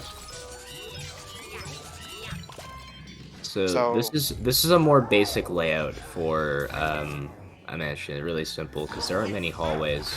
You've just been kind of going through a bunch of rooms and just clearing the ghosts in it. Whereas Masochist has more hallways in his floor 6. Like, obviously a lot of hallways, but the rooms are just more connected. Like, if you look at the top of the map there, they're just all connected to each other. So this is like a goob room. I mean, there's not that many goobs, it looks like. There might be another wave. But getting a lot of goobs is good, because they have the least health out of any ghosts, except for ghosts that don't appear in Skyscraper. So... You always like to see a lot of them, and they can't really do much. Another thing is, what's it called? Twisted Elf has to get less ghosts than Masochist, which means he's gotten just better luck on this floor in general. Well, that depends. That just because there's more ghosts, because you can also have a lot more low health ghosts. Like if you have a room full of goobs and you have more ghosts, then that means you probably are saving more time overall. Yeah, that's true, but I just feel he's been getting better luck in this floor just in general. I definitely feel like too. But he also had a decent lead going into it, so that might be a little bit of a bias. So it looks like he found the key door, so he's going to be looking for a key. That's really good. That's a map. It shows where the rest of the ghosts and the key is. So now he can basically complete the rest of the floor without taking any other unnecessary detours. So Yo. that should make this pretty fast, the rest of this floor. Like after floor 4, they've been getting pretty much like identical RNG, I feel. Not in terms of like they're getting the exact same patterns and stuff, but like their time difference just are staying like relatively the same. Yeah. That power outage probably would have hurt if it happened at a worse time, because when that happens, not only is it harder to see, but the map also goes blank, and he kind of needs to be able to see the map because of the power up. Although he probably memorized a lot of it beforehand, so it probably doesn't really hinder him that much. But if it happened like right after he got it, it might have been a bigger issue. Twisted Elf getting another ghost floor. And a lot of goobs in this room. What was that, like 8 goobs? I'm not sure. It is a good amount though. Also, I don't know if it's just me or I don't have any game audio, but that might be because I have the stream muted. That's a he's streaming it through a virtual camera. So, I don't know how the game audio was heard before. I don't know, I wasn't commentating before, so I don't even know if they did hear it. Whatever, it doesn't matter. So yeah, I could also mention that Luigi can pick up power-ups as well. And that means that sometimes Luigi becomes more powerful. Like look at Yeah. Twisted Elf. He has a more powerful Luigi now, so he'll probably be using him more than Luigi. Which I guess is technically worse because you have to pull him out and he has less HP, but in the grand scheme of things, it's not really that big of a deal. It's a very, very small difference. Although, yeah, usually you want to try to get power-ups with Luigi. Just for simplicity's sake. And he also got a key, which is really nice. Okay, so he didn't really have to go out of his way to find it. Judging by completion time, I can't exactly tell how far ahead Twisted Elf is. But it's definitely more than it was after floor 5. It looks to be going by in-game time. I don't know how many clocks he's collected. Probably about 2 minutes. Let's see. If somebody gets a crow's floor, they're going to save a lot of time, which hasn't happened yet. 17 ghosts. This could be really good. But usually 17 ghosts means you're not going to have many big ghost rooms. It's going to be a lot of few. You missed a ghost in there, which isn't a big deal because you can just walk back in. So this is what I was talking about when the slinker goes into the wall, like right there. He had to just let him go. Because unlike every other LM game where you stun them, then you press the vacuum button and you damage them, you have to latch onto them, which if they're in a wall, you can't really do that without wasting a lot of time. So usually just let them go and come back. So there's a room with 1 ghost in it, which is yeah, an those thing. So those it'll be over in a moment here. If he lost both the ghosts there, he would have been in a bad spot. Yeah, that is true. So either way, that was pretty good RNG. He found the key without actually having to go out of his way for the most part. Those are the kind of really keys nice. you like. Like, he had to go into 1 extra room to find it, which isn't even really that bad. Because it was right next to a room that he had to go into anyway. Yeah. Luckily there's no key glitch in this game. That would be dumb.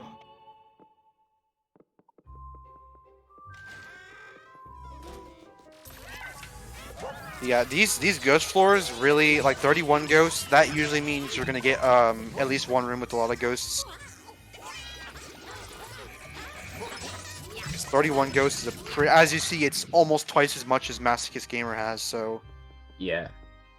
it's probably unlikely they're gonna have the same amount of rooms with ghosts in them.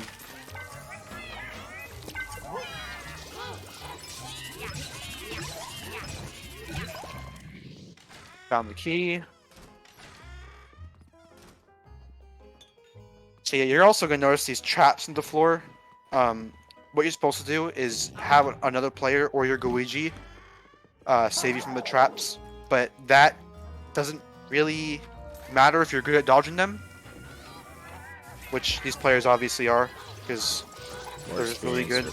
Skyscraper. Yeah, I actually just pull out my Luigi as soon as they enter the hallway. That way, if I get caught, I can save myself easily. But that loses time.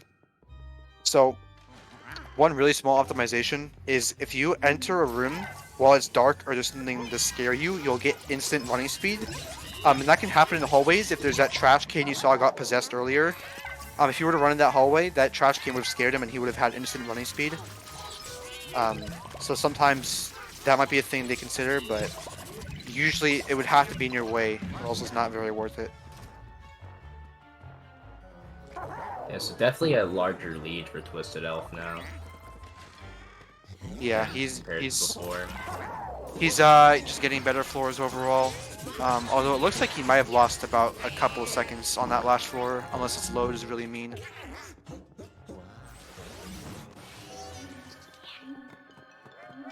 So yeah, Fortunately, lost the Poltergust. Gonna have to find it.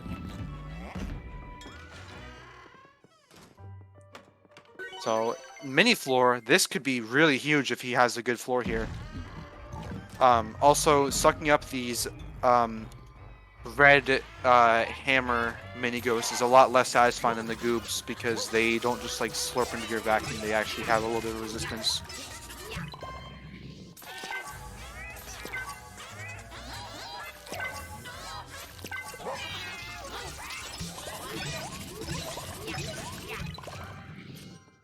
Like these ghosts are a lot more fun to fight than the hammers.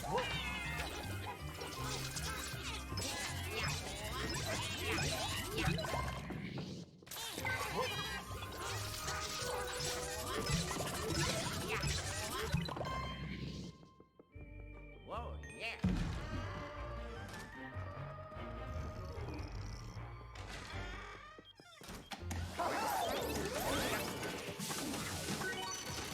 Did get a power up there. I'm not exactly sure which one that is. That is the super strobe bulb, which means if he fully charges strobe bulb, every single ghost will be stunned in the room. That could And be that- useful, depending that on how is many ghosts is in a room. Yeah, but that's a lot more useful in crows, because in crows you flash the crows to kill them. So if you walk into a room with the super strobe bulb and crows, you can clear it immediately for every room, and it makes it probably one of the fastest floors possible. That would require really good luck, though.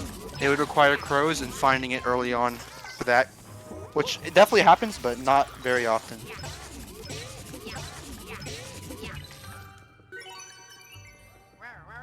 Where you?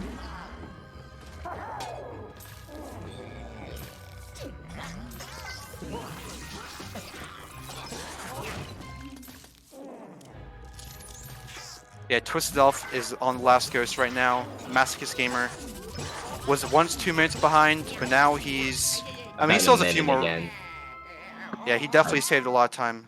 Depends on how well the rest of this goes. There's still 60 ghosts to find. Yeah, but so I feel still about a minute of a difference between the two now. Yeah.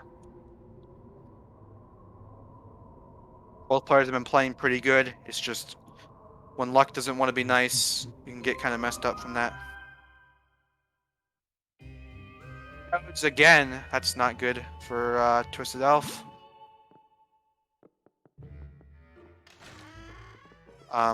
Maybe he can get really lucky here. Pedestal rooms to get a superstar. No, but he gets a super vacuum, which is honestly kind of useless. The superstar is also kind of useless in this mode as well.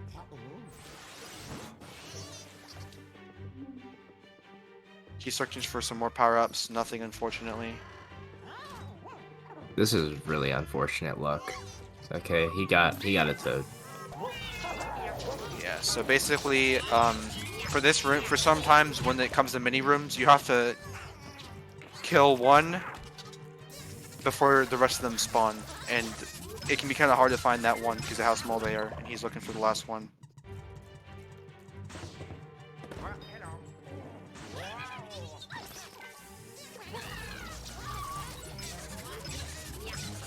Yeah, now we're coming up on, well, in a little bit, there'll be floor,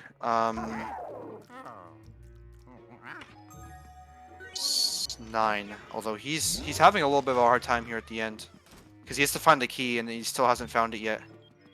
That too. And I think that might even be losing time here, Twisted Elf. Yeah, possibly, because he is gonna have to find the key. Yeah. But there's not much left on the map to check. So The Twisted Elf has found 2 toads so far. 3 toads now. There's only 1 toad to go. Which, compared to his last toad floor, this is a lot better. Yeah, but Masochist Gamer is getting completely messed up by key RNG here. So now, Has to be in here, I think. so now he has to get a key, which is really unfortunate.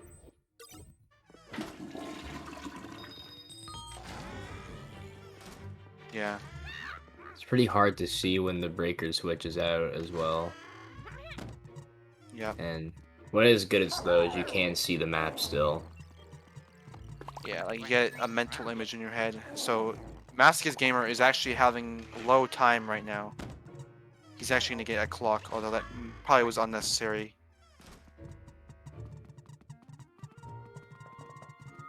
So I guess again, it's- there is a very rare chance that a key is not mandatory, so there's a chance he walks into one of these rooms and there is a toad in it. Yeah. But that's probably not gonna happen. Alright, so Masochist Gamer is probably further behind now, which means Twisted Elf's Depending gonna be- on his floor here, he can save a lot of that back. Definitely. If he has crows especially, he'll probably be ahead. At least unless he has like a bad crows floor. So but he could also have a toad floor. Ghost Yeah, floor. capture the ghosts again. So that 32 means ghosts. he might be able to save some time depending on how well this goes.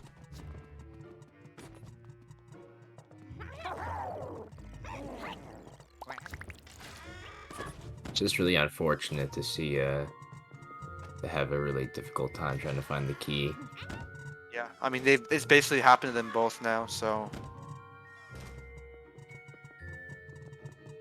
the fact that the key can be in any room, even balconies, and there's no real pattern to it, you just gotta hope and pray you find it. Makes it really unfortunate.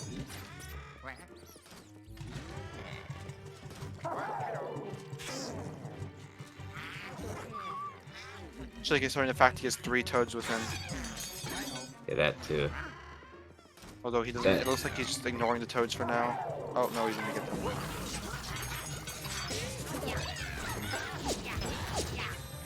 Yeah, this is just showing how luck can just ruin or make everything.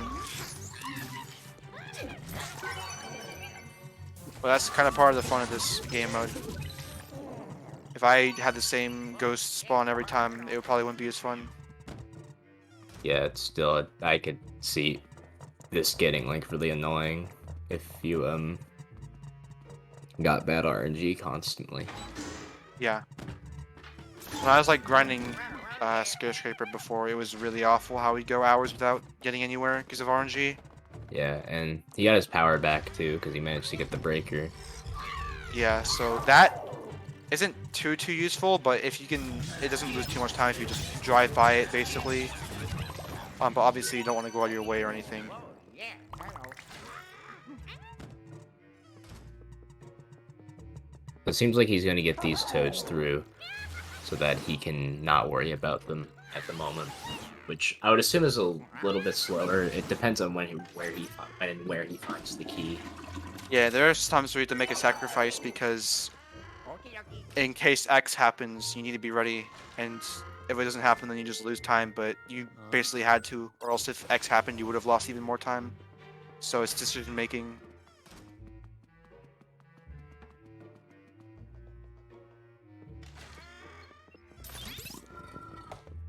And there you go, he has the key now. So very, very bad luck with that key. Yeah, that's brutal. I mean, they both basically had back-to-back brutal floors. Yeah. So again, pretty much a minute lead from Twisted Elf, about, depending on if the Toad's in here. Can you imagine you went through all of that to have the Toad not be in there? Yeah, I mean, that would obviously be like pretty much the biggest waste of time ever.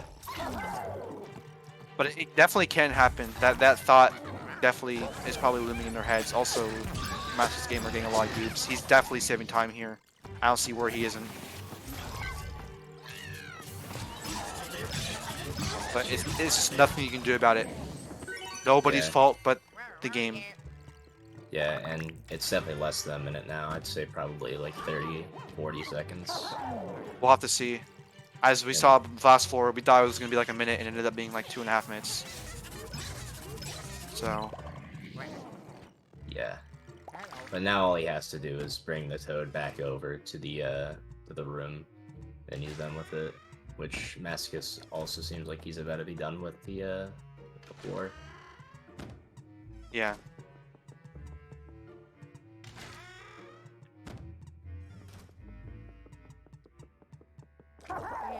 So last then, probably like 20 seconds. Yeah, let's see how this room goes. Maybe there's a room with one ghost in it. Oh, he's giving them the run around here. Yeah, he's gonna get a room with one ghost in it, which is this one, I'd assume. Yeah. Yeah. Alright, so yeah, the gap just significantly got tighter. Another capture the ghost floor, but it's a boss fight. So he has to find the key and then go straight. Oh, that's good. That's really, really good. Yeah. So that was doesn't have- basically perfect. He doesn't have a power up, but either way, he got the key instantly. So yeah, unless Masochist Gamer gets that and the power up, he's probably gonna be losing time. Exact same ghosts too. Alright, Twisted Elf getting regen Slinkers. Okay, they both got basically the same luck.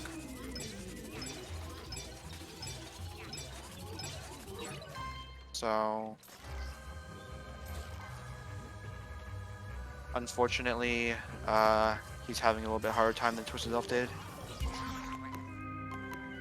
Oh, Twisted Elf just died. I don't know how we're gonna do that. Okay, what's the backup? I don't think there is one. He's just gonna Okay, have he to- can just do 10 floors. He can just do 10 floors. He should just do 10 floors. I mean, obviously, it'd be a little scuffed, but I think he should just do 10 floors or not. Yeah, he's gonna do 10 floors. I'd say probably just give him like a 1-minute penalty, because he probably would have taken a minute to finish the floor. Actually, this will probably be a penalty because he has to quit out the game. Yeah. So I'd say you know what? I'd say this is gonna be pretty even. Luckily for Scarescraper, absolutely nothing changes between 10 from floor 11 to floor 20. So Twisted Elf will not have an advantage from difficulty scaling because it does not exist in this. So in other words, it's basically like nothing happened. And yeah, so it's fine. I guess that's the backup for when you die. So I actually don't think those were regen. Alright, that's a lethal slinker, definitely. That's a one-hit KO if he gets hit by it. I should also mention that these types can mix. Ooh, that's really not good. If that lethal slinker hits Luigi, it's over. Yeah. But it's he's just scary chilling. thought. That's really unfortunate, considering, like, you know, he has to load into the game again and stuff like that, but he could get really good floors and Joel. So he did lose some time there, which I mean I think that's a fair penalty. Masochist Gamer got to hope he doesn't get killed like he did by that lethal slinker. But that lethal slinker should go after Luigi, and if Luigi dies, then it wouldn't be that big of a deal. He needs to get rid of him basically ASAP.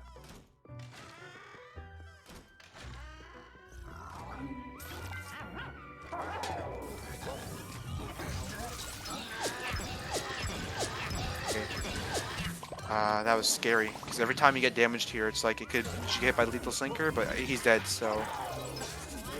And there goes that floor. So Masochist Gamer, still a little bit behind Twisted Elf, but did not die, so his run is valid. He's ahead. Masochist is ahead. Because he's on floor 11, where Twisted's on floor... Twisted Elf is also on floor 11. He just hasn't split. He's had to skip the split. Because floor 10 is the boss floor, and Twisted Elf is not doing a boss floor, so... Yeah, Twisted Elf still has a lead, but honestly, this is basically like... Yeah, but he has to do 10 floors, though. Masochist Gamer has 11, 12, 13, 14, 15, 16, 17, 18, 19, and 20, which is 10. Oh. Yeah, they both have to do 10 more floors.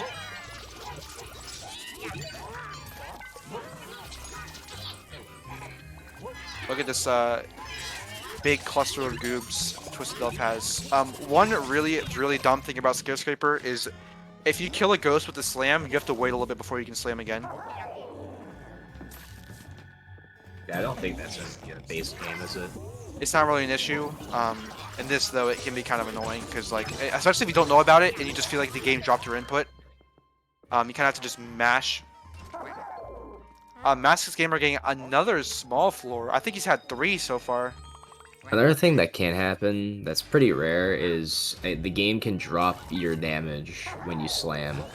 So yeah, I'm pretty sure these players are playing on the latest version. I don't know why they wouldn't be. Yeah, no, yeah, I would assume so. Can you even play Scare on an earlier version? Not online multiplayer. And this is not online, so you probably could play it. You could probably do runs on older versions, which could actually be better because of that very, very, very rare glitch. Unfortunately for PMG, he got robbed, and he has to find it now. Yeah, that sucks.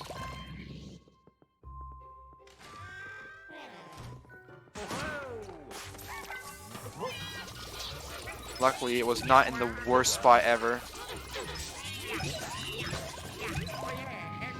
Alright, so again, Twisted a little bit ahead.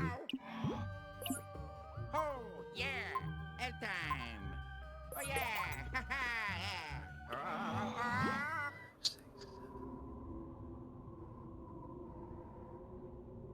So it looks like, The lead's dwindling. yeah, I still think Twisted Elf's about a minute ahead still. Another Find the Toads, which is like, you know, Masochist hasn't gotten 1, and Twisted's gotten 3. Yeah. Honestly, in terms of types of floors, I think Twisted Elf's had the advantage, but aside from that, Masochist Gamer's been getting pretty wrecked here. With that key, with the keys in the boss floors, he's also had a hard time. The first one, he actually was pretty good.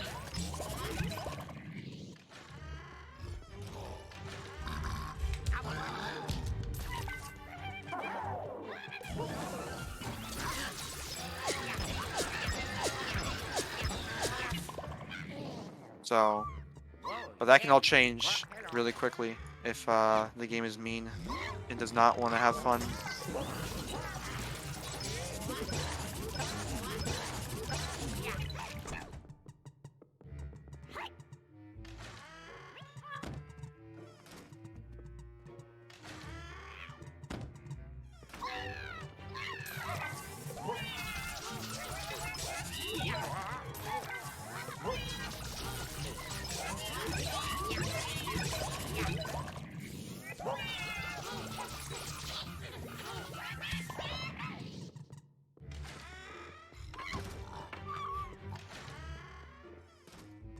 Superstar, unfortunately, although, like I said before, superstars are not too useful on mini ghost floors. And I actually don't know what floor count Twisted Elf is on. I've not been paying attention if he's cleared only 1 floor or not. He's only cleared 1. Okay, so he's still a floor ahead of Masochist Gamer. But now it's basically tied. Yeah, the Toad luck is unfortunate. because you probably wouldn't want that at all. In a speed run. Yeah. There's a lot of times where you have to just reset because you get completely destroyed by RNG. Oh, yeah. I don't know the percent of resets people have to RNG in this, but it has to be pretty high. I remember it was pretty high when I was doing this. And that was before this became very optimized.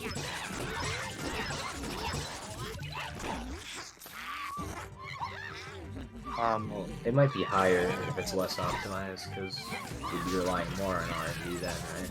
Oh yeah, definitely, because you wouldn't be able to take as many runs. So yeah, one change they made with Toads in this game versus Dark Moon is the Toads don't have to be right next to you. You can just, as long as they're not like stunned or lost, they'll go in the next room as you, which is a lot better. So again, about a minute lead. Still. I feel like Masochist is gonna take longer than that on this floor, unless he gets lucky with these rooms, because he's only got 5 out of 24. Although, maybe, I don't know. That was pretty good Toad luck though. That did not take that long. Okay, well, I'm getting corrected saying that the first floors are actually easier than the last floors. I mean, honestly, we can see the outcome of the race. If Team A wins anyway, there won't be any need to bother with the penalty. But if it's close, then maybe we'll have to think about that. But for now, I'd say just don't worry about it.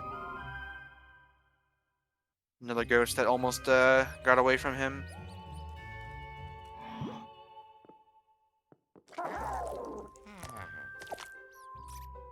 Okay, okay.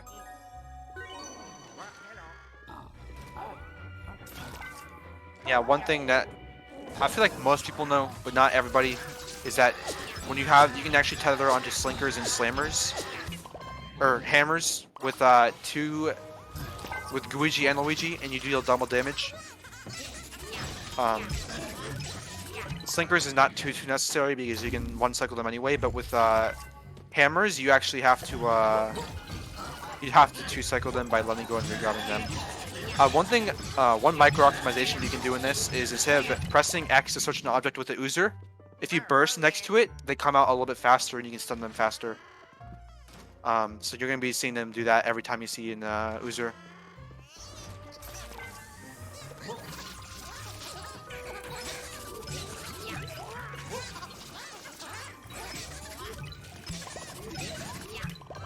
You gotta... Is that just me, or is the bitrate dropping a lot? Yeah, the quality's a little bad, but that's probably something dumb. We can still see the gameplay anyway. Yeah. I think that's all that matters. it's only on our end, I think, as well. That's what matters. Is that Yeah. So I don't know exactly if there are certain floors that have a certain probability of happening. yeah, I don't know what the odds are of you know. Based off what I'm seeing here, it looks like Crows is the least likely and Catch Ghosts is the most likely. Yeah, because Catch Ghosts will happen at least 2 times per every 5 floors because there's only Toads, Crows, Money, and Ghosts. So, and because Toads, Crows, and Money can only happen once every 5 floors, it means that there has to be at least 2 Ghosts catching per floor. So, Twisted Elf just got a power-up room there, meaning he has every power-up that matters. Yeah, he's decked out, and TNG cleaning up the floor here. Yeah, so definitely a little bit more of a lead for Twisted Elf here. However, if he gets good RNG on this next floor, that'll even it out. We might see a Crow's floor. Yeah, that definitely could happen. Crow's floor really would help a lot, especially if they get Super Stro Bulb immediately.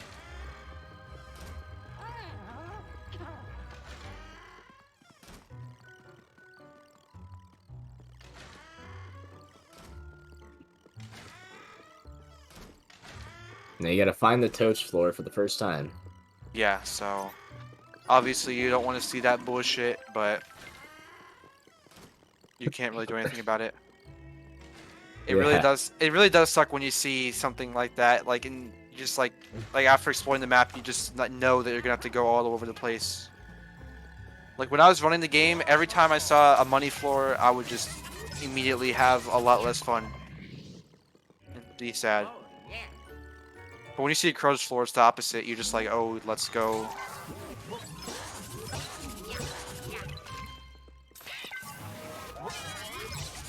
So yeah, PMG turning into Toad here just because he, you know, doesn't want to get him stuck in a dark room. And he found the key really fast. So that's really huge. Luckily, there wasn't too many areas he can get to without the key. So it was pretty likely, but better there than in a really, really bad spot. So yeah, Twisted Elf has about a 3-minute lead, I want to say. A 2 or 3-minute lead. It's really it's impossible to tell leads until the floor is over, just because of how much time you can lose right at the very end. I'm just saying, based off of like Yeah. what I would say was is average RNG for a Toad floor, he would still probably be about 2 minutes behind Twisted Elf. So that was 2 really good Toads. That's not good. But those 2 Toads being right next to each other is pretty good, because that means you don't have to clear any extra rooms to get them back, and also there's not too much left to check on the map. Twisted Elf got a mini floor, which is a little bit faster than just to catch the ghost floor from what I've seen. Depends. Just because it's just a lot quicker to catch them, just in general.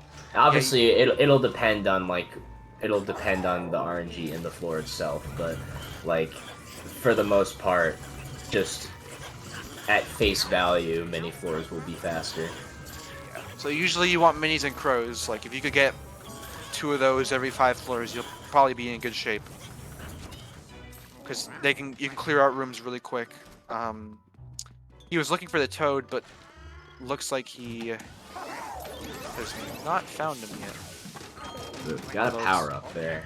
I don't think that one mattered though, did it?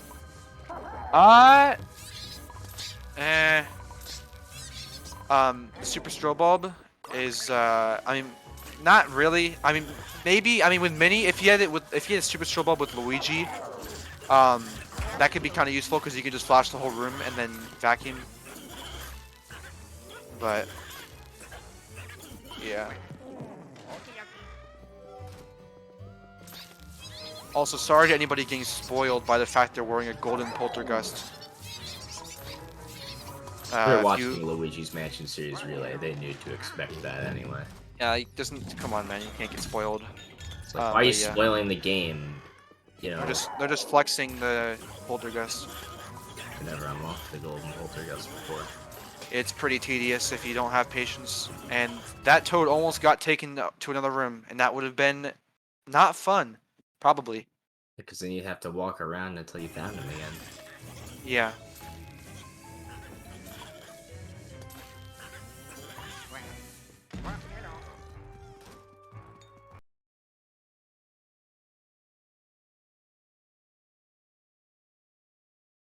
So a lot of buffering on Twisted Elf's end here. I'm not sure if that's his stream or if it's the restreamer's internet. I think it was a restream, then it would also be happening to Masochist. I don't know why it'd be only Elf, but maybe. Anyway, yeah. One thing that I guess hasn't really mattered at all that I just feel like I should mention is that there is a 2-second delay between... Actually, I don't know if that delay actually exists anymore because of the fact that we changed streams. Yeah, it might not. I feel like that delay would be worse for Twisted Elf because of how much his stream is buffered. Yeah, I mean, I don't know how much of a delay there was between when you and HD started. There's a 1-second delay. Okay, he started a second before you, so that means you can...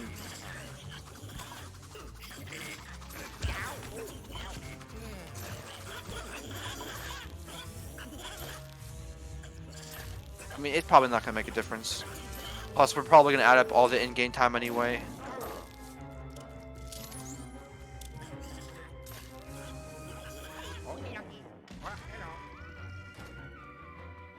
The mosaic here. Alright, so Masochist Gamer going to the next floor. Twisted Elf having not too many ghosts left on this floor. Having a little bit issue, but... Yeah, I mean, it's better than the stream buffering. I'm not exactly sure. I mean, you can't really see what's going on either way. We can see the timer. Barely. I can kind of read it. Alright, it's coming back. So yeah, he's about to finish this floor when Masochist Gamer just started his floor. Yeah, so I'd say about a 2 or 3 minute lead as I originally thought. Unless it's pop. No, I think it'll be fine. Cause I'm on a stream right now and it's also a little choppy, so I don't think it's yours. But if they both start going off, then maybe. so what floor would Twisted be on now? You gotta He'd be on slowly- 15. He'd be And- going to the third boss fight. Gonna die again. Probably not, because he should have an easier boss floor because it's only floor 5 instead of floor 15.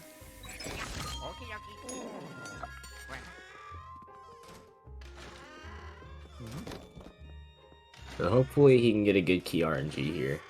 The fact that Masochist got a super poltergust means he's probably gonna have a faster floor here.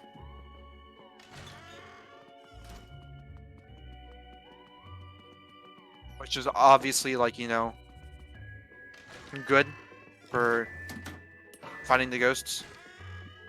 Yeah. Like, you want to have a super poltergust if you can. So I kind of feel like the key spawns in like those boost statues more often than like chests and stuff. I feel Yeah, like I see that more often. I have very little idea of probability of things in this, but I do know that they can they can spawn there, and they sometimes will.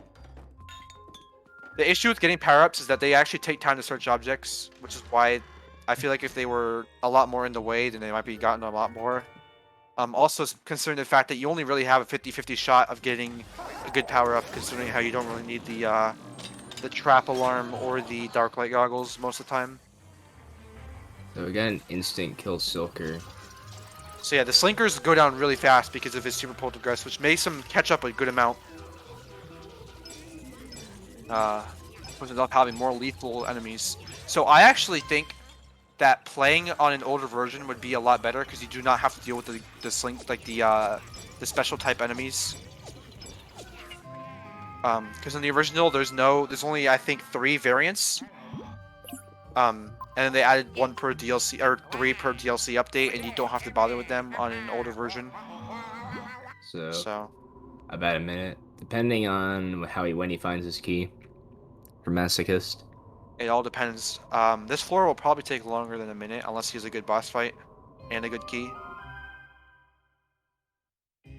So minute and a half, 2 minutes. Oh, well, that's probably the second best place the key could be. Looks like he's gonna check for a power up because that would be really helpful. And the super strobe bulb, that could be good. Not as good as a poltergust, but still decently helpful.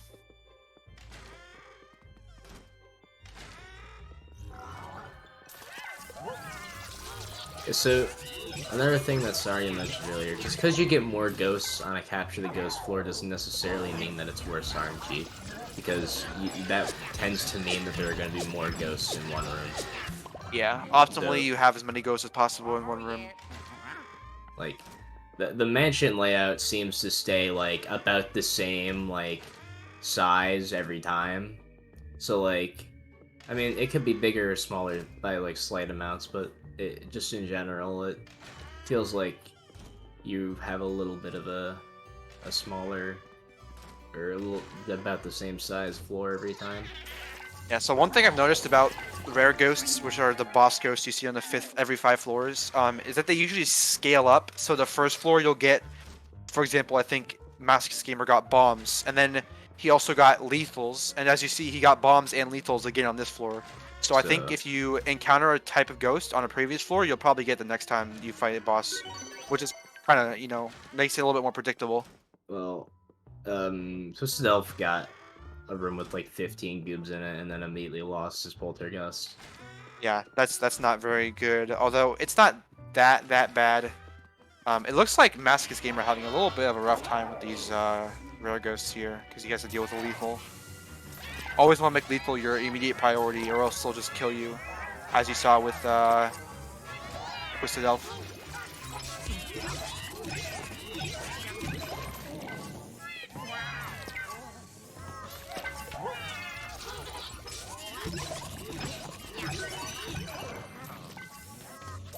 Even oh, this is really good RNG actually. Yeah, so you see what I mean by number does not mean slow. Like when you just get this many goobs, it's just like, oh wow, this feels like 15 Yeah, ghosts. that was like half the ghosts in one room. It's still not over yet. You see, like that was like half the ghosts in just one room. But that probably means the next few rooms will be a little bit more spread out. Yeah, but like that's not even that bad because you can just walk in and then walk out. And PMG getting another toad floor. I mean, at least he doesn't have to worry about it for the rest of the run now. Yeah. You could get crows. Yep. Save all that time back. Yeah.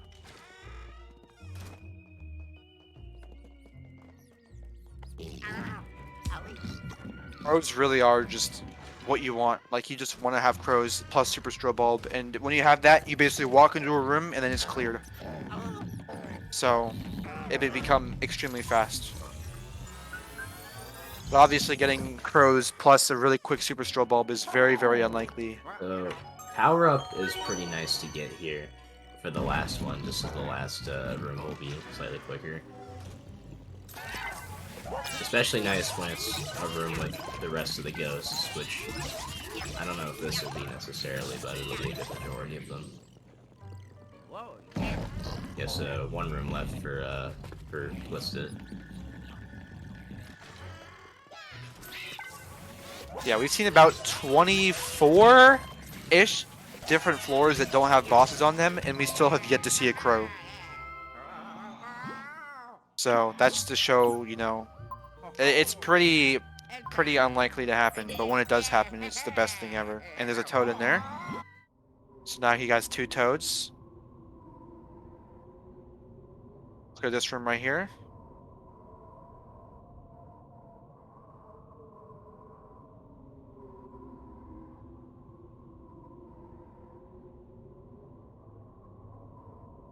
Another slowed. Yep.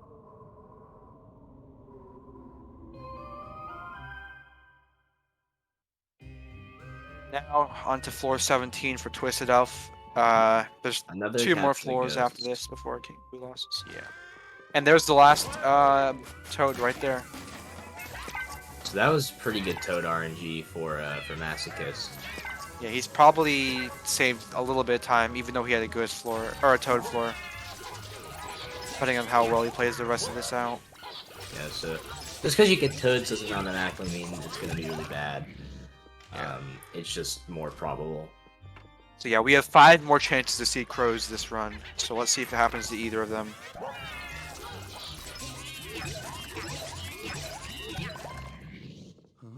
That toad is being really stupid. I don't know why he did that.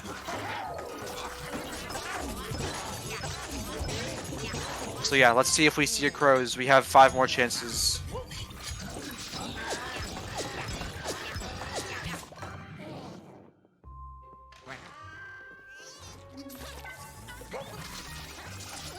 Yeah, but it would be really cool to see crows because it's pretty hard for a crow's floor to be bad. Yeah, if you want an example of how random it is, look at Masochist Gamer's SOB, which is a 49, I think? A 49. And then if you look at his PB, it's like a 112.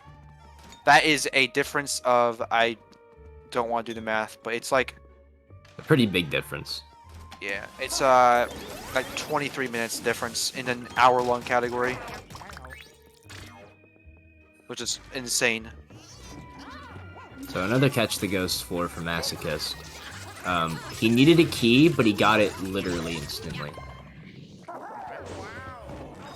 Yeah, I mean that's what you want to have. You want to basically find the key before you find the locked door. That's the best feeling.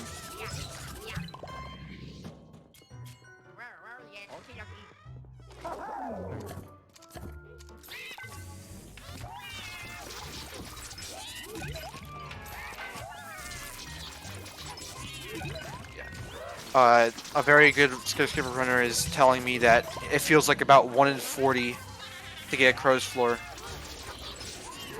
Obviously that's subjective because we don't have the game code that we can just see. Oh, it's this number. But the fact that we haven't seen it yet means that that's probably a pretty decently accurate number, considering how we're only going to see about. I'm trying to think here. 32 unique floors that could have crows. Although I think the first floor doesn't actually have a chance of having crows. I think it's just, I think the first floor is always ghosts.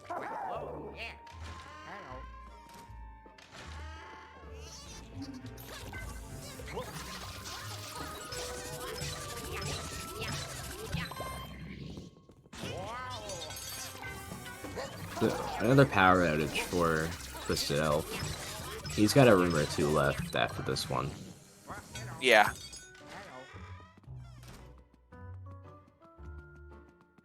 And then after this, Twisted Elf only has 2 more floors before the final boss, which is Bulosis, and that will be the 3rd time we see him this marathon.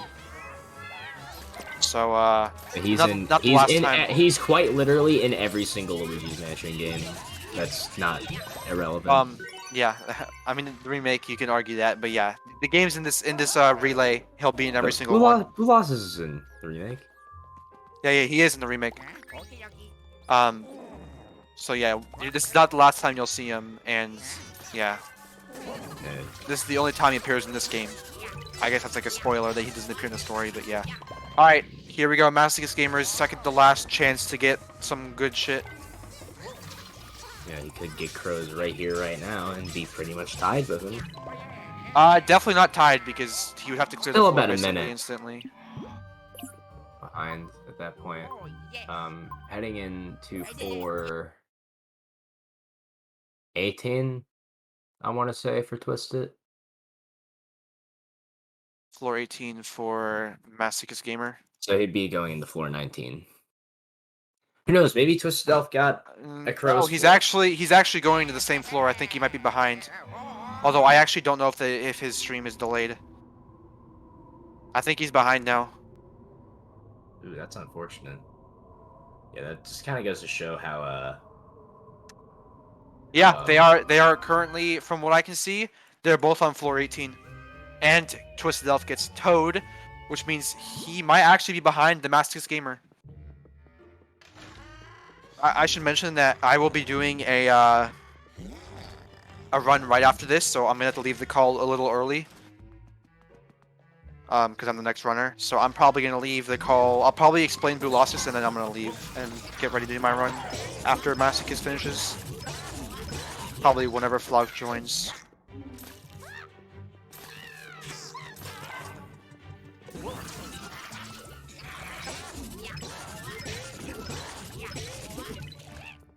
Yeah, this is a surprising comeback. I don't know where he saved so much time on Twisted Elf.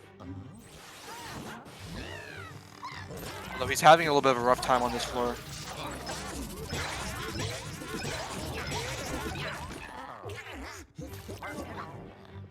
That's unfortunate.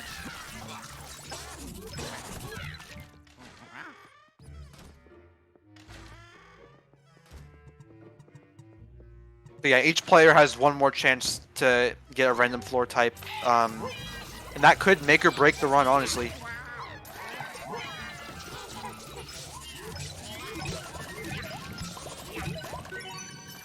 Chance that Twisted Elf or Masochist Gamer just gets the God run with the last floor.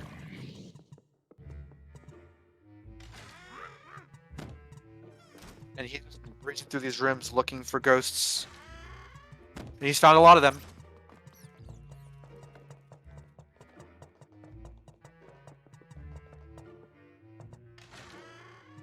There's a triple. And there's a lampshade over his head, which would be nice if he could get it away without having to burst, which he did.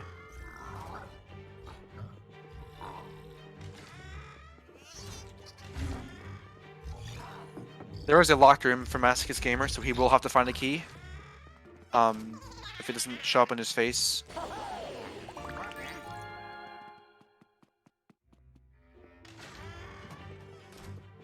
He's checked a large amount of the map, though.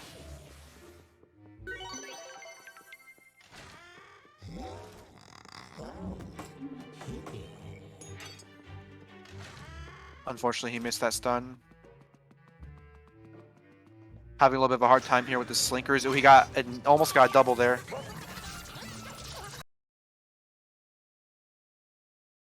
And he got a double. He's gonna slam them into the goober, or the goob. Then he's gonna kill the goob, and still hasn't found the key yet.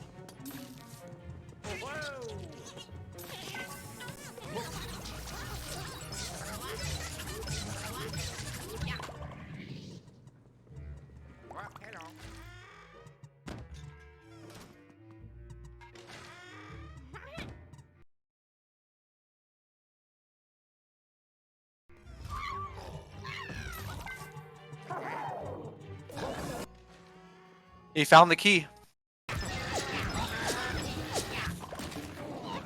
Now he has to search the object that has it. He found it. Alright, well. He's on his way to the final room, which will hopefully only have 3 ghosts. He might be losing more time if he missed a room, but from the looks of the map, I don't think he did. Oh, and this room. So Masochist isn't that far ahead of Twisted Elf. No. It's a close race. Which is how you like the race, honestly.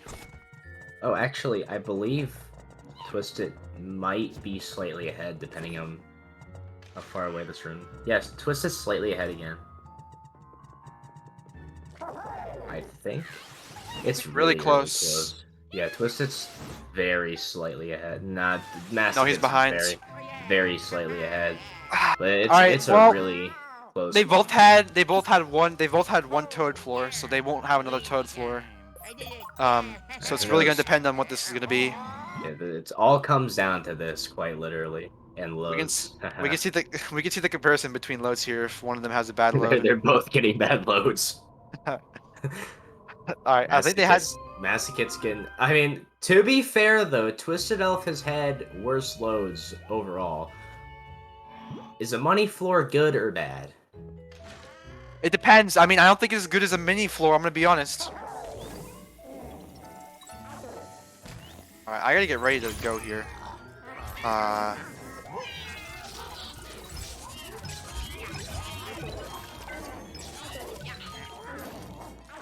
Yeah.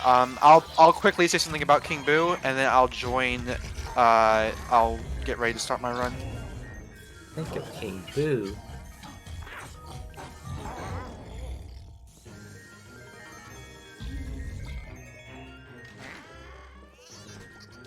Yeah.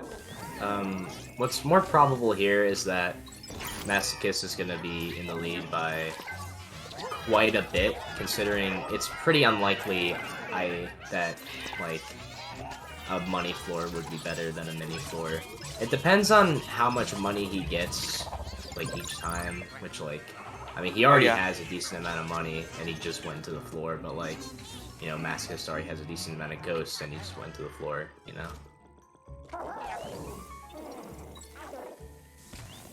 It just all comes down to the room layouts and stuff like that. Yeah, that's a really big factor. Even if you have a worse condition. I mean, you have a key. Masochist has to deal with the key here, so that could make a lot of a difference. That too. Money is pretty good, though, for the most part. It looks like Masochist will probably be behind, actually. He found the key, which is big. Yeah, and like... Both having a power outage.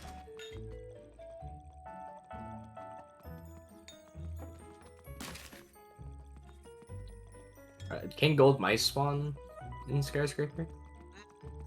Don't drop much money if you do kill them, so it doesn't really make a difference. You're better off getting gold goobs. I'm used to LM1 gold mice, where they drop like a bunch of money most of the time.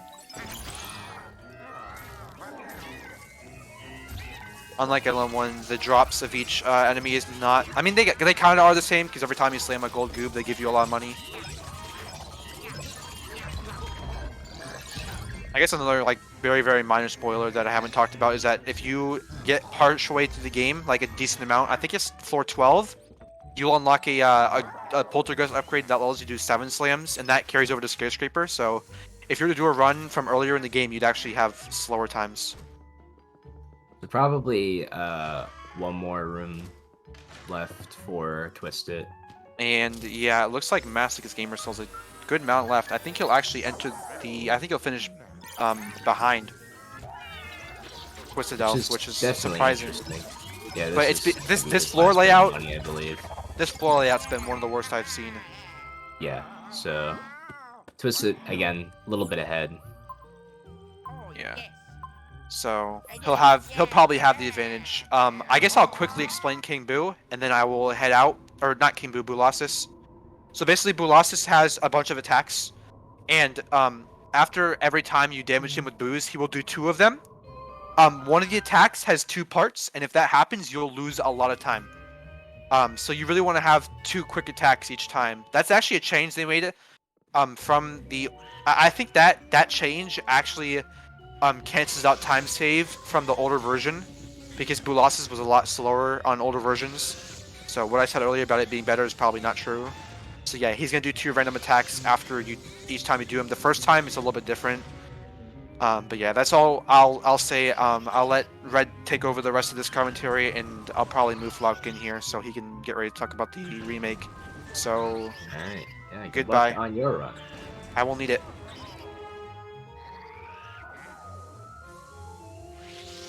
So yeah, as Saria said, all those things about Bulasis. Again, I'm not exactly sure how this fight works entirely, so I'll probably be having a little bit more minimal commentary compared to the rest of it, but I definitely learned a lot, so that's cool. Hello. Hello. See the LM3. Oh, for sure.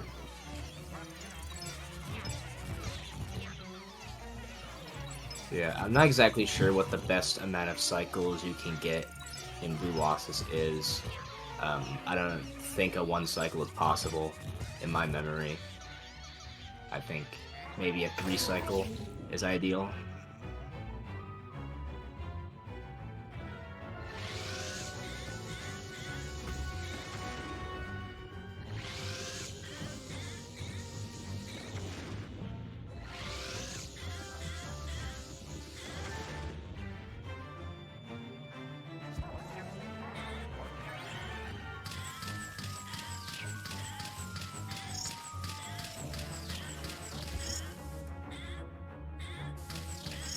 So, yeah. 2 random attacks each wave, I think is what Saria said. And then he throws out bombs, which you have to shoot back at him, which blows him up.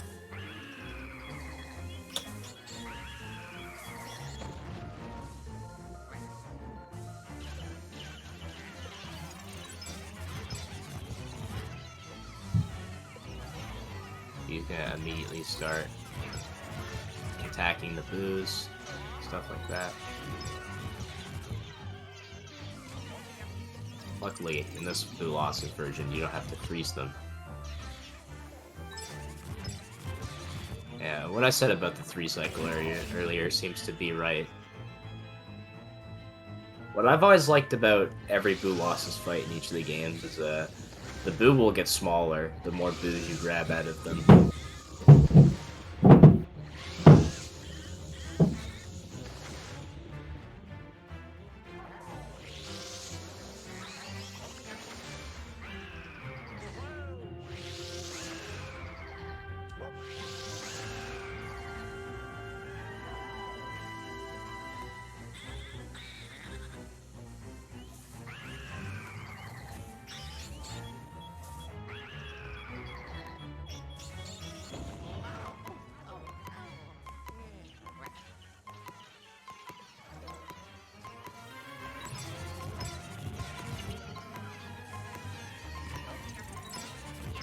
I have no idea if a 3-cycle here is possible. It's not. So he's going to be getting a 4-cycle. There's like 2 boos left after this, though, so he only has to go through 1 more. Masochist, though, might be able to get a 3-cycle. Depends on how good the rest of this goes. Which, it definitely looks a lot better than Twisted Elves.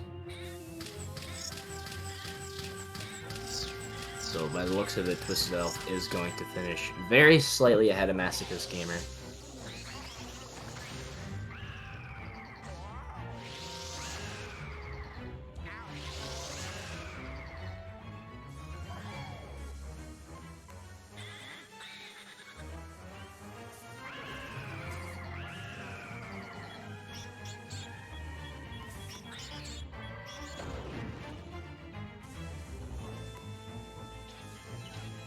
Yeah, 2 left. And Twisted Elf has finished. Meaning that we're going to be moving on to Luigi's Mansion 3DS. Are there any other comms for 3DS? Any other com? Oh, it's just me. You want me to go into with it, or are you fine by yourself? I don't. It doesn't matter to me. If you want to stick around. Sure, I'll stick around. All right. So yeah, Brandino will be going here in a minute, and so is Saria. Aria will be. Yeah, so There we go. this is the 3DS version of the game you saw earlier.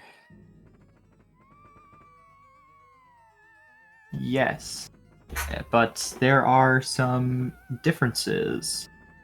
Some major differences for the most part Yeah, like it looks like the game is on a 3DS. weird. The game looks weird. Everything looks so. Every room modern. looks like it's fully lit. Every room looks so new. So, the ghost mechanics are slightly different. Everything is like similar to the original game, but slightly different. Like, sucking up ghosts, I believe the most optimal way of doing it is wiggling the control stick.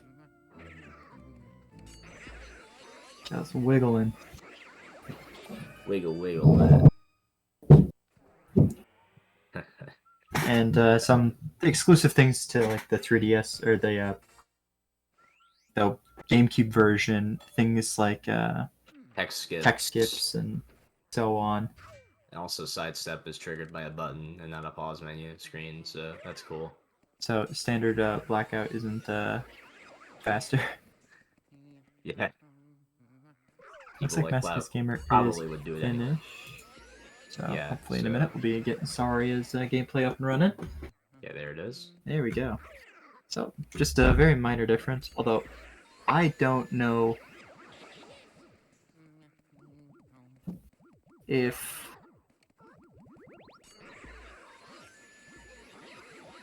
they're like what the difference is in time, or if it, like the actual run Yeah, added I know, up fully is. I know Saria has better than a 130. That's just his submitted time. I don't think it's what's on his splits. I don't think he has a 112. I doubt it, because I'm pretty sure that would be world record. Well, Brandino's ahead, but how far is he ahead? Like, is what their timer's actually at as far as he's ahead?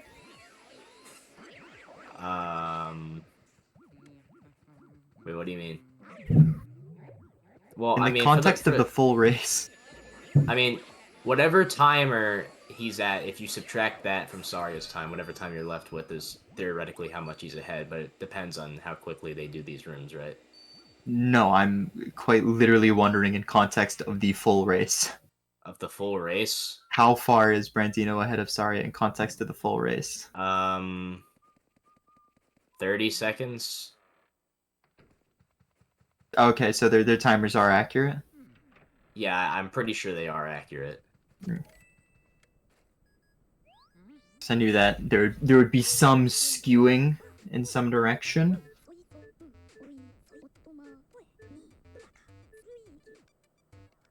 Looks like Brandino golded wardrobe. Yeah, so he's doing pretty good. Pretty good run for you, Brandino. Yeah. pretty good run for your friend. So, this will be slightly different compared to the GameCube version, because that book is really annoying, and ghost suck-ups are a lot slower on this game. Also, another thing, they use a thing called Amiibo. You might have heard of it. It basically, if you, I don't remember which Amiibo it is. I think it's the Mario Amiibo. If you use that, then you get, you don't get poison mushrooms anymore. Which, you know, if only that was a thing in the GameCube version, then my run would have PB'd earlier. But you know, it is what it is.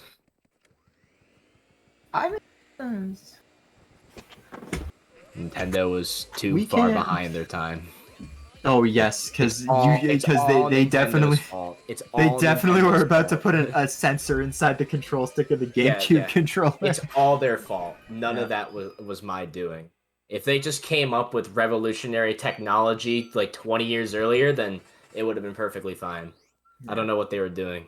Also, I believe the Amiibo gives Saria a golden bone. Yeah, so he does have that for backup. I doubt he'll die, but I am doubtful he'll die as well, but you never know. You know, it's nice to have. It's a little safety cushion. Just a little comfort thing. So Laser Crusader does not work in this version of the game, as sad as it is. I did not know that Amiibo was not a separate category. Yeah, I didn't know that either, but... Now here we are. Yeah. I mean, they're both using it anyway, so... It's not like it would make a difference. Brandino is not. Yes, he is. He spawned a poison mushroom. Yeah, but it was for healing. There's a healing mushroom? Yeah, that replaces the poison mushroom. He also doesn't have a golden bone. Yeah, well, that's a different Amiibo entirely. I did not know that. Man, Amiibos are confusing. Okay, he is. Only Mario Amiibo. I thought all Nintendo Amiibos give you the same benefits. No. LM3DS is pay to win. I mean, yeah, quite literally, it actually is.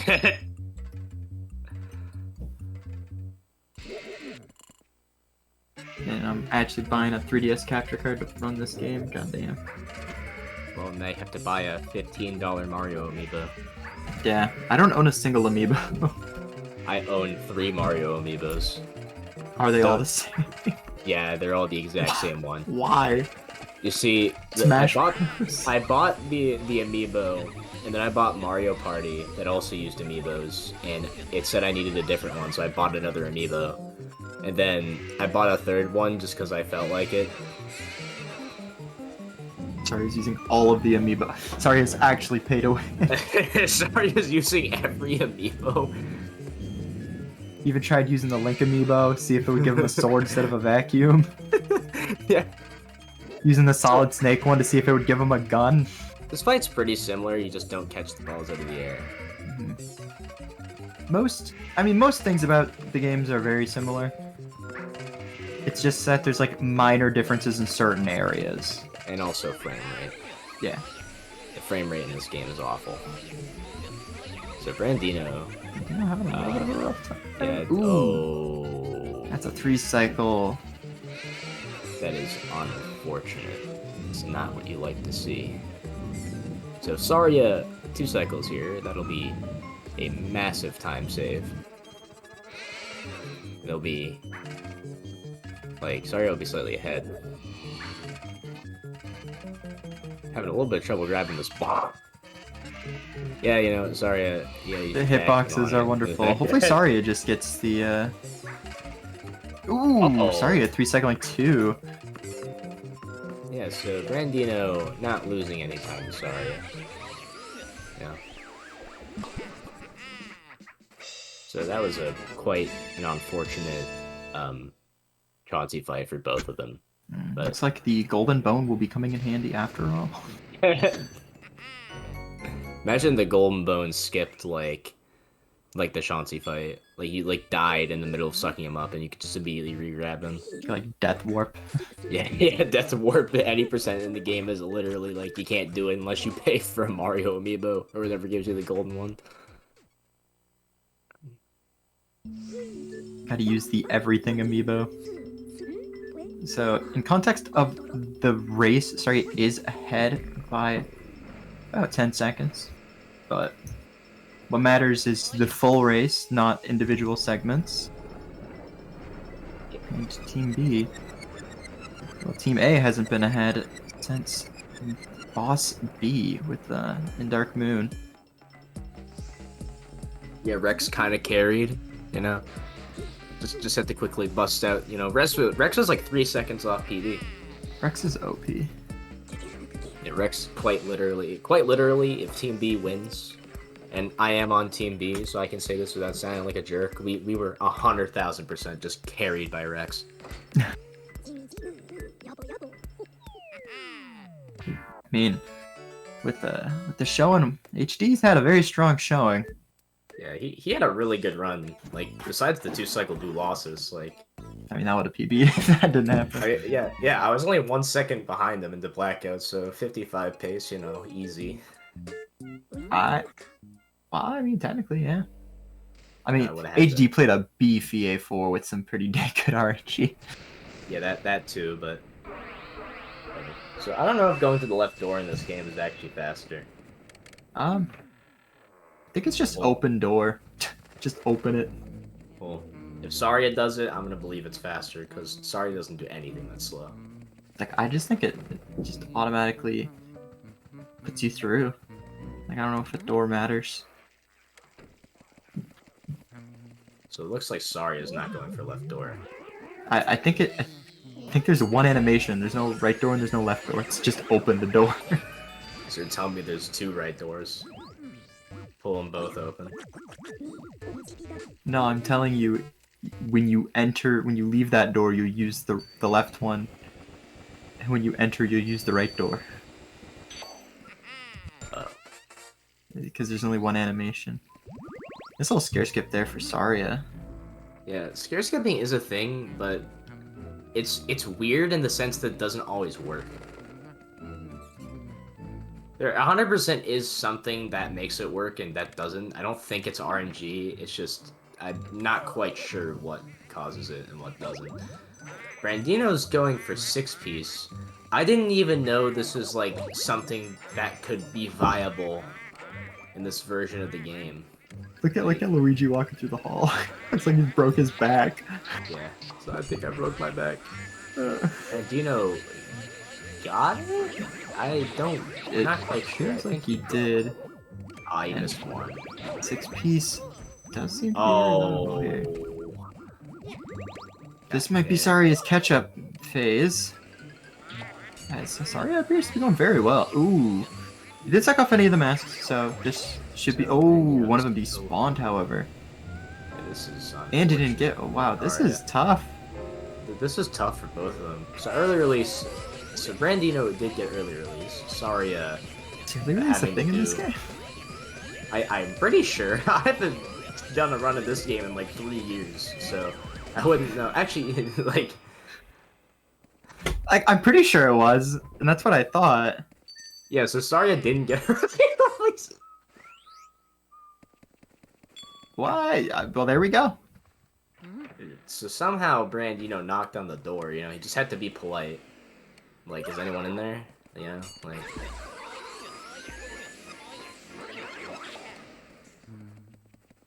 So poster skip, I don't think is a thing in this game. Poster early is not. Pranked, I don't call it that. There's quite literally one person on this planet that calls it poster early. And that's nobody, actually, because sorry, I called it early poster. Oh, well. Kind of controversial name. Not even controversial. No, I was making a joke because of the GDQ clip. A little bit of a controversial name. Yep, nope. Kind of a controversial name because you're just sucking it off. So they both missed that double. Happens. Now, Continue with 1310. now we're gonna have a 10 FPS cutscene here. You know, Luigi having the most unnatural movements of all time. Now, I just realized Brandino's split name is Boo Escape, Oh, Brandino. not Boo Release.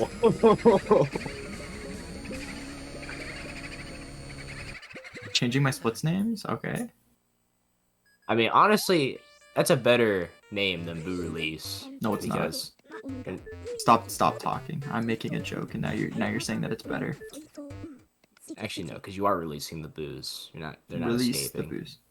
I mean, the boos are escaping. We but we're should releasing just them. do what Nick does and just name the split boos, We should just get rid of all splits, except for Boo Loss's Key.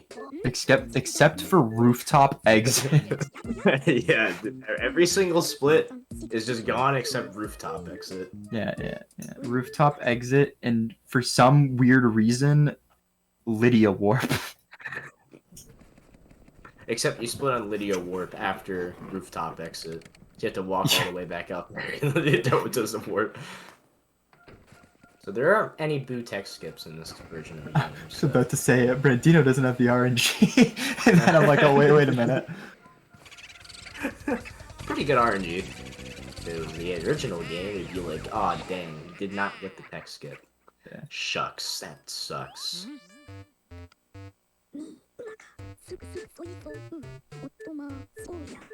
So sorry, I Fuck, also dude, not it's getting weird being tech a skip claw. RNG. But not as good Ooh, RNG. unfortunate for RNG. Zarya. If you went for tech skip, that would have worked. Yeah, I did it. Sorry, this is why you do tech skip every time. So something that's weird about this game is they didn't do any research. I'm Our just pumping kidding. still works for some reason. Yeah, I mean that's kind of hard to patch out though. I mean, like, it's not a patch out though. They didn't use the same engine. They didn't use the same engine, but just the way if they wanted to keep it as similar as possible, They would Wait, have had that- to change how booze they, work. they will no, not even that. They would have had to change how the vacuum works because the whole reason it works is because you don't put away the vacuum, you just like keep it there. Yeah, but like the cackle system.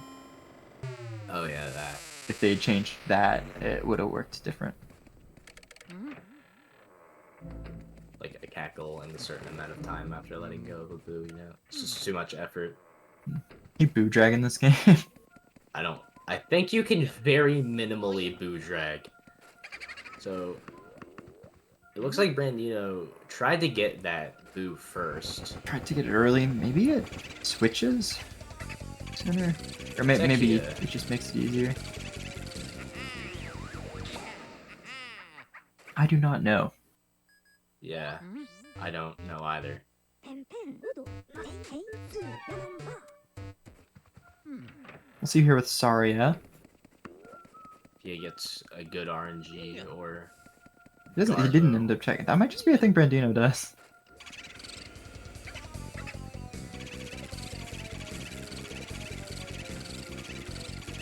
Good R pumps coming in here.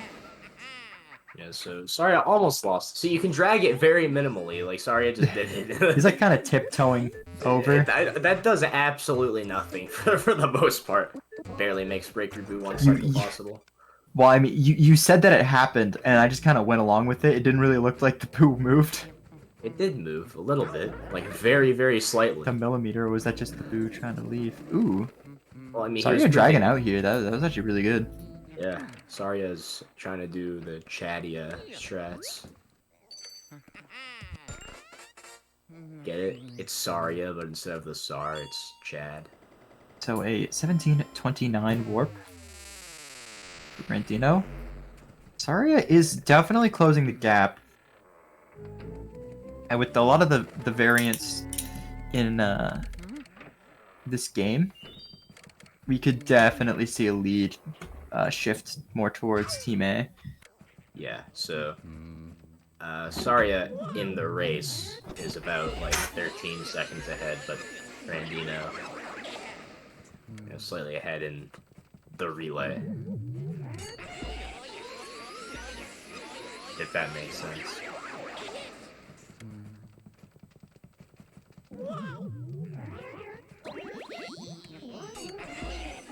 Alright. Did you fire warp in this? No, That's sad. doesn't work. I mean, I guess you could grab the fire medallion and save warp out, but like that wouldn't even be faster at that point. Yeah, they just grabbed the medallion. Sense. Minimal time save anyway.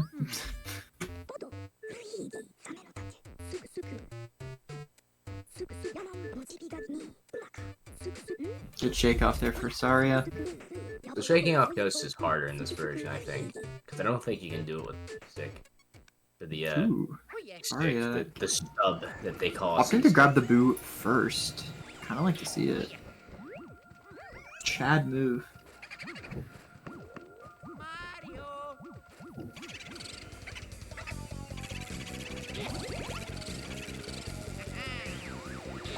So I think he's comparing against SOB, and that's why it's a 112. Otherwise, he'd have world record. You and I both know he would definitely submit that if it was record. Yeah. 1935 exits. Saria is very quickly closing this gap. Oh. I pranked you, he's not. That fire took him a second.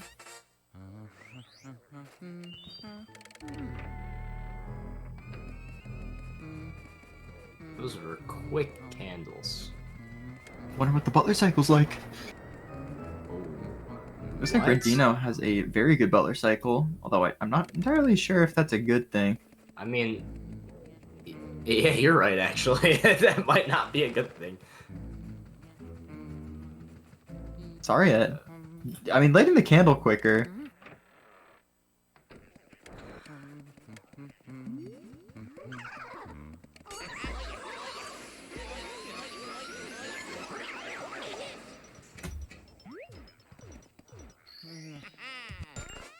This is intense.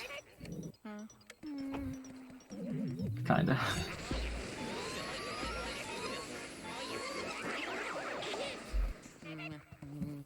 Hopefully, Who will win? wow, that was a very stylish looking double he almost got there. Is that just the strat? Maybe. It's not. It's not. That's the Brandino double I'm gonna look into that. in the original game. If it's I mean, not that, is- much slower, that could be so that- swaggy. That is a double in the original game.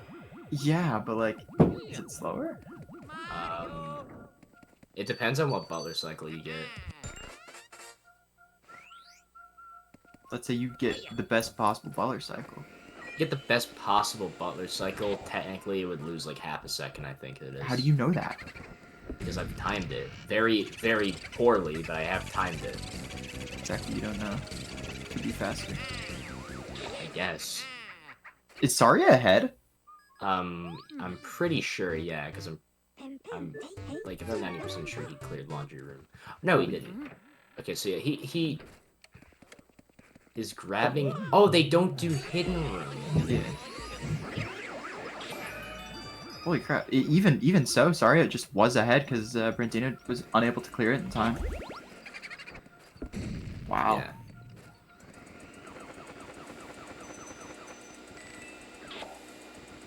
Good stuff. See if Saria can keep this up. Anything could happen. He could soft walk. Is there any known soft locks? Sorry, he's getting extra fire. Cringe. No, I don't think so. So, yeah, they're just gonna be walking through these hallways now. Luigi, again, breaking his neck.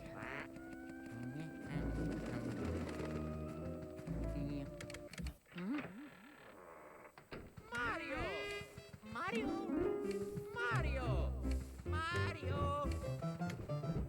Oh yeah.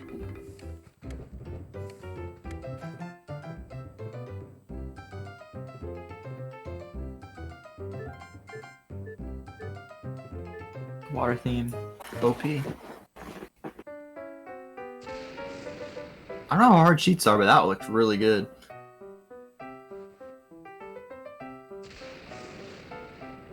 Yeah. So, I'm not exactly sure what the boot route is. in this game.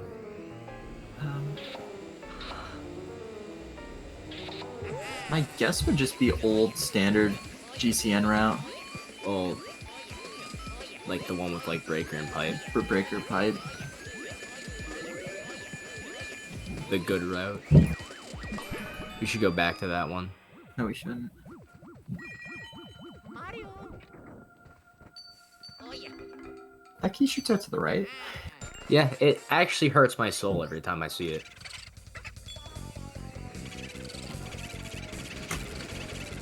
I'm just like learning new things. That's what this entire thing has been. It's just new stuff.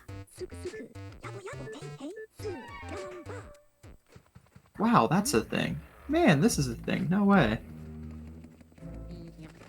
Commentator can't commentate because he doesn't know anything about Luigi's Mansion parentheses 3DS parentheses. I'm gonna say I don't know anything. Nice gold out there for Saria. Easy 112 pace. Yeah, he's only a little bit behind the 112. True. So Team A in the lead once again.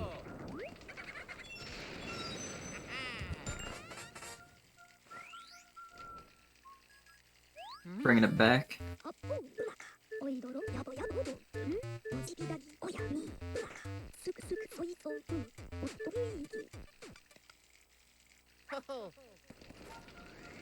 No text skip. Hate to say. I feel like every single time there's like a semi-common GCN text skip, I'm just gonna say that.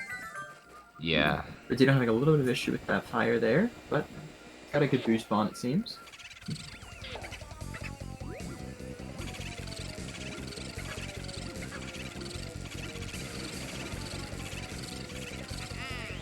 Good juke out there for Saria.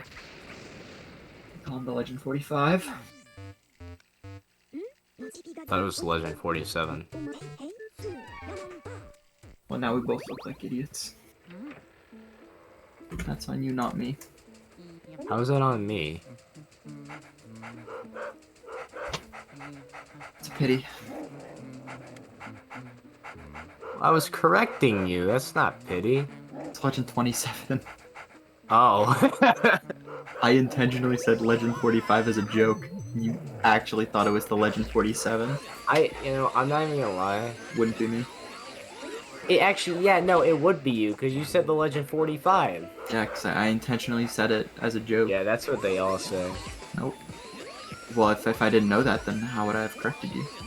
Because when I said the Legend 47, you're like, oh, right, it's the Legend 27. But if I didn't know it was the Legend 27, then I would have... Well, I mean, if you had that in your memory anyway, it It's a would pity, Red. probably unlock the meta. It's not pity, you're just wrong. Nope.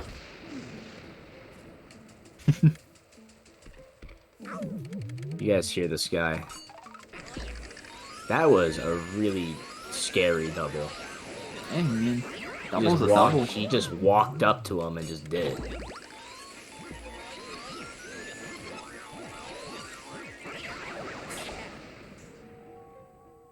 It's purple. Why is it purple? I don't know.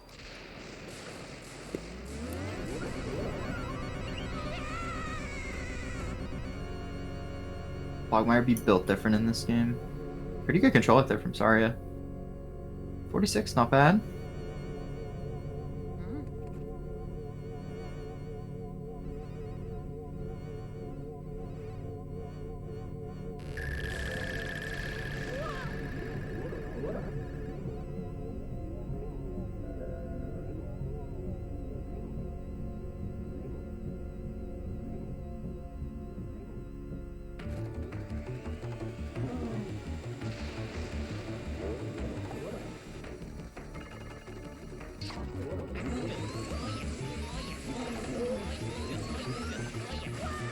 Ooh, 73 out there for Brandino.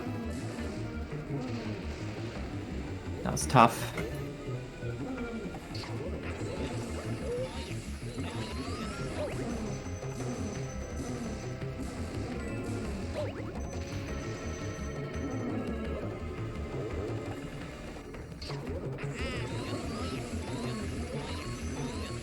My dog is going mental right now. So, Quagmire done. That's the first switch up for placing since the it's like 2 hours, 3 hours ago. Yeah. Places have swapped. If only Turns have tabled now. tables have tables. Why do they think he's up on the table? What is that? It's a reference. You'll get it when you're older. I get the reference. I just You'll get it when you're older, Red. I get the reference. Okay, whatever.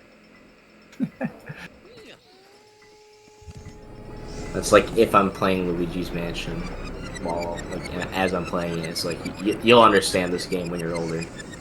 You will. One day, you will understand. Struggle. So as you can see, Luigi's tiptoeing his way through very quickly. And then This just looks ridiculous. Cha-chaing through the hallway. Luigi's just running through the mansion doing the cha-cha slide. Like, never mind Mario.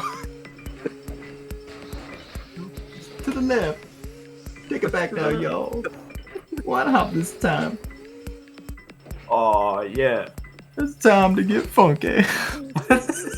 To the right now. To the left.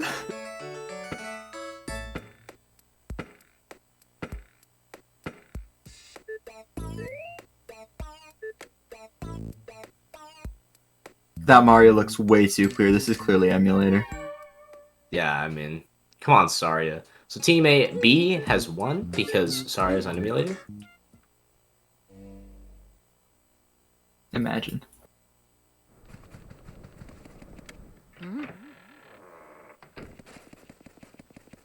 And oh my, Brandino is also doing the cha-cha slide through the hallways. To the left. To the left. Take it back now, y'all. One hop this time. Oh yeah. Gonna go to the top like I'm never gonna stop. One hop. So if these guys were cool, they would punch Biff. But sadly, by the looks of it, Saria is not cool. Maybe Brandino is cool.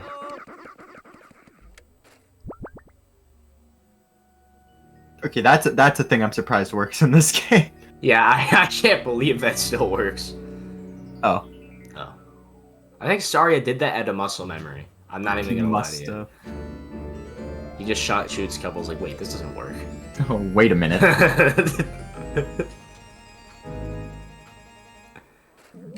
Holy shit, it's Chris Pratt, dude. No way. Chris Pratt. I remember when the cast first came out, like that was everyone's joke. Also, wait, there's less chairs? Yeah.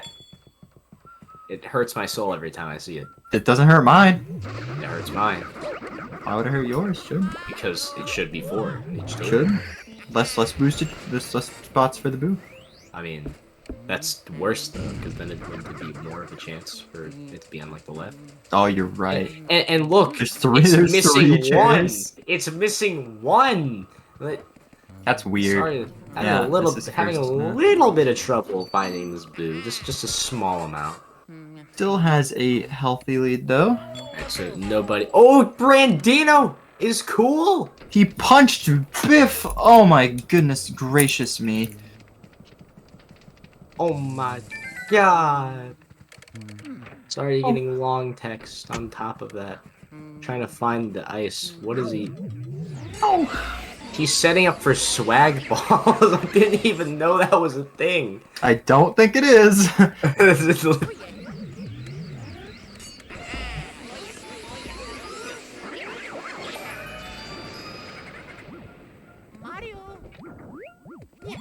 Brandino could save a small amount of Petunia's time. showering. Why is she wearing a bikini in the shower? You're telling me you don't wear a bikini in the shower?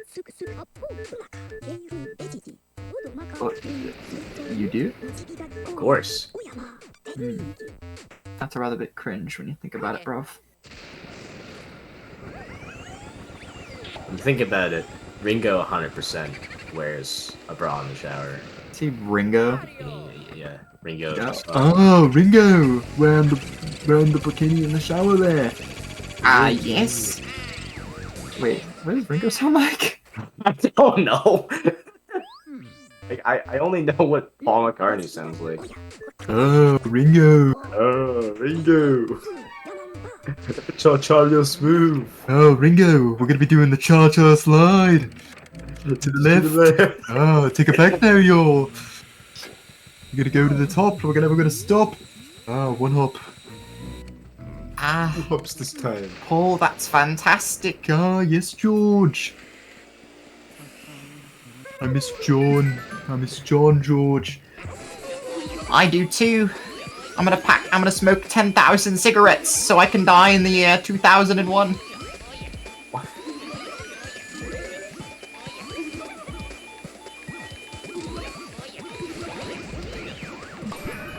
Good suck up there from Brandino.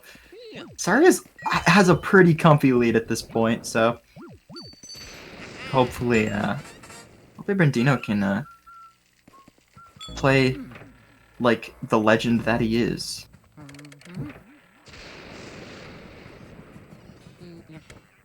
Some snap candles out there from Zarya. Yeah, Brandino having a little bit of trouble with Nano's balls. Why you go for swag ball? Ooh, that was weird. Popped out in a weird way. And another thing, there's a pink ball. It's like how it should have been.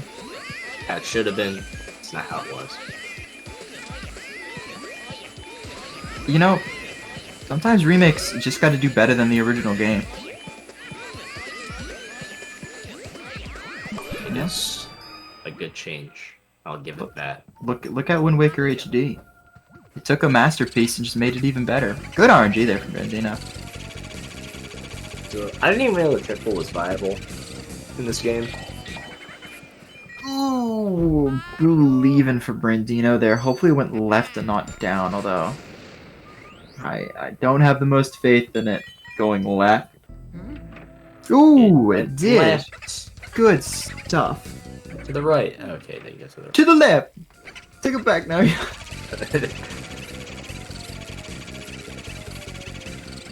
Ooh. No. I'm having a little bit of issue with these R pumps. To the right. To the right. Take it back now, y'all. What up this time?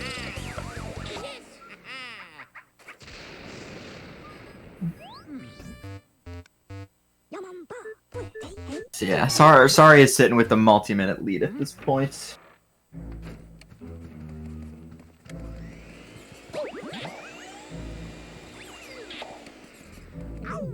Especially considering that Saria's timer is quite a bit further behind than Brandino's. Ooh, missing moonshot. Hate to see it. Lamau me last night. Oh, right. Lamau stole me last night. Time to get funky. There we go.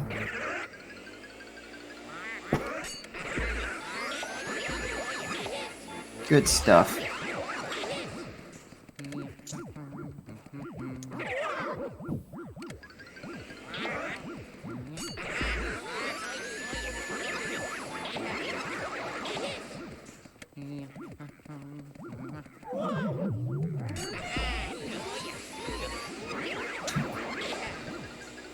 A nice double out there for Brandino. Like HD earlier. Oh yeah, I forgot I don't go for the triple. Oh, that. Maybe this boot works a little bit better. Definitely less cackles, but still piecing out. Luckily went back right.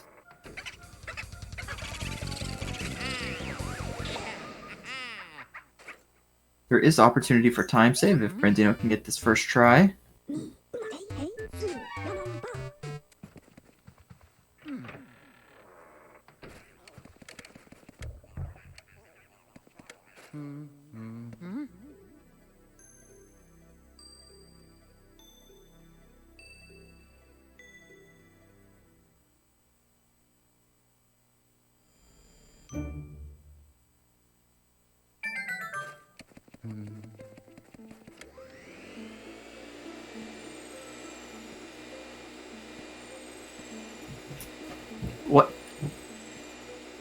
Ow. Looking good. Real nice triple there for Saria. Yeah, that's hard on this version.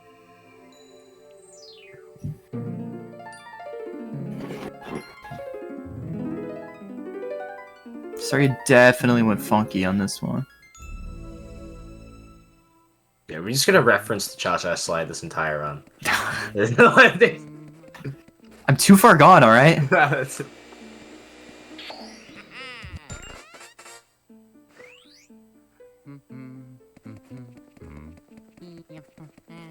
Cha real smooth.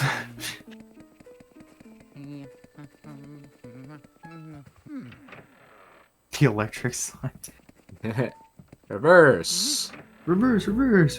So we're reversing to area 1. Yes, we've turned back time. Time for area 1.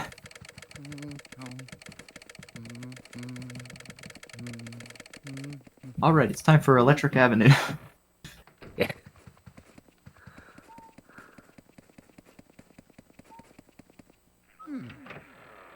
Getting that. Nice boot charge right there. Plus RNG.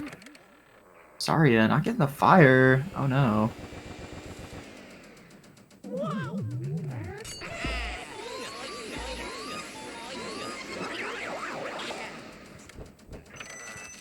Hate to see it.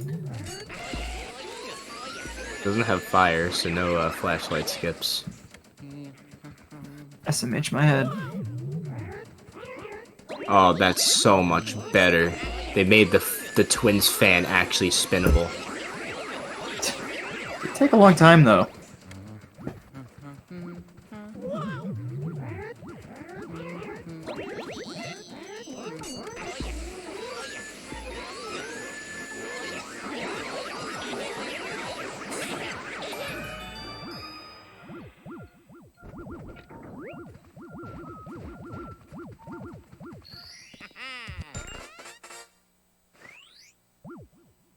That vacuum stream looks real weird.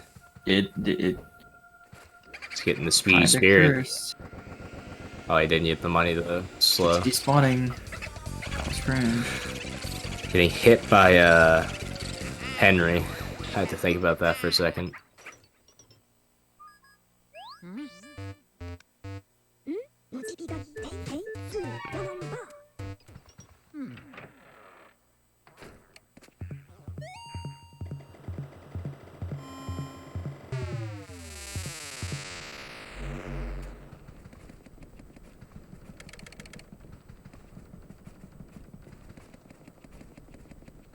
Alright.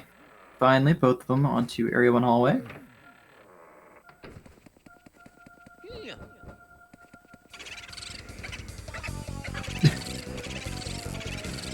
I mean, that's just And unfortunate. just Boo just went right to the ceiling and just, he could not get him.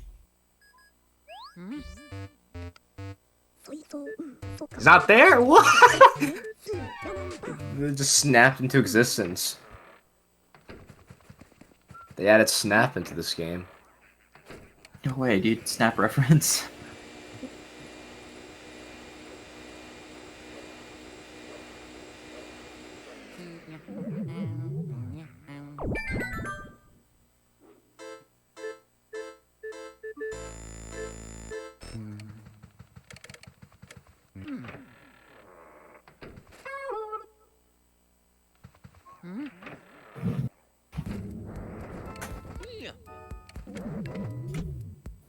And so, good RNG there for Brandino.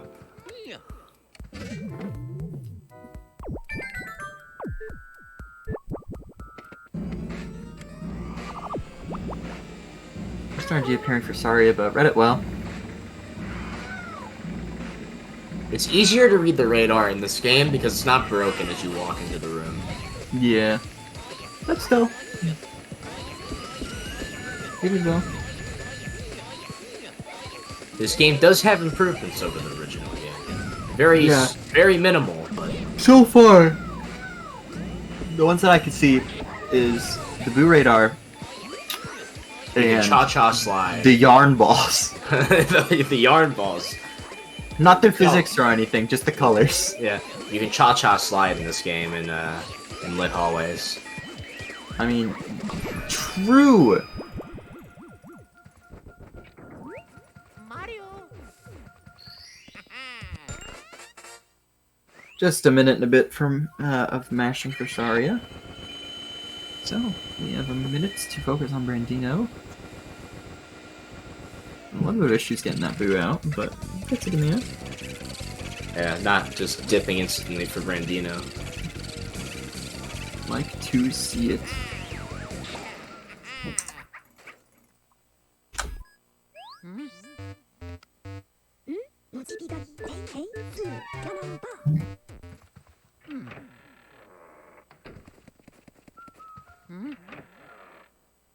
Oh yeah.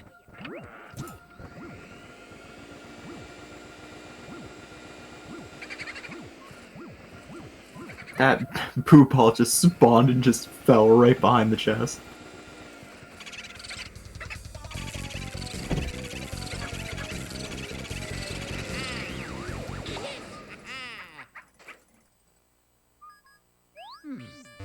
Should be coming up on to wrapping up here for Clairvoya. For Saria. Good ol' Clairvoya. Clairvoya is clairvoyant.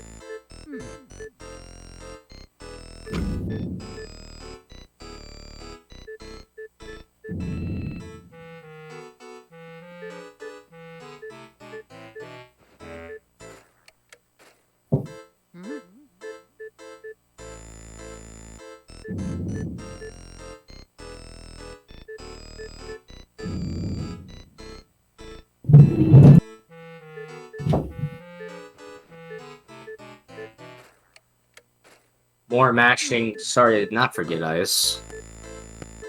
Right side, Clairvoya. Oh no.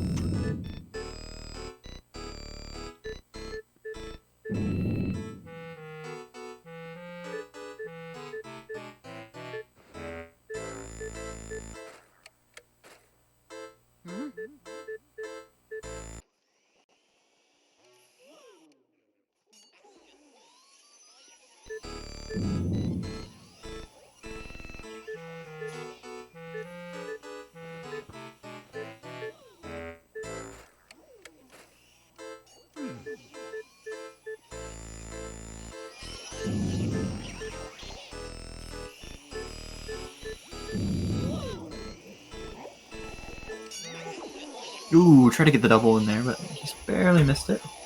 Good try from Saria though. A lot of the strategies in this game are similar to the original. They're just harder because this game controls worse in general. How did that not work? Like, That looked so close to working.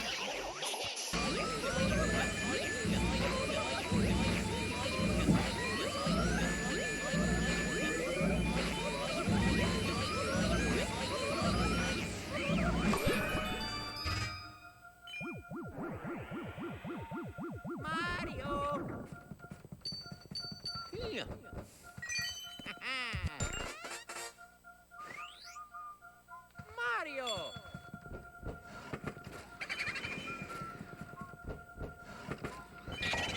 1 HP and a dream on that boo right there. yeah. Getting a boo at the same time. Saria pretty much has just a ginormous lead at this point. This would be a hard lead to really choke. Yeah.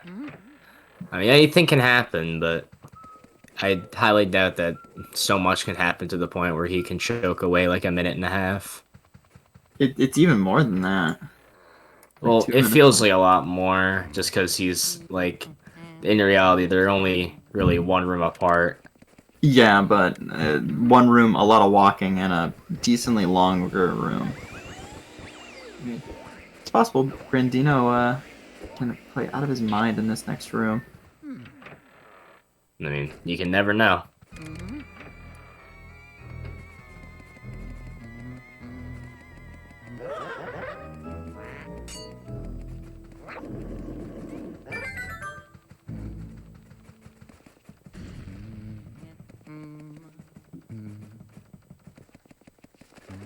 See this nice Colossus?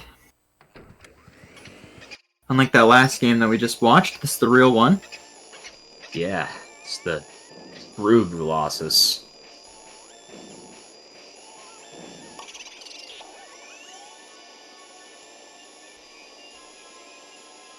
I don't think they do Ice Ball, but do they do like the old strat? I have no clue. Well, But they sorry, do doesn't Ice Ball. I didn't think they would. That was really good. Man, if I had a Colossus like that in my run earlier today, I'd be sitting here at the 57-4X. Well, Colossus like that would be impossible in the original because they don't just cackle like that. Very true.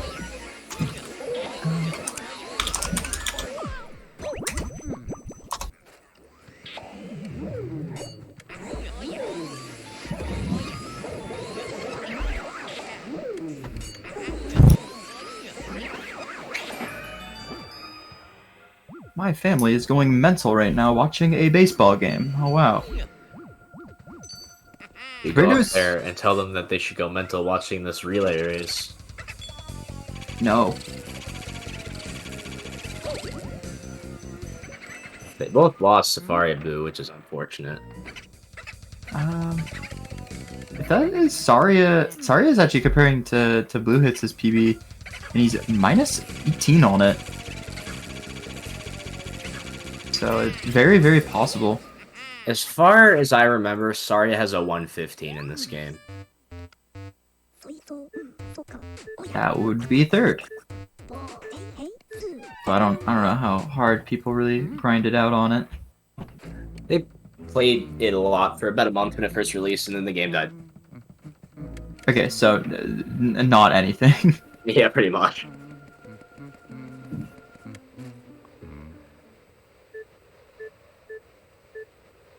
That is a weird Petunia painting.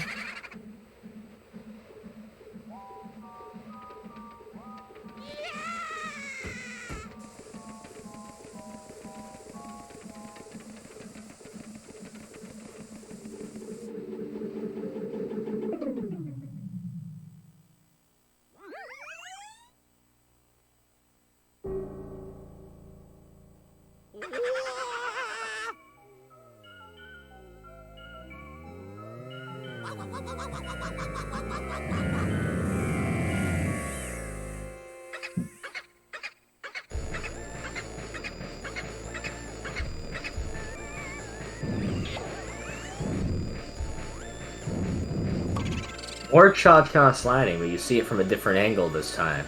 Take it back now, y'all. Now it's time Everybody to clap your hands. So this is Come on a very now. unfortunate Colossus. Ooh, that is really a really rough shot. Oh, did he do yeah, Ice Ball? I wasn't paying attention, I don't think so. I was more focused on the cha-cha slide. Sad as it may sound, same. Alright, we're both kind of distracted by the movement in this game. So he didn't he got like the mid Colossus too, which is like impossible to do anything with. You just kinda gotta spray and hope that it hits some of them. Oh, he did do the ice shot, but he did it in a rather weird way. It happens.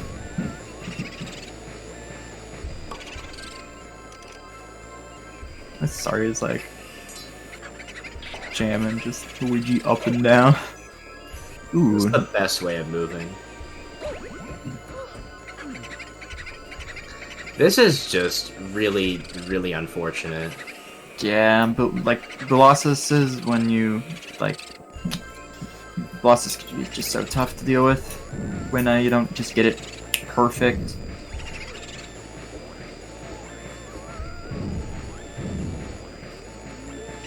I believe we're at the mark where if everyone played on PB pace, if everyone played on PB pace on Team B, this is the point where the race should finish.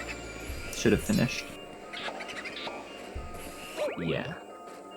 And then for Oh. Team A, it would go up to a 6:01. Yeah, but, you know, the PB for Sorry on there is wrong. That's very, very true. It would have passed like 10 minutes ago. Yeah, yeah.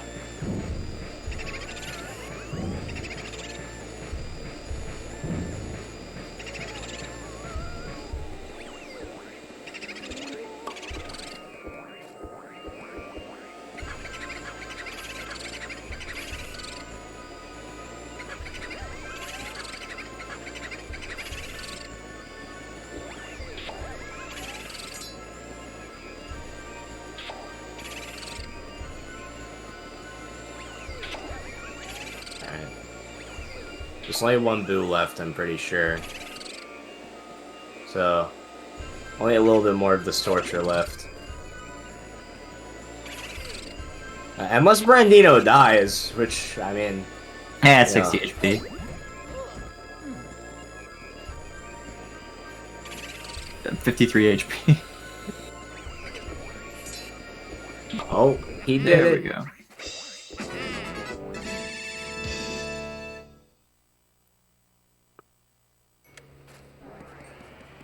Mario.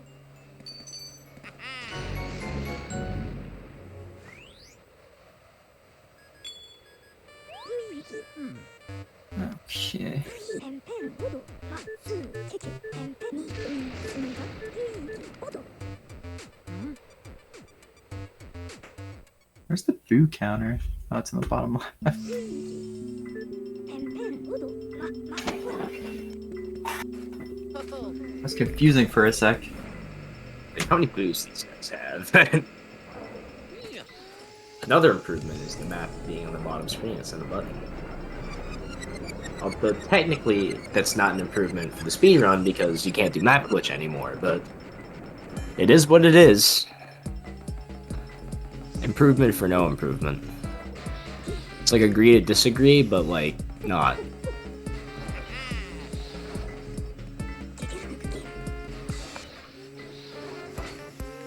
And Breaker Boo came back, snapping into existence once again. Another snap reference. They just love him. Can't wait for next remake where they put a Pablo reference. Every single Boo is Dutch. And says dude every sentence. Dude. You guys like a dude. What you want, dude? Game Boo Advance, dude. Dude, that's Game Boy Advance, dude. My name is Luigi, I mean Luigi, dude. Yes, dude.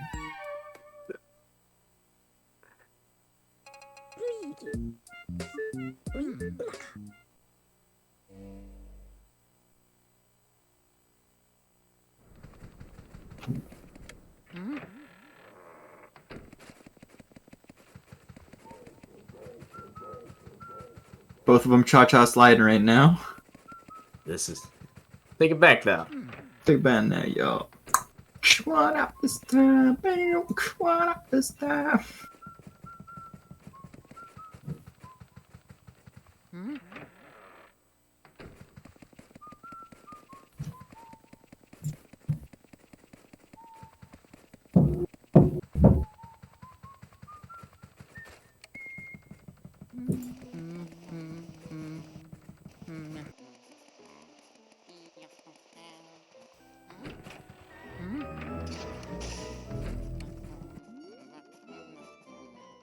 Soldier double? Question mark.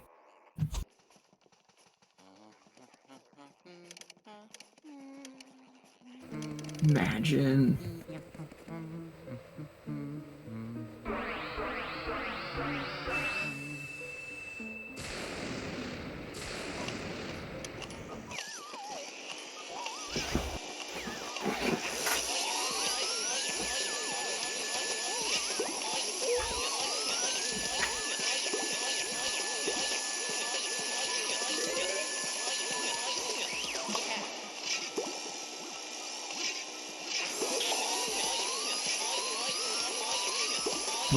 Sorry, almost got shot. They broke off. Hate to see it.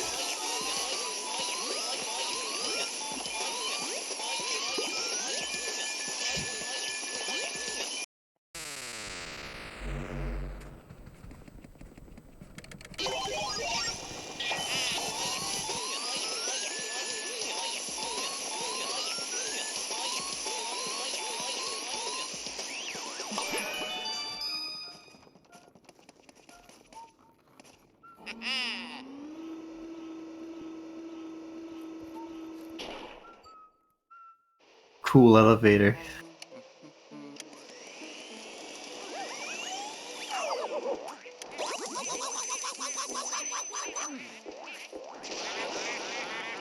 Yeah, for sure. All right. Good, good little burn there for Saria. A little on fire, so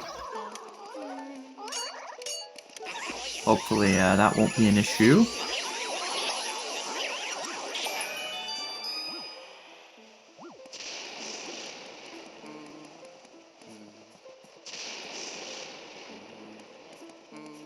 Saria is still playing on a Pretty decent run. decent level. Oh, I guess Except he's he's, losing time because Splitting of on his, a bad split time. yeah. No one does this. Saria does this. Saria and Pablo do that. That's it.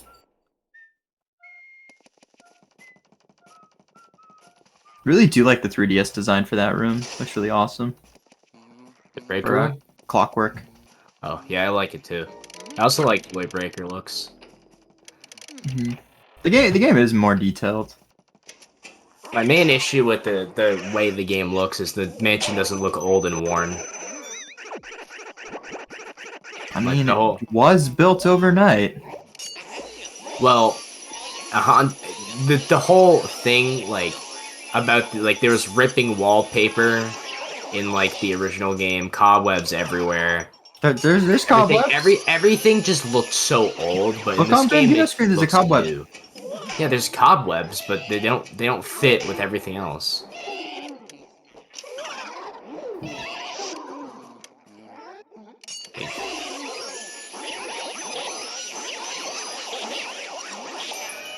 Look how new and fashionable this looks.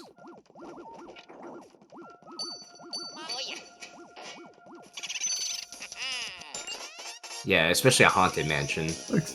Looking like my studio apartment in New York. I don't live in New York, by the way. That was a joke. Yeah, he lives in North Dakota. I don't. I live in Canada, eh? Canada, Thanksgiving eh? weekend, don't you know? Oh, it is Thanksgiving weekend.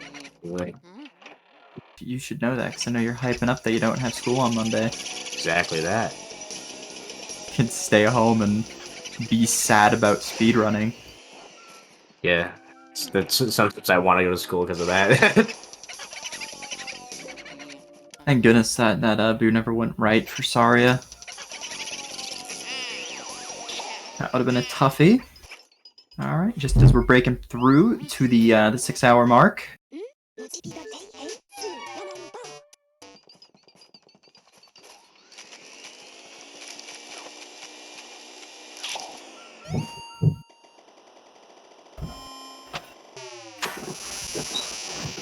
There was moonwalking there for a second. That was awesome. Hey, look, a cobweb. Cobweb.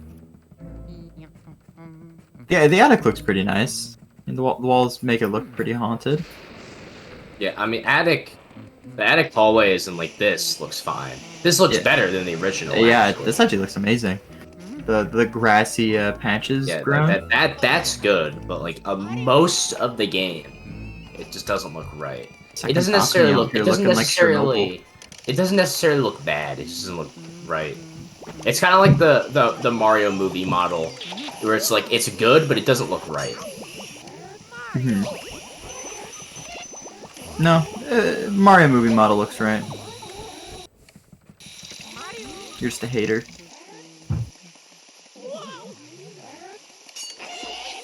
Chris Pratt enjoyer. I am a Chris Pratt enjoyer. I It's loved him me, in Parks and Rec, Mario. so I love him in Mario. I love him in the Lego Movie. He was in the Lego Movie. Yeah, he was the main Yeah, character.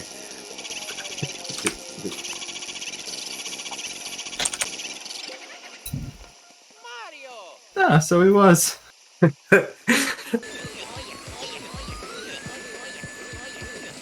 There's only two characters that were super memorable to me in the Lego Movie. That was Batman, and that was Unikitty.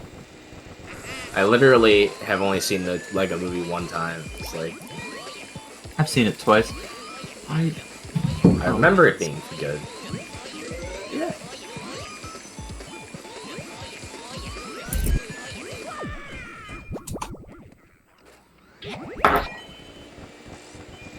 Plus, indeed, pet food.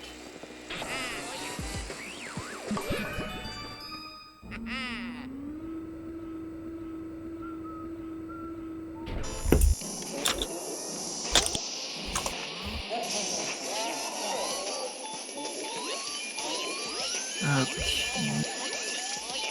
Weston. One cycle? Whoa! You turn me, baby, right round, right. Oh wow, that round. looks so cool. And you're spinning so quick.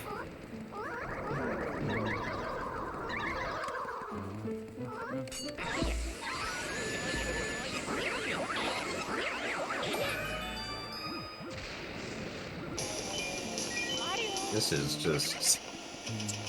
That's just unfortunate. This is just a very. Oh. This is just a very off thing. But Charlie Day also is in the Lego Movie. Did they just go to the Lego Movie cast? Like, yeah, the sky. Mario and Luigi were in the Lego Movie.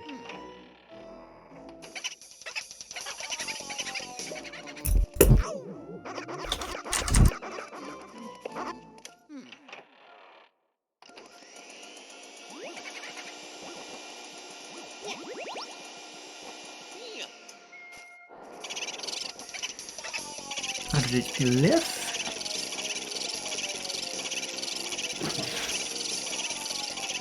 You know what? This is we got the Mario movie under wrap. It's literally just gonna be the Lego movie. Yeah. Bowser's Yeah, just it's President rumored. Christmas. It's rumored to be a musical too, which is the Lego Movie's a musical. So I mean, like A musical. yeah.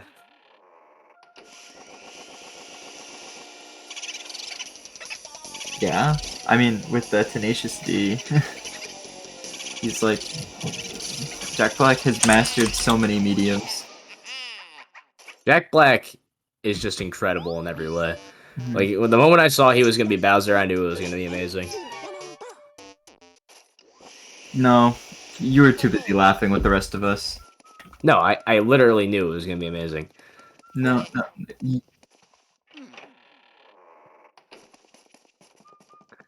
Yeah, You know what? Yeah, there are very few things he can't master. I have a lot of faith in most picks. The one I have zero faith in is Seth Rogen as Donkey Kong.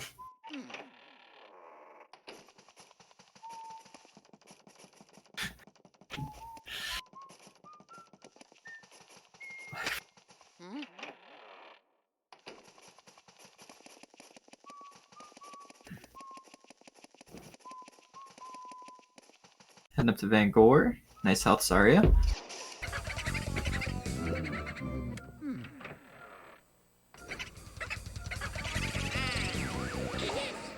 Finally getting up to the latter half of the run. Or the latter end of the run, rather.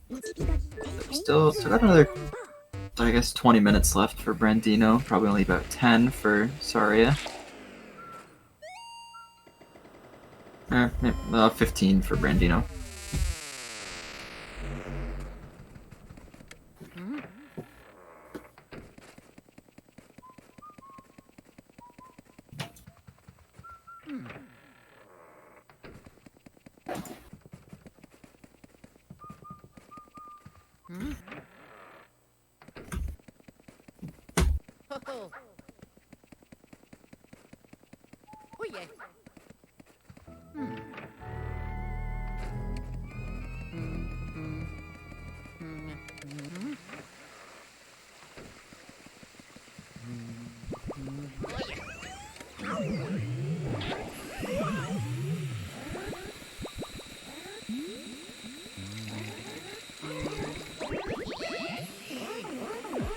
Ooh, breaking off there from Saria. Rough stuff.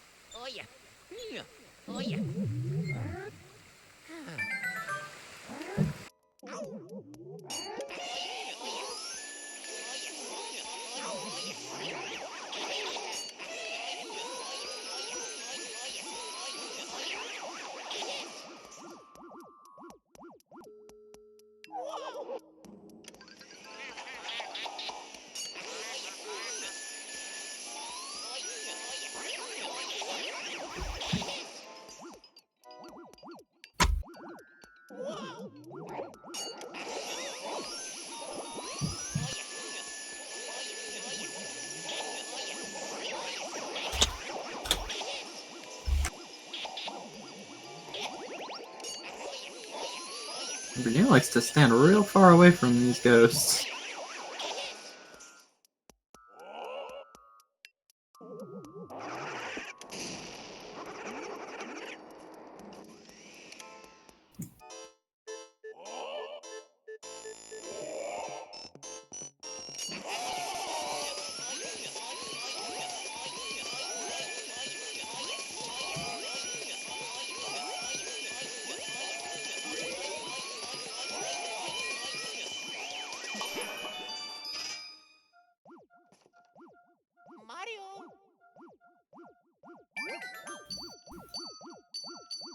And got all 40 boos. So, sorry, just heading right on to King Boo with this lead. I mean, I don't know how hard one cycle is in this game. I know it's much really easy. easier. It's a 100% consistent strategy. Oh, really? Yeah. And it's not Pablo 100% consistent, where it's actually 20%. It's actually 100% consistent. I am 100% consistent, dude. I am 100% consistent 20% of the time, dude. I mean that would be right. I mean, I get it 100% of the time whenever I get it. You see, I get it 100% of the time, 20% of the time, so I'm 100% consistent. My one cycle consistency in the original game's like 30%. Which is about where most people are, if they practice it. Yeah. Looks like, I don't know how many boos Brandino has, like, 'cause I can't zoom in. He has 39. 39.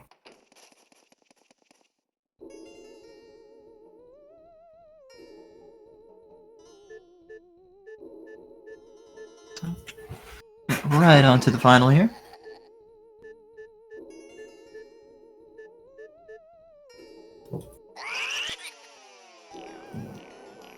Time will be coming up once Saria sucks up King Boo. Unfortunate.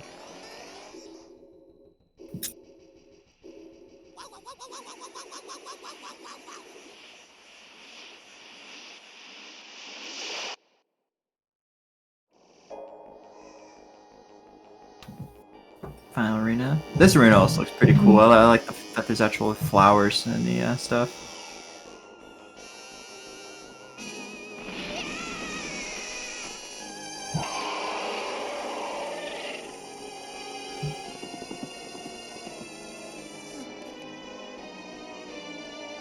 Or maybe he has 38, actually.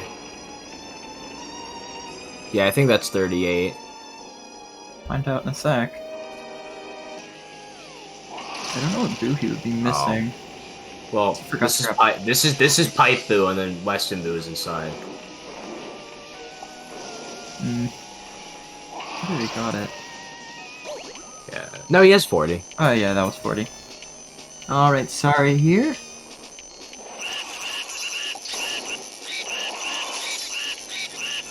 I think sorry. opted out of going for one cycle.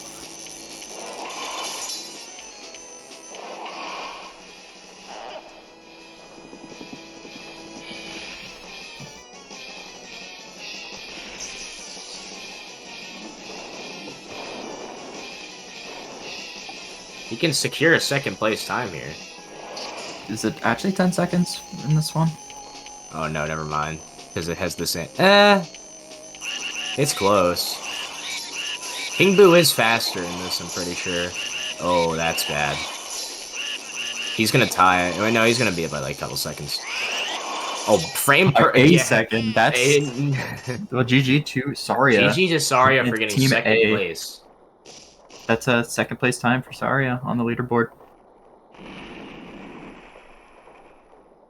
Still a wee bit behind Zircon, but not by much.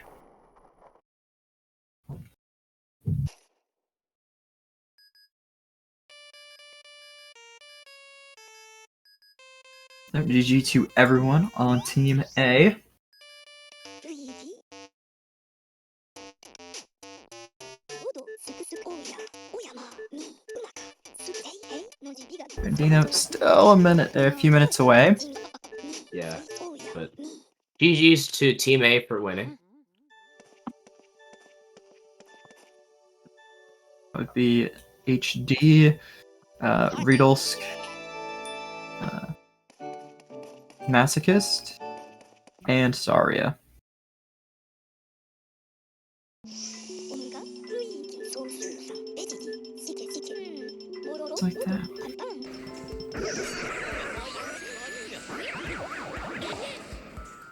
Some final triples here for Brandino, and a Ingru fight.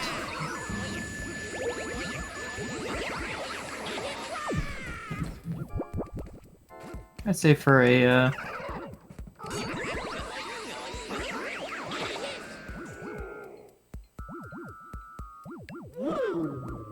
for the first Luigi's Mansion relay, I'd say this went pretty decent.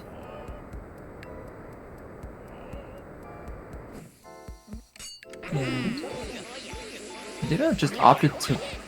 Did you just opt to burn him? Yeah, he did. The last guys.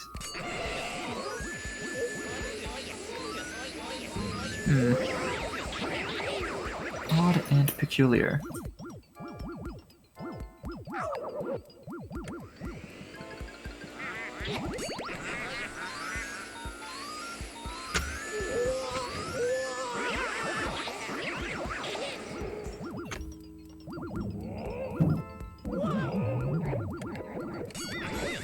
Garbage Ghost. Ooh, missed one of them. And the banana. Oh dear. Very, very lucky spot. Oh. Can't speak too soon. Stuff happens. It's like he tried to maybe find some sort of lineup for that, but barely missed.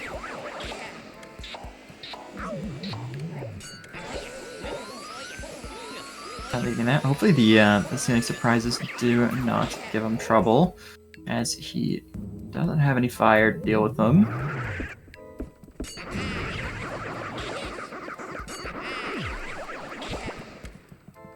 I got two of them. Didn't get blown up, so I'd definitely say that was not the worst thing.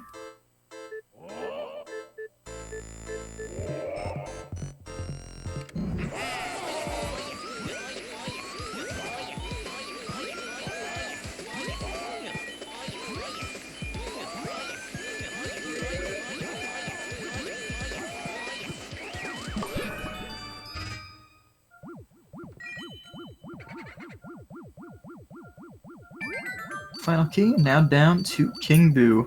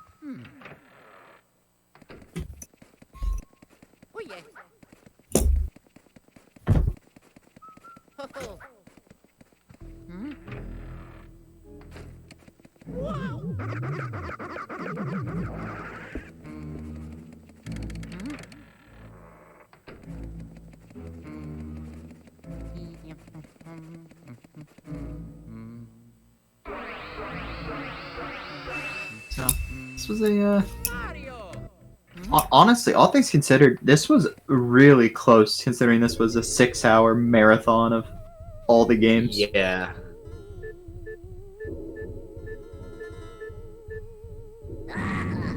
Just having to deal with King Boo and Bowser, I guess. The only obstacles left. Hello? Hello, sorry. Hello. Congratulations to you and well, your PB and for bringing it home for Team A. Yup. I wanted to say like some things that I really wanted to say during the run, but I couldn't. Like, for example, like the water shot. That actually is possible and faster, but I did like 2 runs and I ran out of water, so I did not want to do that. So I just stopped trying. Yeah, that makes a lot of sense. And also in the end of Tea Room, I was trying to set up a cool out of bounds trick where you go to the door and clip down to the floor below with the boo ball, but I couldn't do it. And I think if I did do that, I would not be able to re-enter Tea Room for ice, so I would have had to go to kitchen. So I'm pretty glad I didn't get that. But yeah, like this run, dude. If I just 2-cycle Chauncey, I would have had like a mid 113 or something. Somewhere around there. That 2-cycle is so hard. I've also never 2-cycled Bogmire before, I don't think. It certainly seemed much harder. It is, like, even getting him below 50 in 1 cycle is really hard, so I did it twice, so that's really lucky. Ooh. Got some rough HP. Looking like a 300. 274, not bad. Yeah, for some reason in this game, Boos can be really far away and still won't double cackle. And King Boo, you can actually damage him as he's going back into the head, unlike the original. So, King Boo is way easier. And the timer's a lot longer for the bomb, so 1 cycle is also easier. And Here's you a cool can actually aim. 3DS exclusive cutscene right here, after you beat the game. Ah. He calls you from Dark Moon, and then it's over. You got going up, Doc. Okay, well, I'm kind of like, if I had known this pace, I probably would have not done that much dumb stuff on the basement booze. But yeah, dude, I used all the amiibos before the run. I was going in stacked. You were going Okay, pretty don't worry. stacked. And GG. But what's actually useful is that the Boo amiibo. You probably didn't notice, but the Boo amiibo shows you where Boos are if you lose them. So like, I could see on the map that Breaker Boo went back in, so I knew he was in there. Oh, I did not know that at all. Yeah. Alright. GG's to Team A and Team B. Alright, Riddles is we're probably gonna do the closing, and then that'll wrap it up. This was a lot of fun. This was great fun. It was I pretty will be even if dipping you out now. It you was look at the so even. if you look at the splits. Like we had 9 splits we were in first, and you guys had 8. So it was crazy. You know, I'm just gonna move Brandino in because I feel like it. He can say something about his run. Surprising, Alright, surprising here. I moved in Brandino. Brandino, That was a run. that Boolossus really was fun, wasn't it? I've never had a Boolossus like that. Probably because I've reset out of ones like that. Yeah. But that was rough. Yeah, I was fine with this run. Literally going into Boolossus, I was like, yeah, 126. This could theoretically still be PB with a good A4, and it doesn't even matter because Boolossus literally destroyed me. Yeah, that was brutal. I was like, damn. I Like, feel it was. The worst part about it is turning a close race into a not close race, and then realizing it's going to be like this for the rest of the time. Yeah, I think like I really pulled ahead after water. I want to say. I think fire you were ahead of me, and then after water I started to pull ahead. You were ahead of me by the time we both got in the kitchen. I know that. Yeah, and then I saw you posting about a 2-cycle Bogmire, and then Bogmire, I think mine was like a 4-cycle with some mistakes. I had some bad RNG and just bad execution moments. So, I mean, a 122 is not the worst I could have done, considering I've done much worse runs. So, Yeah, I can't pulled complain ahead. too much. The first time I pulled ahead was Butler. That's where I pulled ahead because I don't think he cleared a laundry room in time. I missed the double. The Yeah, that flashlight shone on both of them, but when I went to suck up, I only got the puncher. I was like, dude, I hate that so much. The flashlight's so good, but the vacuum is so bad. Yeah, no, the range of the flashlight in this game is ridiculous. You can hit things that are nearly onto the side of you. Yeah, like But- dude, did anybody see that graveyard double I had? It was the Oh, I dumbest got thing ever. graveyard double too. You should have seen mine. It was so stupid. When I upload it, you can see it. Anyway, I think we can start the outro now. GG's. Yeah, Yeah, GG's. GG's. Thanks for having me. It was fun, man. This game is actually really fun to race. I agree. We'll have to do more now that like somebody else is playing. I thought you were about to world record at the end of your run. That was ridiculous. I was gonna world record if I didn't. Probably would have world record if I didn't drop Weston and Van Gorbu. But dude, Oh, you I did didn't. Van Gorbu. Interesting. Or Pipe Boo. Well, Pipe Boo. Yeah, Pipe Boo was. I should have got the Dude, pearls. I golded basement 2 despite the fact that I made a big mistake with Pipe Boo in that I got the key before freeing the boos in the room, so one of them had to go back into Pipe Room, making everything a big mess. But I ended up golding basement 2 somehow. Yeah, you always want to get that key, but yeah. So that was fun.